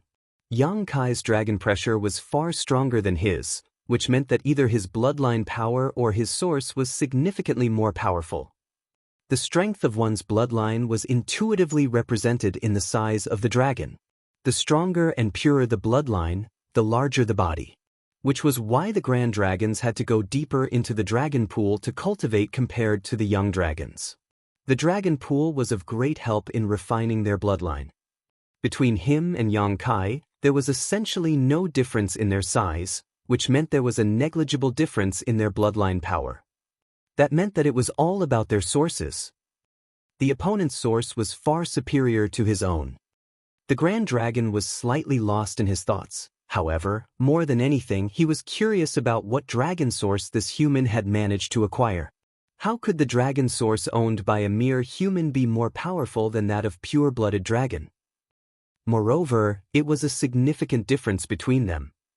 Did this human manage to find the source of a divine dragon? How could that be? Throughout the ages, the dragon clan did not have many divine dragons, with most of them only managing to become ancient dragons.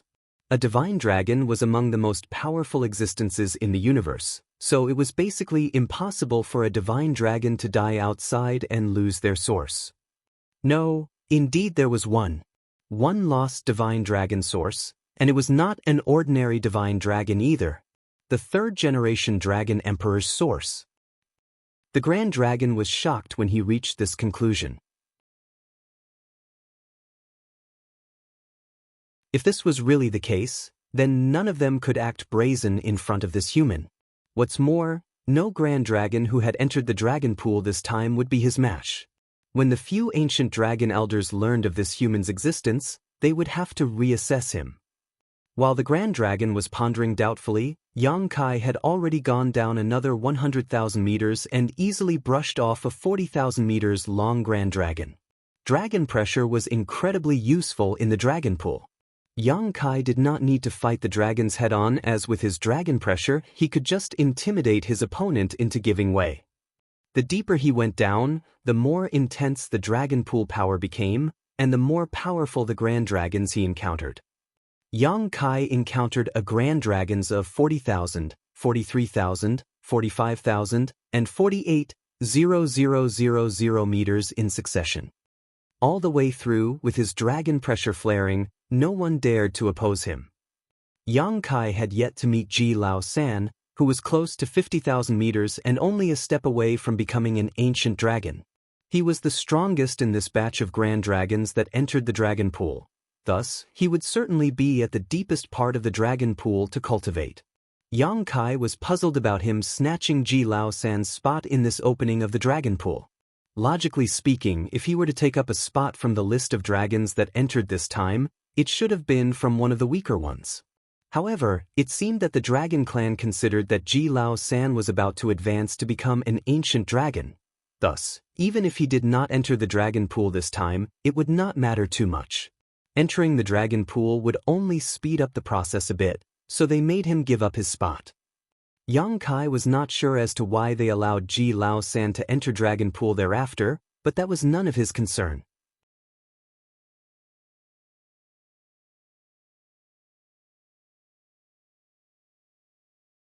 Martial Peak, Chapter 53:14, Yin Yang Millstone.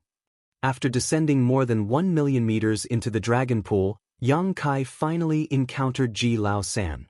The huge dragon form was nearly 50,000 meters long and coiled up, hungrily devouring the mysterious power of the dragon pool, causing the surrounding water to churn rapidly.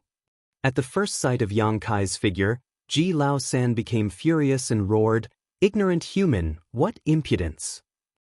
This human was allowed to enter the dragon pool, but was supposed to remain in the top 10,000 meters. This was already a great gift from the dragon clan, so how dare he dive so deep? Ji Lao San already had a grudge against Yang Kai, and now that he had seen his enemy, he could not hold back. He swayed his dragon form and pounced. Despite his rage and hatred, Ji Lao San did not underestimate Yang Kai. Previously, he somehow lost to this human twice, so he knew the latter was not to be taken lightly. If they were outside, Ji Lao San would not have dared to act so reckless until he knew what trick Yang Kai was using. But this was the dragon pool. Within this domain, all external abilities could not be used. The only thing they could rely on was the dragon clan's own strength and techniques.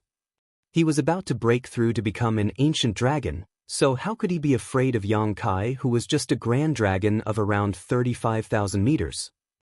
Since Yang Kai ignored his warnings, this time he would teach the former a good lesson.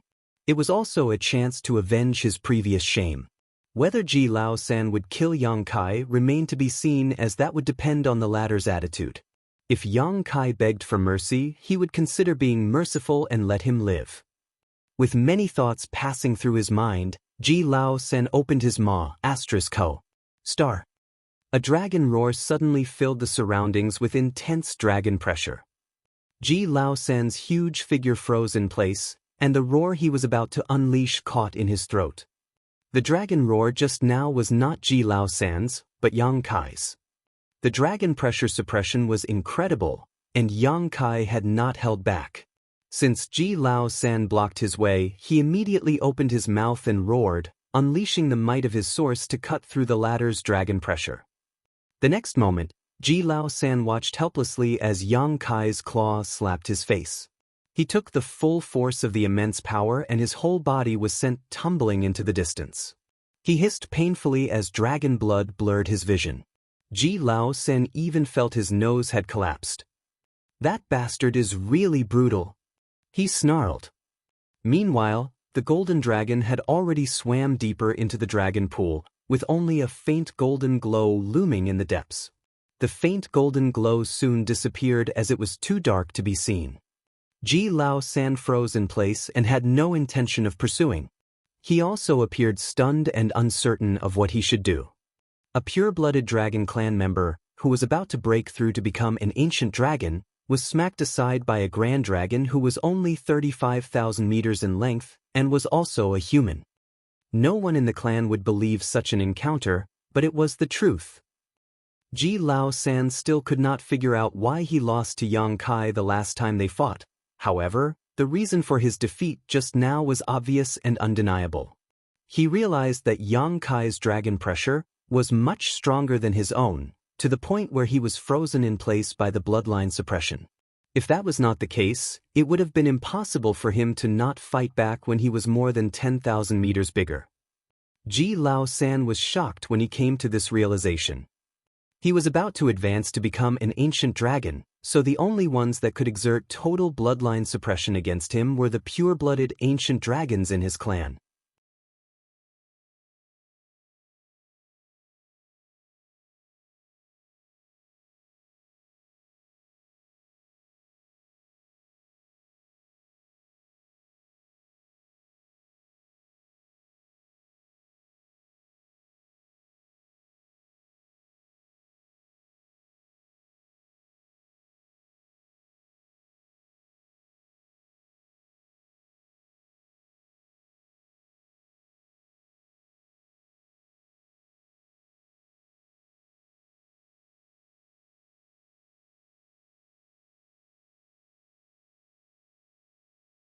Big Brother Ji was furious and his attacks became increasingly ruthless.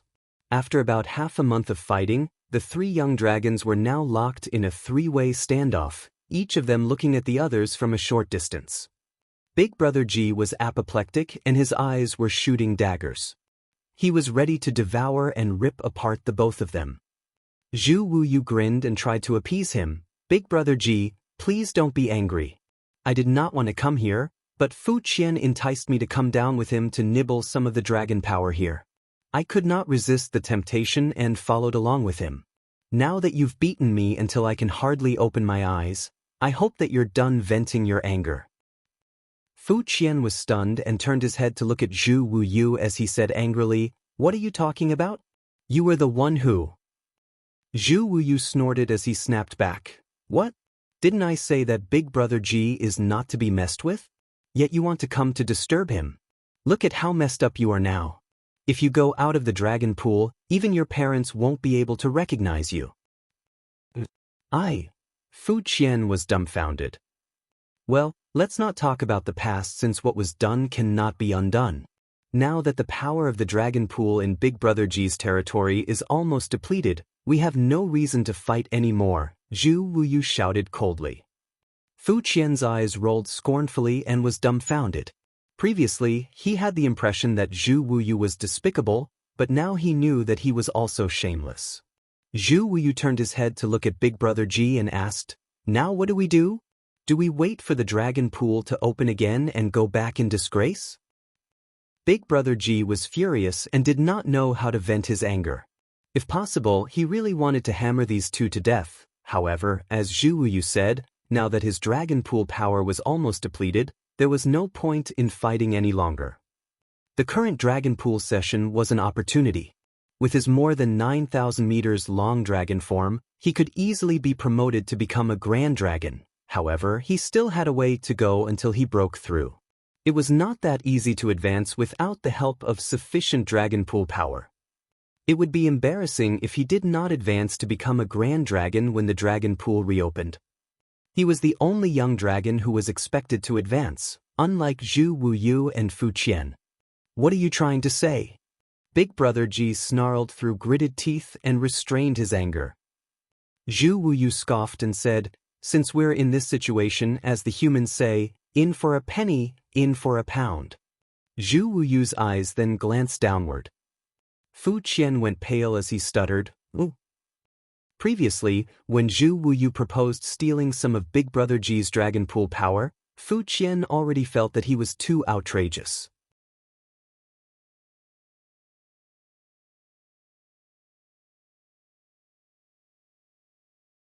Some of them had come to Dragon Pool multiple times, and although there was always some difference in the stored power in the past, the difference was usually not significant. This time was different. the power in the dragon pool was decreasing at a terrifying rate, and a few grand dragons with great strength could even clearly perceive that there was an invisible force deep below that was pulling in and devouring the mysterious power. The dragon pool power was weakening at an incredible rate from top to bottom. As a result, the dragon pool power at the respective dragon clan members' territories was rapidly depleting. When the dragon pool power weakened, the dragons could not get the necessary benefits and could only dive deeper down to fight for and snatch new territories. Initially, Zhu Wuyu went to grab Fu Qian's territory. Then the two young dragons joined forces to grab Big Brother Ji's territory. Now the three young dragons came to challenge a grand dragon for his territory. Now, 3 months later, the team has expanded to 2 grand dragons and 3 young dragons. Zhu Wuyu was now very happy. At this point, he would no longer be beaten up when they challenged another grand dragon for space in their territory. While the seniors fought, he only needed to observe from far away and take the opportunity to refine the dragon pool power.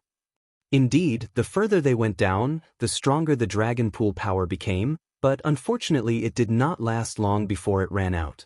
Since ancient times, no young dragon had ever descended more than 100,000 meters into the dragon pool. However, this time, these 3 young dragons vastly exceeded this feat. In a span of just 3 months, Zhu Wuyu and Fu Qian's dragon forms had increased several hundred meters in length, and Big Brother Ji was about to break through to become a grand dragon. They were only young dragons with huge room for improvement, so although they were only following behind their seniors, their growth was very obvious. Zhu Wuyu silently pondered. With such a rate of improvement, he now stood a good chance of becoming a grand dragon during this dragon pool cultivation session. Looking at the seniors who were now fighting, Zhu Wuyu grinned sinisterly. Fight, keep fighting. Fight so that we, the young dragons, can continue to reap the benefits.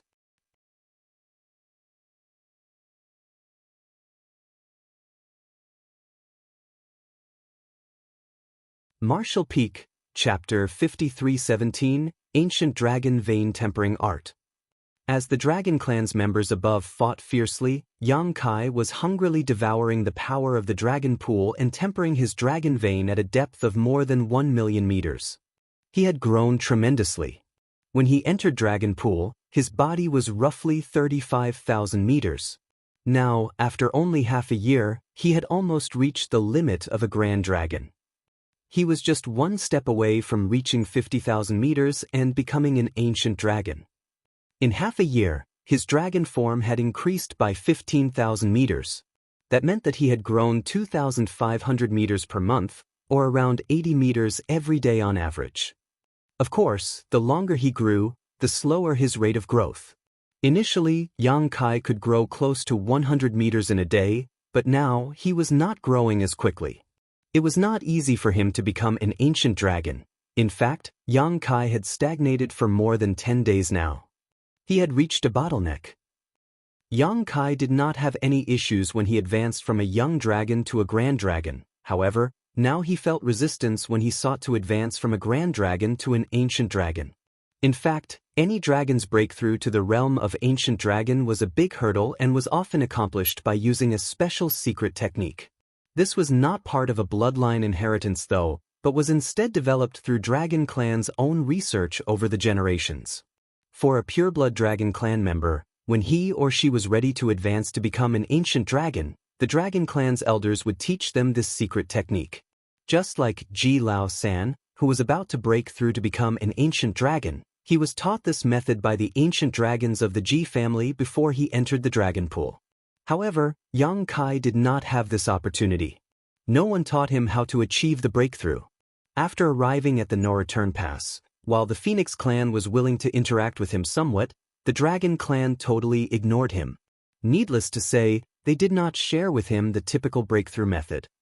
Yang Kai also realized the problem when he went 10 days without any progress. Although he was still devouring the dragon pool power, it was not much help to him like before. Previously, every drop of dragon pool power was able to refine and enhance his bloodline and dragon vein such that he became more powerful. He did not know how long the dragon pool would remain open this time, but it certainly would not be too long.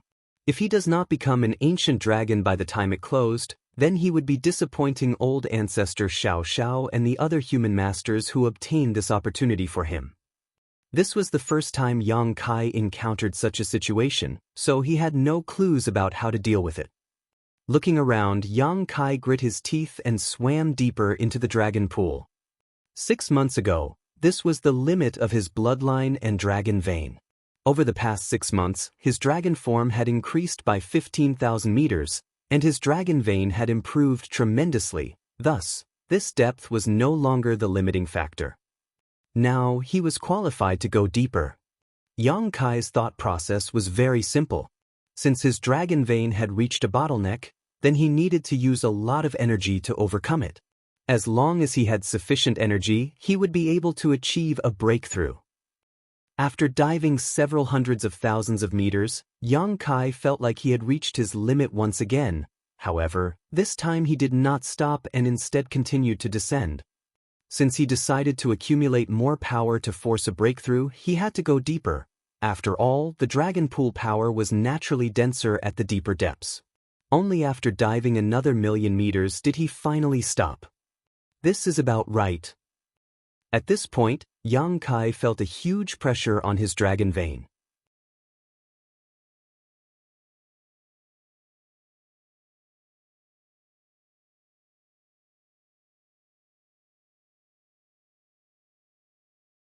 He was also angry because if someone from the dragon clan could advance to become an ancient dragon, there was no reason he could not achieve a breakthrough. Although he was a human, his source was no worse than any others in the dragon clan. With bloodshot eyes, Yang Kai gritted his teeth and descended more than 100,000 meters further. During this time, the great sun and moon marks continued to draw in the power of Dragon Pool. Simultaneously, the yin-yang millstone continued to grind and refine this power to nourish his body. The unbearable pain pushed Yang Kai almost to madness. Yet he had no intention of stopping. Old ancestor Xiao Zhao's concern was reasonable. The human race's crusade would certainly be dangerous, so Yang Kai's 7th Order Open Heaven Realm cultivation might not be able to protect himself. It was difficult for him to improve his strength within his current order in such a short period. Thus, the only option was to strengthen his dragon vein. Now that he had this opportunity, he could not let it go to waste. With this thought in mind, Yang Kai gritted his teeth and persevered. At one point, he could not hold back anymore and roared. While he was in intense pain, the battle of the dragon clan members above him had almost ended. The 3 young dragons and a few grand dragons were all badly mauled. One of the grand dragons was particularly angry and gritted his teeth as he roared, "You bastards!" In the past, although there were dragons fighting for territory in the dragon pool, they basically only sparred against each other. Whoever was strongest stayed and whoever was weakest retreated. This time, he was quietly cultivating in his own territory, but several grand dragons and 3 young dragons suddenly came at him. He was alone, so how could he fight off so many enemies at once? Even when he valiantly resisted, he was beaten to the point where his dragon scales were sent flying and dragon blood spattered all about. As he spoke, he glared viciously at the 3 young dragons and snarled, "Never mind that the grand dragons came to fight for territory, what are you 3 young dragons doing here?" Zhu Wuyu and the other 2 young dragons were startled when questioned by this grand dragon. Their 13th uncle was not known for his graciousness, so he might shift all the blame back to them. Naturally, the 3 young dragons felt a bit remorseful, but they had little choice as the situation had forced them to follow the seniors down the dragon pool to fight.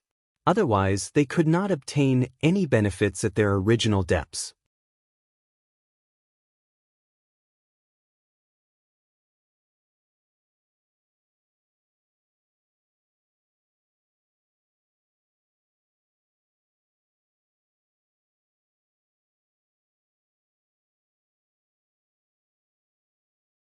Compared to the divine spirits, the human race could really be considered weak.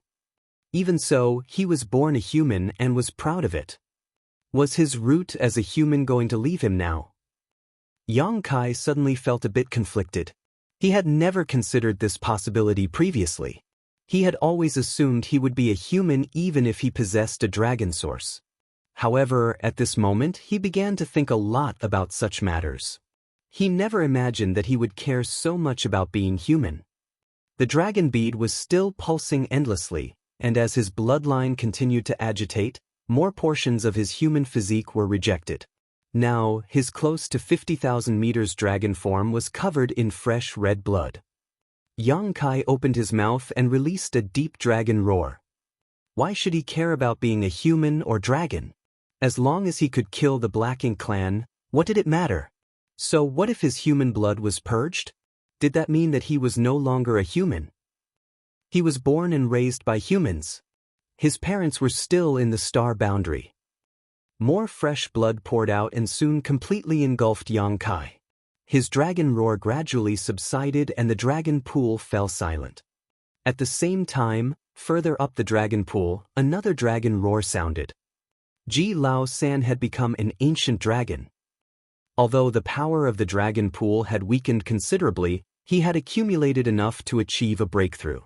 Of course, his advancement was not as problematic as Xianxia's. After all, he was a pureblood dragon and did not need to purge anything from his body. It was easier for him since he could omit this step. Had he been in Xianxia's position, it was unclear if he could achieve a similar breakthrough.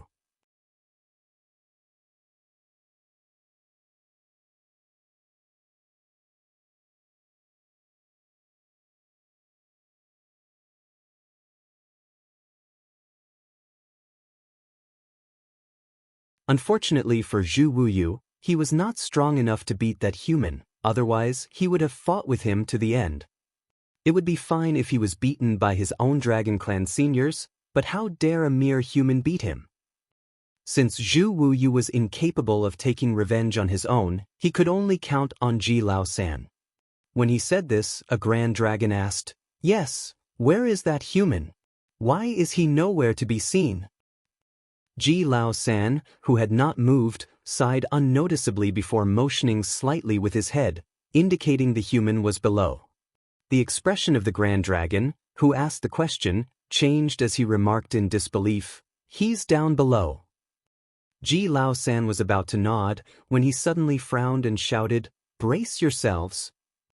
As he said that, he used his dragon force to bring the 3 young dragons into his protection. The other 9 Grand Dragons were bewildered and couldn't help wondering, brace ourselves? For what? They soon knew the answer. Deep in the dragon pool, a strange sound like that of a heartbeat pulsed. It was extremely faint, but at the same time, all the dragons felt their bloodlines resonate with it. The unusual feeling caused the dragons to become very anxious and they began to surge their dragon pressure. This was only the beginning though. Following the initial pulse, a powerful dragon pressure suddenly erupted and enveloped all the dragons, immediately causing them to feel a sense of intense dread. They felt helpless, like children facing a fully grown man. Their throbbing bloodlines were instantly suppressed as they looked at each other in panic. Not only the Grand Dragons, but even Ji Lao San, who had just become an ancient dragon, felt suffocated. Only then did the dragons understand why Ji Lao San had brought the 3 young dragons under his protection. If he had not done so, the dragon pressure would have been too much for them and they likely would have been instantly crushed. Luckily, this intense pressure disappeared as quickly as it came. A Grand Dragon wondered aloud, was that from that senior? That feeling felt familiar to him, as he had once angered one of the clan's ancient dragon elders. When that elder became angry, he unleashed a type of dragon pressure that felt similar to what they had just experienced. Although he did not specify exactly who he was talking about, Ji Lao San was aware of the situation in the dragon pool and naturally understood who he meant. Still, he slowly shook his head and said, "No. No." Everyone gasped. The Grand Dragon was asked in surprise, "Who then?" From their position, the Grand Dragons could not see the situation below, but Ji Lao San, who had become an ancient dragon, was clearly able to sense something, otherwise, he would not have stopped here. Before the strange pressure swept over them, Ji Lao San had reacted in advance, which meant that he could see the situation at a much deeper depth than them. Ji Lao San did not answer, though he appeared to be very reluctant and in utter disbelief. Another grand dragon hazarded a guess. "Third brother, if it is not from that senior, don't tell me it was from that human." Even he felt foolish for asking such a question. How was that even possible? The dragon pressure they felt was extremely pure, and they had all seen that human in his grand dragon from as he descended through the dragon pool. Although the dragon pressure he showed was indeed potent, if they closely scrutinized it, that human's dragon pressure was still impure. It must have something to do with him being a human. Although he had refined and merged with a dragon source and had a dragon clan bloodline, fundamentally he was still human. So, it was impossible that a human caused such a commotion. But unexpectedly, Ji Lao Sen muttered, "It was him."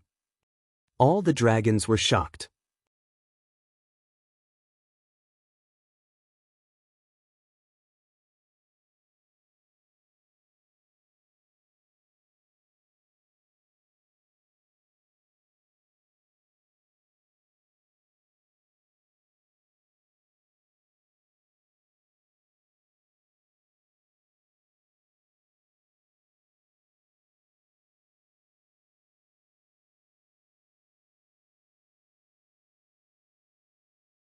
Martial Peak, Chapter 5321, Fu Guang.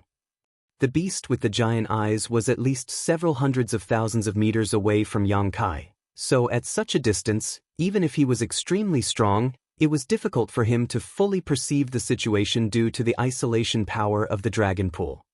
He could only detect there was some commotion where Yang Kai was.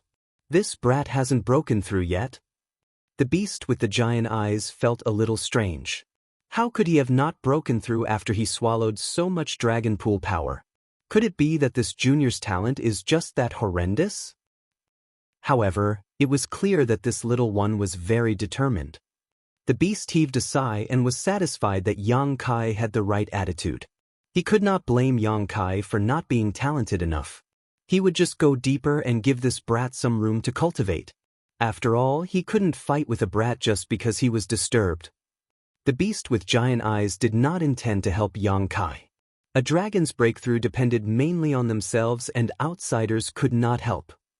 The giant beast silently swam down another 100,000 meters until it finally could not feel the disturbances above.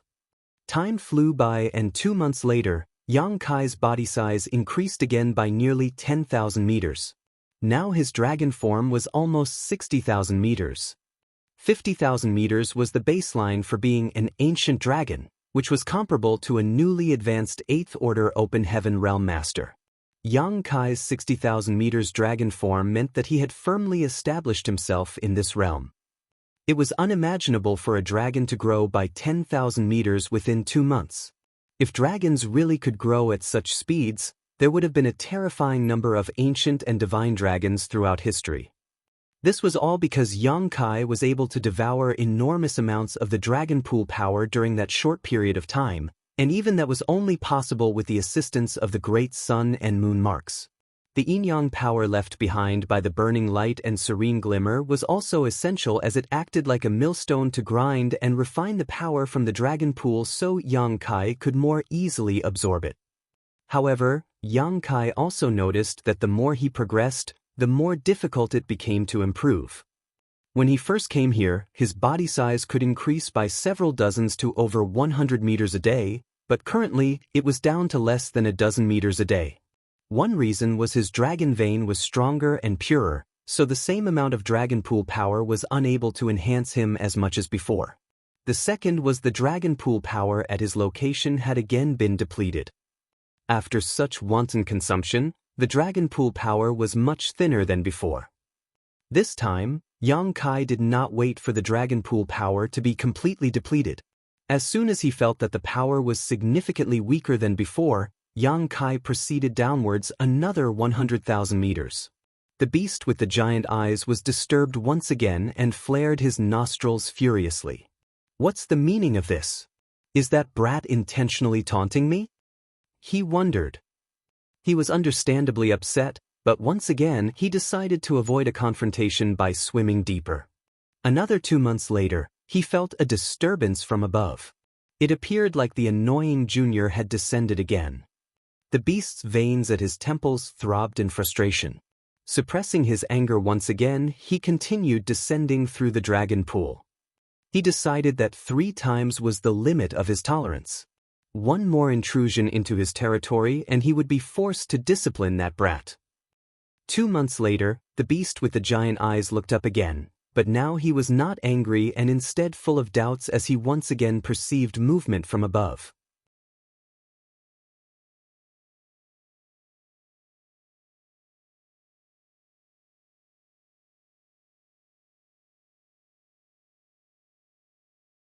Those 3 ancient dragons were very old and powerful, but they had all exhausted their potential and so there was no hope of them ever advancing to become divine dragons. In other words, their current strength was their limit and there was no possibility of them advancing further. However, among the members of the dragon clan, there was one ancient dragon who had reached the upper limits of his current realm but had not exhausted his potential and thus had hope of breaking through to become a divine dragon. Fu Guang. More than 5,000 years ago, Fu Guang had already reached the limits of the ancient dragon realm and then entered retreat deep in the dragon pool. He had not been seen since. According to Xianxia, Fu Guang would either become a divine dragon and emerge from the pool, or die in the dragon pool's depths. If he died, then his dragon force would escape into the dragon pool, leaving behind a legacy for the future generations. Without such determination, an ancient dragon who was attempting to make the final breakthrough would not easily enter the dragon pool. Throughout history, the dragon clan had many ancient dragons who died in the dragon pool without ever stepping out of it. Rumor had it that there were many dragon bones buried in the deepest part of the dragon pool. Of course, Xianxia was part of the Phoenix clan and could not be sure about this. However, they all lived in the no-return pass so it was normal to have some understanding of each other. Fu Guang had been in retreat in the depths of the dragon pool for 5,000 years. No one knew how he was doing, only that he was still alive. Still 5,000 years was nothing for a dragon clan member. The dragons had extremely long lifespans, so 5,000 years was considered brief when living more than 50,000 years was a given. What's more, each time the dragon pool opened, it was impossible for the later generation dragon clan members to descend anywhere near where Fu Guang had secluded himself. Thus, none of them knew if his retreat was going smoothly. However, for him to remain in the depths of the dragon pool for 5,000 years, it was obvious that progress was not coming easily to him. When an ancient dragon, who was close to becoming a divine dragon, appeared at this depth of the dragon pool, Xianxia was certainly able to guess his identity. This was a white dragon, and even at this depth in the dragon pool, it was difficult to hide its pure glory. Although the ancient dragon did not exert any dragon pressure, Xianxia felt stifled just by being stared at by those eyes. Although his source was slightly inferior to Xianxia's, this ancient dragon's bloodline was much stronger than his. Fu Guang nodded lightly and asked curiously, "Which family do you hail from?"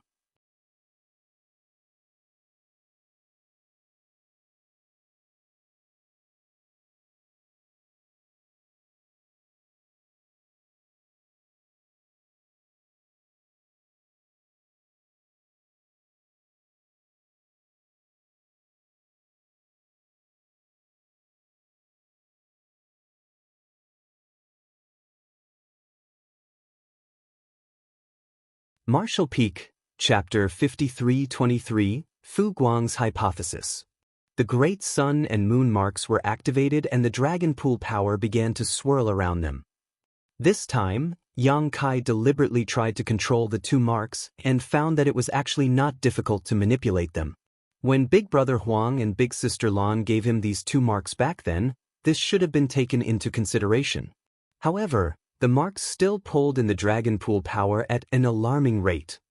This place was already a few million meters deep into the dragon pool, so the surrounding power was very dense. Any kind of suction force would draw the power in like tsunami. Fu Guang grunted as his huge form shook. His dragon scales stood on end and his body instantly became like a bottomless abyss, devouring the dragon pool power that he absorbed. Xianxia, who was surrounded by Fu Guang's dragon body, was a bit nervous, but soon realized that he had worried over nothing. The majority of the dragon pool's power was swallowed up by Fu Guang, and not a single bit came to him. Seeing this, Yang Kai gradually strengthened the power of the marks, and more dragon pool power was drawn. Yang Kai slowly increased the suction force of the marks until he reached about 70% of maximum when he began to feel some of the power overflowing to him. That also meant that Fu Guang was at the limit of how much he could absorb. He gestured to Yang Kai, who understood and strengthened the power of the marks a bit more. With Fu Guang's cooperation, the excess dragon pool power that flowed to Yang Kai was devoured and refined by him. Both Yang Kai and Fu Guang were silently adapting to the current pressure of the incoming power. Yang Kai found that without the burning light and serene glimmers yin-yang millstone to assist him, he could not refine all the dragon pool power that he drew in, and a large part of it simply passed through his pores and back out into the dragon pool. Previously, with the yin-yang millstone, no matter how much dragon pool power he drew into his body, Yang Kai was able to refine it quickly and not a drop remained. This was also the reason why he was able to advance to become an ancient dragon so quickly and grow to a shock 67,000 meters in one session. Now, without that millstone, Yang Kai finally felt the difficulty of a dragon cultivating and breaking through. It was no wonder that Fu Guang had not been able to attain a breakthrough even after staying in the depths of Dragon Pool for 5,000 years. If he, as an ancient dragon of 67,000 meters, was already having difficulty, there was no need to mention Fu Guang, who was only one step away from becoming a divine dragon. Yang Kai did not know if this attempt could help Fu Guang break through his bottleneck. However, since Fu Guang had made the request, he could only do his best and leave the rest to fate. Unlike Yang Kai's current relaxed situation, Fu Guang's devouring of the dragon pool power was much more intense. Yang Kai could even hear the dragon vein inside Fu Guang roaring like a river. Apart from that, the latter's body would occasionally crack open and dragon blood would gush out everywhere. This was obviously the result of the pressure he was under. Although he looked miserable, Fu Guang's spirits appeared buoyant, but this couldn't be helped. Before Yang Kai entered the dragon pool, he had also tried using the ancient dragon vein tempering art, drawing in as much power of the dragon pool as possible to use the pressure to break through his own shackles. However, in these 5,000 years, little progress was made. It seemed his body had reached a limit and it was impossible to advance any further to become a divine dragon. He had pondered a lot during these 5,000 years. The ancient method was actually quite useful in terms of refining his dragon vein. The problem was that he simply could not draw in enough dragon pool power to meet the requirements for a breakthrough. That was why after he saw the great sun and moon marks on Yang Kai dragon claws, Fu Guang began to think that if Yang Kai could help him pull in a massive amount of dragon pool power, he might have an opportunity to achieve a breakthrough. The two marks proved to be more effective in drawing in the dragon pool power than the ancient dragon vein tempering art that he was using. Previously, while cultivating, Fu Guang vaguely felt some subtle changes to his dragon vein, so he knew it was working. Although he could not see any signs of breakthrough, any change was better than none. His only fear was nothing changing at all. Now, however, the changes were far more noticeable. If he could succeed this time, then the entire dragon clan could become more prosperous in the future. Since ancient times, the dragon clan had produced numerous ancient dragons. However, there were very few divine dragons. There were never more than 3 in the same era, with the biggest reason for this being that the last hurdle was just too difficult to overcome. If Fu Guang could break through and become a divine dragon using this new method though, then the next time an ancient dragon wanted to break through to become a divine dragon, they could simply ask Yang Kai for help. If all went well, the number of divine dragons in the dragon clan might achieve new heights. With this hypothesis in mind, he looked at Yang Kai as if he had found some kind of precious treasure. Several more days passed, and both Yang Kai and Fu Guang had completely adapted to the pressures they were under. Fu Guang suddenly opened his mouth and spat out his own dragon bead. The dragon bead was quite large, round, flawless, and completely white. Yang Kai also had a dragon bead, but his was incomparable to Fu Guang's. Fu Guang's dragon bead seemed to have no other characteristics than being beautiful. However, Yang Kai could feel the heaven-destroying and earth-shattering power contained within it. This was the result of Fu Guang's dragon force. For dragons, their dragon bead was just like a monster beast's monster core, the foundation of their existence. It was also their trump card when facing a strong enemy. In times of desperation, a dragon could take out their dragon bead to attack the enemy. Of course, there were great risks involved in doing this, which was why a monster beast would not summon their monster core unless desperate, much less a noble dragon. Yang Kai had done it once before in order to kill Zhu Feng territory lord, but that one single clash had resulted in his dragon bead being damaged, and without the help of Big Brother Huang and Big Sister Lan's power, it would have taken him hundreds if not thousands of years to recover.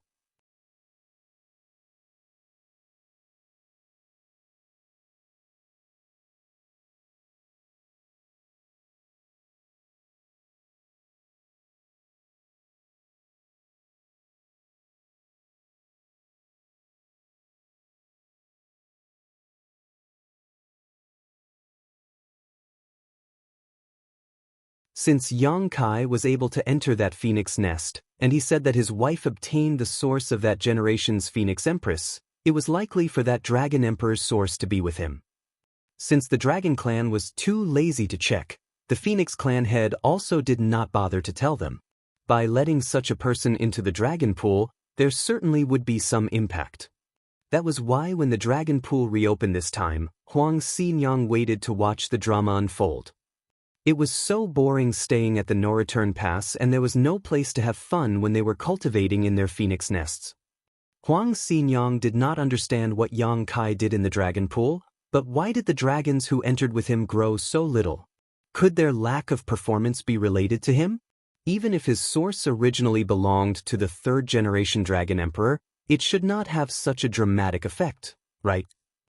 Nonetheless, her doubts were soon answered. Zhu Wuyu went straight to his parents' side and shouted, "That Yang Kai fellow is such a bastard.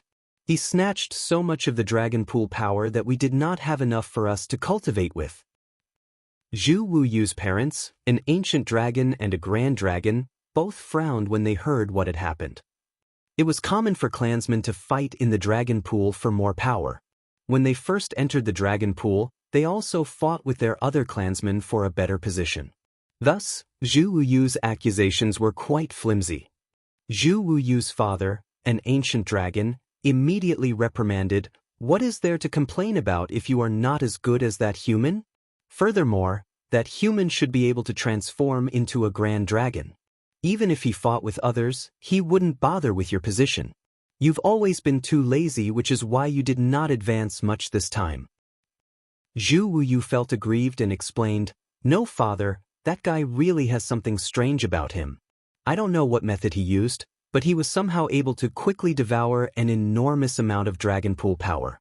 My strength is weak and I occupied the uppermost position, but just half a month after entering the pool, the position where I was no longer had any dragon pool power at all." The dragon pool power was depleted that rapidly?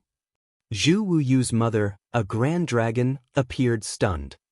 Zhu Wuyu nodded and continued, "Yes, so I went to Fu Qian's territory to fight for a better position, but after just half a month of fighting, his place also did not have any dragon pool power left.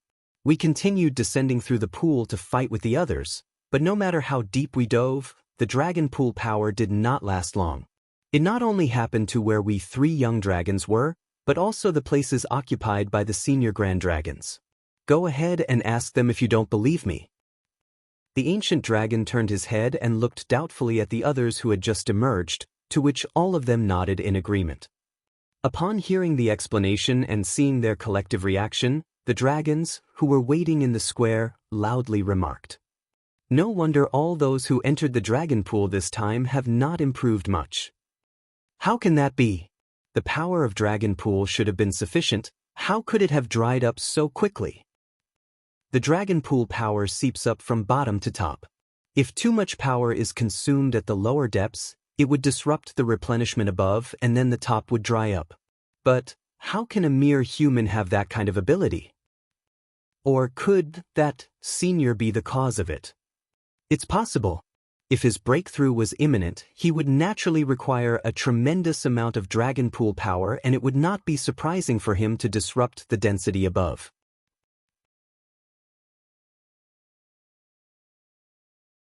If it was really because of him, then these brats were just unlucky to enter the dragon pool at this time. Zhu Wu did not know who they were referring to. Fu Guang had been cultivating in the dragon pool for the past 5,000 years, and Zhu Wu was only a few hundred years old. Thus, he did not know of Fu Guang. Zhu Wu's parents certainly knew about Fu Guang though. If it was really because of him that these dragons did not advance much during this dragon pool cultivation session, then there was nothing they could do about it. After all, an additional divine dragon in the clan was worth far more than having a few more grand dragons or ancient dragons. When Zhu Wu heard their speculations, he complained, "Why do you all keep referring to that senior? It was all due to that human. Ask Third Uncle G if you don't believe me." Third Uncle G saw it clearly when that human broke through. A breakthrough! The group of dragons all gasped in surprise. Frankly, the dragon clan did not know the specifics and extent of that human's dragon bloodline. After all, Yang Kai had never exposed his dragon form or pressure to them. They only knew that he was a grand dragon, and even that was revealed to them by the human old ancestors. As Huang Xinyang said, the dragon clan had their pride, and even though Yang Kai managed to refine a dragon source, they did not take him seriously and did not bother to investigate. An old ancient dragon elder looked at Ji Lao San and asked, "Did that human really achieve a breakthrough in the dragon pool?" Ji Lao San nodded meekly. Before he entered the dragon pool, his dragon body was nearly 50,000 meters.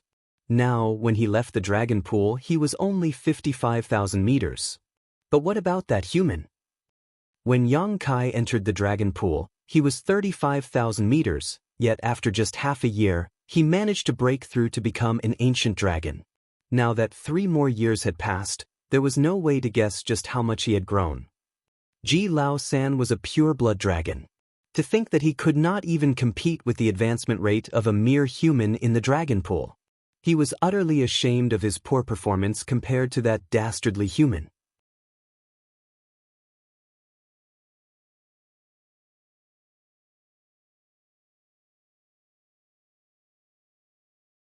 Martial Peak, Chapter 53-25, 70,000 meters. The 3 old ancient dragon elders looked at each other, and they all saw the doubt in each other's eyes. They were all both surprised and doubtful that the human had achieved a breakthrough in the dragon pool.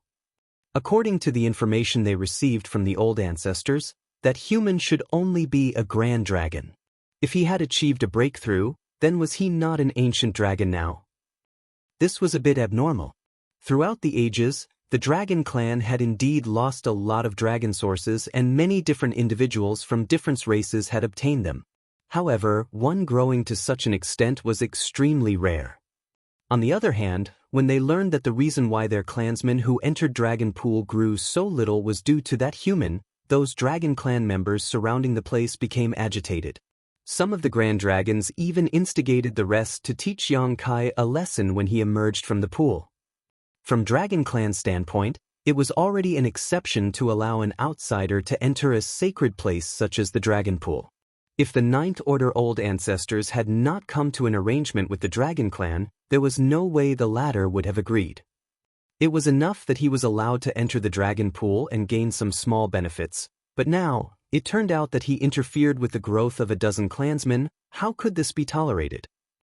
The Dragon Pool did not open regularly, and every Dragon Clan member cherished the opportunity to enter it to cultivate. While the dragons were busy complaining about what the human did, a golden light appeared at the swirling entrance of the Dragon Pool, followed by a large dragon head rushing out of it. An intense dragon pressure immediately engulfed the area, and the noisy square instantly fell silent. Amid the loud dragon roar, a huge dragon quickly emerged from the Dragon Pool. Those who were complaining angrily moments ago now looked up at the sky in a daze. The 3 ancient dragon elders were also flabbergasted. Ji Lao San's face began to twitch involuntarily. 70,000 meters. A full 70,000-meter ancient dragon. He was coiled above the no-return pass, glowing in splendid golden light. It was awe-inspiring and the brilliance was simply unparalleled. Ji Lao San was filled with bitterness when he saw it and muttered internally, 70,000 meters. When Yang Kai entered the dragon pool, he was only 35,000 meters, yet after just a few years, his dragon form had doubled in size. Throughout the ages, no dragon had ever been able to cultivate to such an extent in just one session in the dragon pool. As a 70,000-meter dragon, Yang Kai was already considered to be extremely powerful as an ancient dragon within the dragon clan. What caused Ji Lao San to be speechless was that, under Yang Kai's dragon pressure, he actually felt his hands and legs go limp. He was completely subdued. Not only him, but many other dragons, who were also ancient dragons, felt suppressed by the humans' dragon pressure. Naturally, this came from their own bloodlines being suppressed. A golden dragon, the old woman of the three elders exclaimed in disbelief. Another elder was staring at one of the 5 dragon emperor statues. Naturally, the 3rd-generation dragon emperor's statue at this time also began to glow with a golden light. The aura from it resonated with the dragon in the sky, as if there was a connection between the two. So that's how it is. This elder murmured. Under such circumstances, if he still could not guess the origin of Yang Kai's source, then he would be a disgrace to his position. The Dragon Clan had also searched for this lost source. Other than the Dragon Clan, the Phoenix Clan also searched for it, but they missed the best period and were unsuccessful in the end.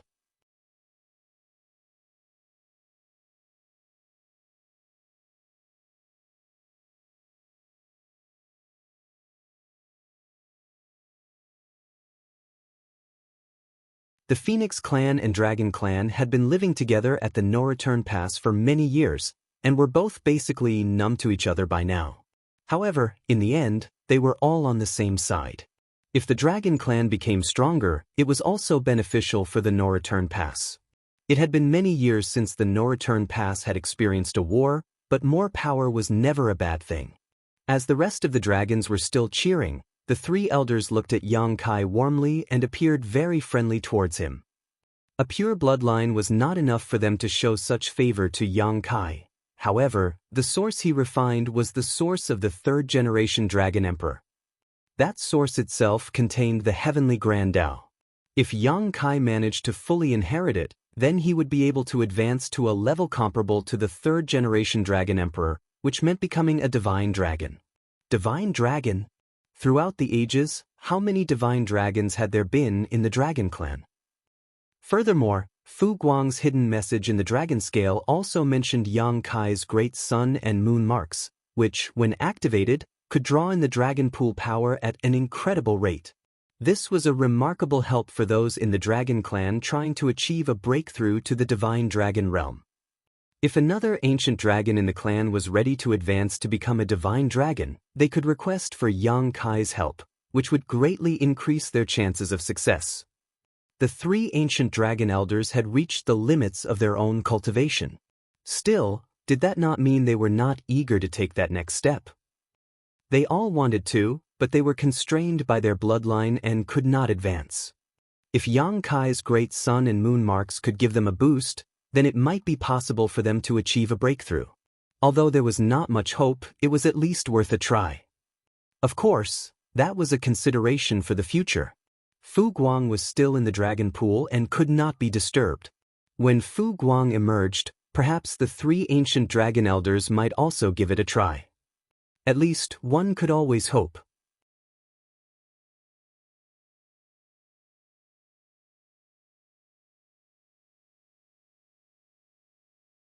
Martial Peak, Chapter 5326, Dragon Tome.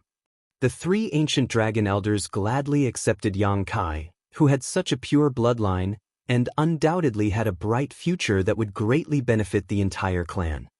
The old man elder in the center of the group asked, now that Yang Kai has joined the clan, should his name be included in the Dragon Tome? Yes. A low voice suddenly came out of nowhere. The voice was loud and it sounded like a grand bell. At the same time, Yang Kai felt a divine sense sweeping over him. The divine sense was comparable to old ancestor Xiao Zhao's. Yang Kai's heart fluttered as he realized that the origin of this divine sense was probably the head of the dragon clan. The one and only divine dragon alive today. In the dragon clan, young dragons had bodies that were under 10,000 meters. The strength of those in the dragon clan was very different. A newborn young dragon was very fragile, perhaps even worse than an ordinary human cultivator. However, when their body grew to 9,000 meters, they were equivalent to a human just below the 7th order. More than 10,000 meters, they became grand dragons, which was equivalent to 7th order open heaven realm masters. Above 50,000 meters, they were ancient dragons, which were equivalent to the 8th order open heaven realm master. At 100,000 meters, they became divine dragons. That was comparable to a 9th order open heaven realm old ancestor. Of course, the strength and rank were divided as such, but when they really fought, the divine spirit of the same realm would most likely be more powerful. The divine spirits had too many advantages that the humans did not. For example, Yang Kai's dragon form was now 70,000 meters. According to the ancient dragon classification, his strength was considerable. If he transformed into his dragon form, he could take on a veteran 8th order open heaven realm master. Today's dragon clan had only one divine dragon. However, this dragon was not considered to be a dragon emperor because divine dragons also had those who were weak and strong. The current head of the dragon clan felt that he was not qualified to be considered a dragon emperor. Such a situation was not unique or even uncommon in the long history of the dragon clan. Otherwise, the dragon clan would have far more than 5 generations of dragon emperors, all of whom were the most powerful masters of each generation of divine dragons. Yang Kai knew that the dragon clan had a divine dragon, but he had not seen him yet. This time, the divine dragon also did not show up, but only responded when the ancient dragon elder asked a question. Yang Kai did not know what the dragon tome was as he had never heard of it before. When Huang Xinyang told him about the dragon clan, she did not mention anything about a dragon tome. He did not know if she also did not know about it or simply didn't mention it for some reason. As Yang Kai was wondering, one of the male elders said, "Come with me." He then led the way, accompanied by the other 2 elders. Yang Kai followed behind them. The other dragons stopped cheering and followed behind Yang Kai solemnly. Sensing this atmosphere, Yang Kai realized that having his name entered into the dragon tome was an extremely solemn event for the dragon clan. A short while later, they arrived at a simple temple where the 3 elders entered in turn, followed by Yang Kai. As for the other dragons who followed them, they all stopped outside. The temple was extremely spacious, but the interior was very simple. It gave an unusually empty feeling. At the head of the grand hall was an altar, which was surrounded by dragon force that acted as a kind of barrier. Yang Kai squinted and saw that the altar seemed to be suspended on an irregular stone slab-like object. The slab appeared to be about the size of a wash basin and was covered by a restriction.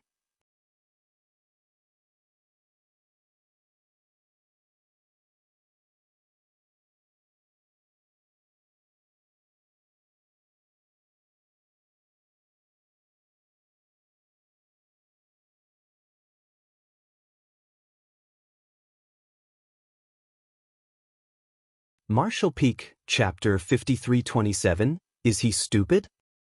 The male old elder said, "I do not know what the ancient masters were thinking. However, in this current situation, if there wasn't this agreement, then the numbers of dragons and phoenixes would definitely have been fewer than it is now. Without this agreement, the dragon and phoenix clans could enter and leave the battlefield at will, but who could guarantee that they would survive the fight? Under the powerful attacks of the Black Ink clan, even mighty dragons and phoenixes could fall. They could accept a few clansmen dying on the battlefield, but what about significant numbers of deaths? If a few important clansmen died and the entire clan became agitated and rushed to the battlefield, it might lead to complete extinction. It was because of this agreement that the 2 clans could continue to remain at the no-return pass. Although the days were boring, at least they did not need to face the many risks of the battlefield. From this point of view, Perhaps it was not the ancient human great expert who restricted the freedom of two clans, but rather the two clans choosing this of their own accord. But what does this have to do with this junior recording my name on the dragon tome? Yang Kai asked with a frown. The elder replied, if you record your name on the dragon tome, then you must also honor this agreement. In other words, if I record my name on the dragon tome, I have to stay at the no-return pass and cannot return to the black ink battlefield? Yang Kai exclaimed. Indeed, the elder nodded. This agreement was known as the Bloodline Great Oath for a reason. If Yang Kai was not a pure-blood dragon, it would be fine, but now that his bloodline was pure, once he recorded his name in the Dragon Tome and officially joined the Dragon Clan, he would be subject to the same restrictions. If he broke them, he would face backlash from his bloodline. Yang Kai swept his eyes over the 3 Dragon Clan elders in front of him, who all appeared very calm. If Yang Kai had not taken the initiative to ask, they would not have said anything. It was not that they intended to hide anything, for if they did, they could simply have not explained at all. Of course, the message that Fu Guang sent back on the dragon scale indicated that Yang Kai's great sun and moon marks were extremely useful to the Dragon Clan. If possible, they wanted Yang Kai to remain at the no-return pass. Not to mention the 3 of them, there were also other ancient dragons in the clan who either wanted or needed to break through in the future.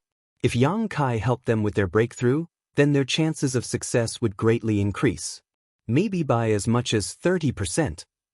A 30% increase could not be underestimated. After all, over time that would mean a 30% increase in the number of divine dragons for the Dragon Clan. Nonetheless, since Yang Kai took the initiative to ask, they had to explain it clearly. They did not intend to deceive him. The benefits of recording one's name in the Dragon Tome were indeed enormous, and the possibility of coming back from the dead with the powers of the Dragon Tome and Dragon Pool were very tempting. However, what was the use of all these benefits if he could not leave the no-return pass? Yang Kai's trip here was to improve his strength, mainly in preparation for the human race's crusade. If he was now forced to remain in the no-return pass, how could he take part in the crusade? He would also have wasted old ancestor Xiao Zhao's efforts and expectations. Amidst the silence, the old female elder said, Yang Kai, the source you received is the source of the 3rd-generation Dragon Emperor. This source is remarkable. Additionally, you have transformed from a human to a dragon. Once you record your name in the Dragon Tome, you can maintain your family name and establish a new branch family of the Dragon Clan.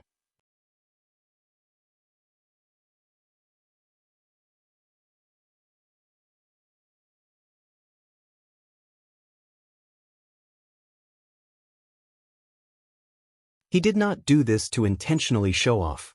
The void was silent and no one would see even if he wanted to show off. He was overjoyed because he had gained so much during this trip to the Dragon Pool. His dragon body was only 35,000 meters when he first entered the Dragon Pool, but after emerging, it was 70,000 meters long. Not only did his size double, but his dragon vein and dragon bloodline had become completely pure, allowing him to transform into a true dragon. This dramatic increase in size meant a huge increase in strength. However, his small universe still only had the heritage of a 7th-order open heaven realm master. Thus, it would take time for Yang Kai to get used to this sudden surge in power. He had to find a way to adapt, otherwise, it may be a problem if he had to face powerful enemies. It took Yang Kai half a year to travel from Great Evolution Pass to the No-Return Pass. Now, even if his mastery over the Tao of Space had improved, it would still take roughly half a year for him to return. This was the perfect opportunity to get familiar with his new strength. During the journey, Yang Kai swung his dragon claws and whipped his dragon tail from time to time. Occasionally, he would use Dragon Clan's secret techniques, and sometimes he would summon the Azure Dragon Spear. His 2 dragon claws would grab the spear and wield it around as if he was fighting invisible enemies. If anyone saw this scene, they might think that this golden dragon had gone insane. Yang Kai could not help it though. The human race crusade was about to begin, and he did not want to enter the battlefield before he familiarized himself with his newfound powers. It was a very fruitful trip to the No-Return Pass. On top of the improvement of his bloodline, he had gained a massive amount of Space Dao essence from Su Yan's phoenix nest. The Space Dao essence in her phoenix nest was created from the immortal parasol tree and contained the mysteries of the grand Dao of heaven and earth from the primordial era, so it was a great tonic for Yang Kai. Although it did not take him to the next level of master in the Dao of space, it did enhance his comprehension immensely. The main reason was that Yang Kai's own attainments in the Dao of space were already very high, and it would be very difficult for him to ascend to the next level. Inside the dragon pool, when he helped Fu Guang to draw in the dragon pool power, the latter even used his dragon bead to demonstrate to Yang Kai the mysteries of the Dao of time. That enabled Yang Kai to break through the shackles of his understanding of the Dao of time, reaching the next level of mastery.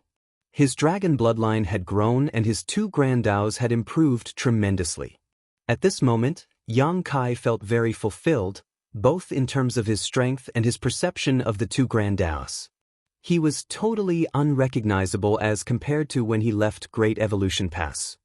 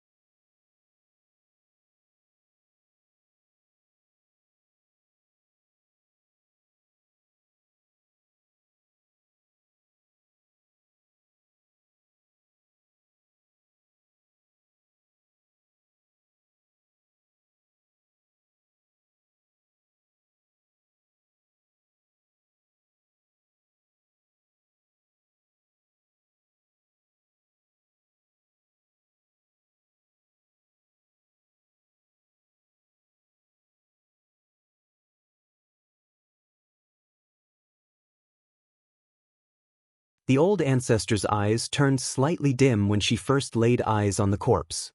Only after a moment did she finally examine the contents of the space ring. Soon, she too let out a long sigh of relief. Seeing this, Yang Kai asked in a low voice, "Is it the core?" Xiao nodded her affirmation, "It's the core." Yang Kai was finally able to relax. He was really afraid that the white jade tree was not Great Evolution Pass core. If it wasn't, this trip would have been in vain. Is this the soldier who left Great Evolution Pass with the core that day? Old ancestor Xiao asked, looking at the remains. Yang Kai nodded, yes. Yang Kai hadn't carefully examined the remains back in the void crack, but now that he had taken them out, he found that there was a huge wound on its back, deep enough to see bone. Even after so many years, it showed no signs of healing. It was easy to imagine that when Great Evolution Pass was about to be breached, this man surnamed Zhao must have taken the core and stepped into the space array, preparing to send it to Wind and Cloud Pass. But the moment the hyperspace array was activated, the Black Ink clan must have broken through. The soldiers there had to stop the space array from operating, which caused the transmission to go awry and severely injured him in the process. With the transmission cut off, Senior Zhao was lost in the void crack for countless years before finally succumbing to his injuries. Before his death, he had made the utmost effort to place Great Evolution Pass core into his space ring and remove its restrictions, entrusting the completion of his task to the later generations. It could be said that if it weren't for this senior's efforts, Yang Kai wouldn't have been able to find the core so easily. This was a mission handed down 30,000 years ago.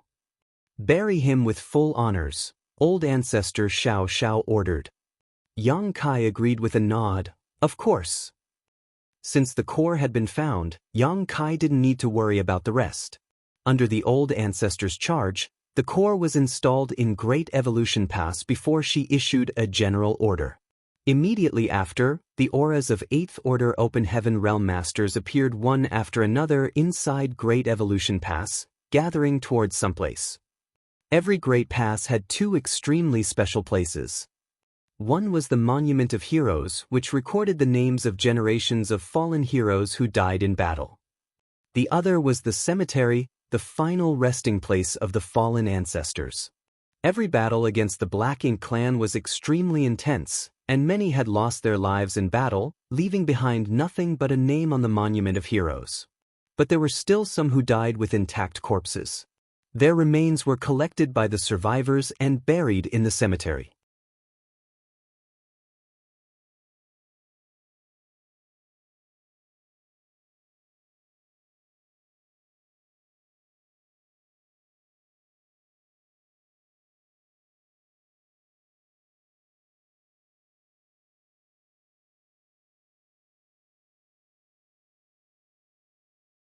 The humans had countless eras of experience in defending the Great Passes and resisting the Black Ink clan's invasion, but if they were to actively go on offense, too many variables would come into the equation. No one could guarantee that a crusade would be successful, and if things didn't go as planned, the entire Black Ink battlefield's defense line would very likely collapse. At that time, even with the Dragon and Phoenix clans defending the No-Return Pass, they still wouldn't be able to resist the Black Ink clan's invasion, and danger would befall the 3,000 worlds. It wasn't until Yang Kai entered the Black Ink battlefield that real plans for a crusade were gradually formulated. It was as if he had appeared specifically to make the human race's counterattack possible. Black Ink's strength, which had given a headache to the upper echelons of countless generations, had been easily resolved after his arrival. Whether it was the purifying light or the purifying Black Ink pills that were developed later, humans finally had the means to resist the corruption of the Black Ink strength. Owing to these two methods, not a single human had been corrupted by Black Ink strength in the last few centuries. Not only that, but many Black Ink disciples who had appeared on the battlefield had been captured and rescued. After solving the problem of Black Ink strength, what the humans needed to consider next were resources. Resources were of critical importance in any war. Cultivators needed resources to heal their wounds, cultivate, arrange spirit arrays, refine warships, and so forth. The Black Ink battlefield was extremely rich in materials as there was an enormous amount of dead universe worlds to mine them from. Be that as it may, it had been extremely difficult for the humans to extract these resources. They could only mine a few resources within the range of the Great Passes after every war, and the time they had was never more than a few decades because they had to retreat before the arrival of the Black Ink clan's next attack. A large portion of the resources that the humans used were sent from the 3,000 worlds. As such, the humans at the various passes would ration everything, from cultivation resources to food and clothing. Every single piece of material was hard-won, and every open heaven pill was extremely precious. Those who had never been to the Black Ink battlefield would find it difficult to imagine that a group of high-rank open heaven realm cultivators would be living such frugal lives. But this problem was also solved by Yang Kai's arrival.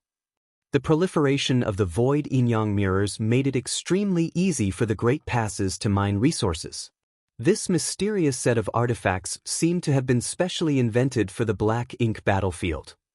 During the war to regain Great Evolution Pass, Xianxia had ordered the artifact refiners of the East-West Army to refine tens of thousands of puppets just to attract the attention of the Black Ink clansmen at Great Evolution Pass. The amount of resources he had spent was enormous.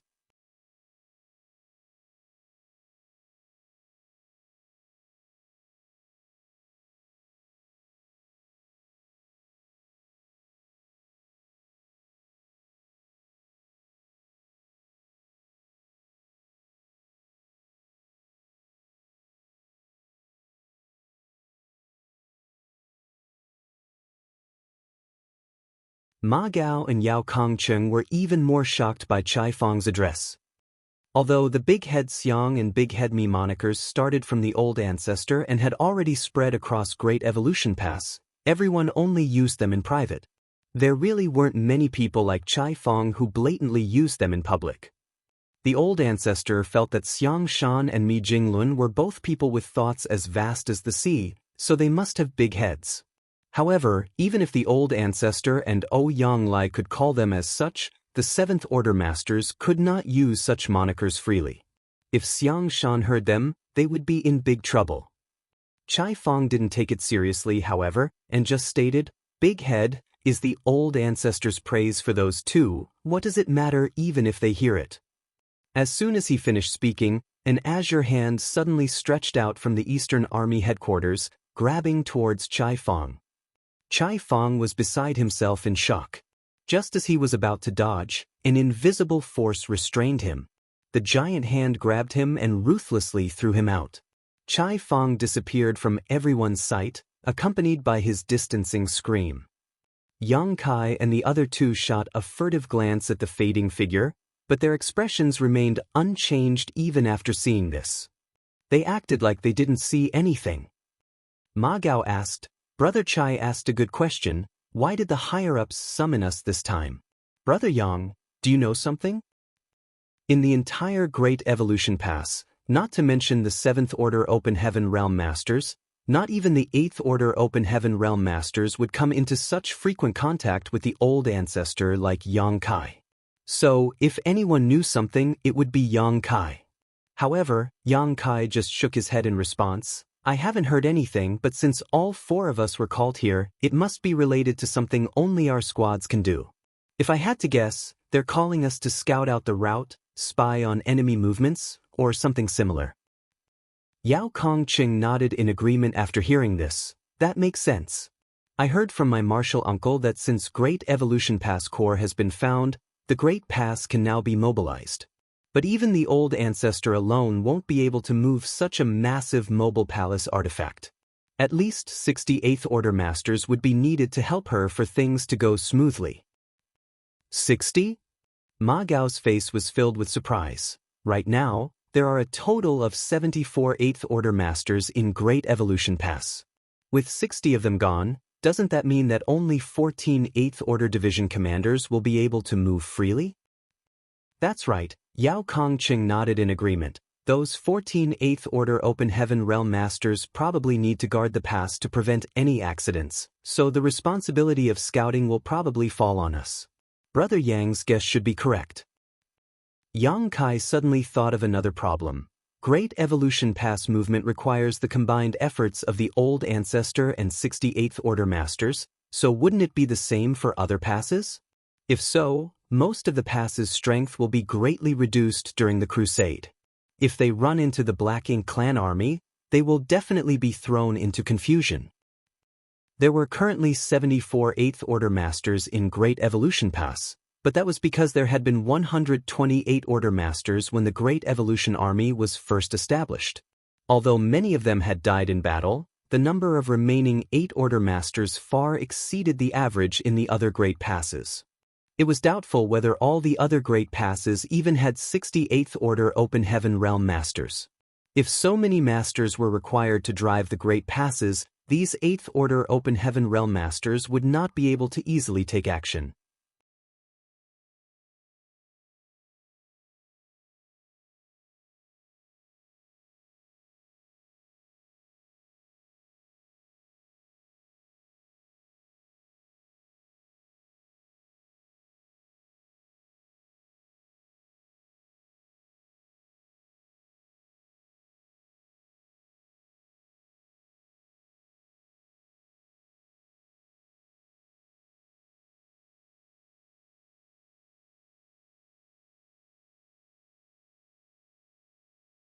Martial Peak, Chapter 5337, A Little Strange.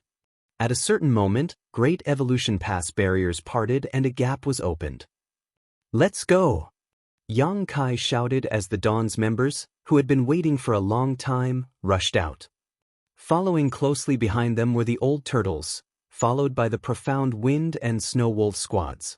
After exiting Great Evolution Pass, the 4 squad leaders immediately summoned their respective warships as their squad members boarded and took their respective positions. The warship's arrays started humming before the 4 warships shot straight ahead, rapidly flying away from Great Evolution Pass, leaving dazzling trails of light in their wake. Although Great Evolution Pass current speed was fast, comparable to a mid-rank Open Heaven Realm Master, it was still a colossal entity, so it had reached its limit. A warship, on the other hand, was different. No matter how slow a warship was, it would still be much faster than the current speed of Great Evolution Pass. The 4 warships did not immediately scatter. There was still some distance to the Royal City, so this location was safe. Since they would not run into any Black Ink clansmen yet, there was no need to disperse. To carry out this mission, each warship had undergone a certain degree of modification, which greatly enhanced their stealth and mobility.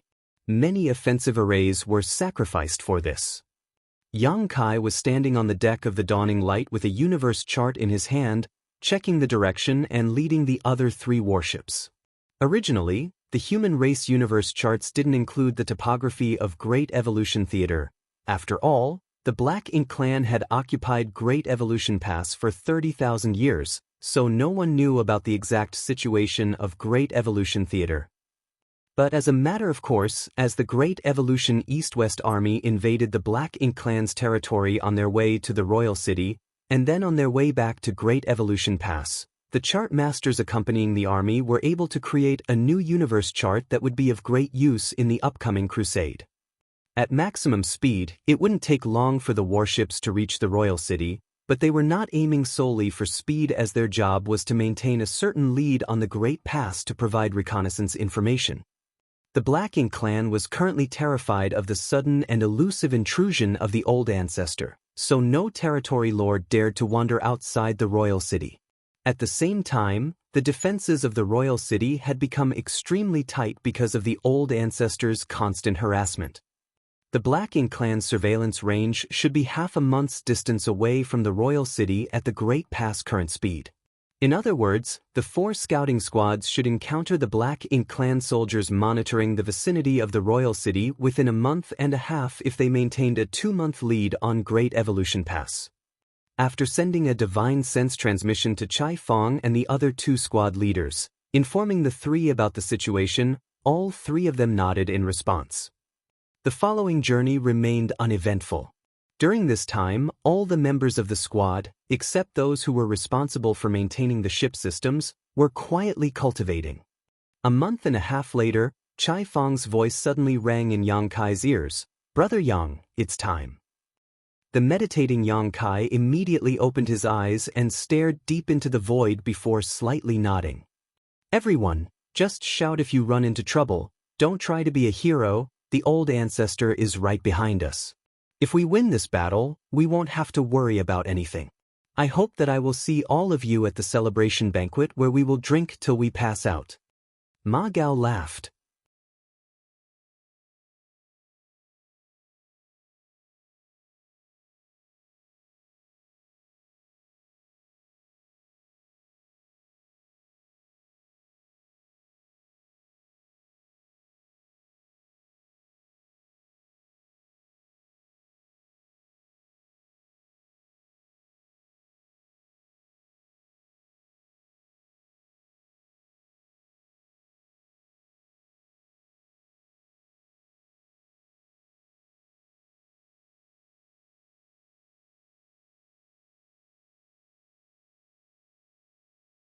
All he could do now was hope that everything went smoothly. Yao Kongcheng was indeed right. All the low-rank Black Ink nests were arranged at the periphery to act as detectors. So, even though the Black Ink's strength was denser in the inner region, it would be easier to sneak around. At the very least, the feudal lords managing the Black Ink nests would not be able to monitor everything at such a distance. Perhaps they might gain something different. Xianxia threw this matter to the back of his mind and focused on searching for flaws in the Black Ink clan's defensive line as Dawning Light moved around the periphery. They did not have that much time, as they had only advanced a 2-month distance ahead of Great Evolution Pass. In other words, Great Evolution Pass would be arriving within 2 months. If they failed to take care of the Black Ink Clan's detection net by then, the surprise attack would be exposed. 2 months might seem like a long time, but it wasn't easy to find a gap in this massive Black Ink strength defensive line. With the Black Ink strength continuously spreading over time, the Black Ink Clan's defensive line was constantly moving outwards. Fortunately, given the vast area that needed to be covered, the outer edge of the defense line did not advance very quickly. Dawn did not encounter the Old Turtles or Profound Wind squads as it continued its search. The Black Ink Clan's defensive line was a huge sphere centered around the Royal City, covering a range of about 1 month's distance from the Royal City. Currently, the 3 squads, including Dawning Light, were moving along the outer arc of this sphere. The chances of running into each other in such a large area were quite slim.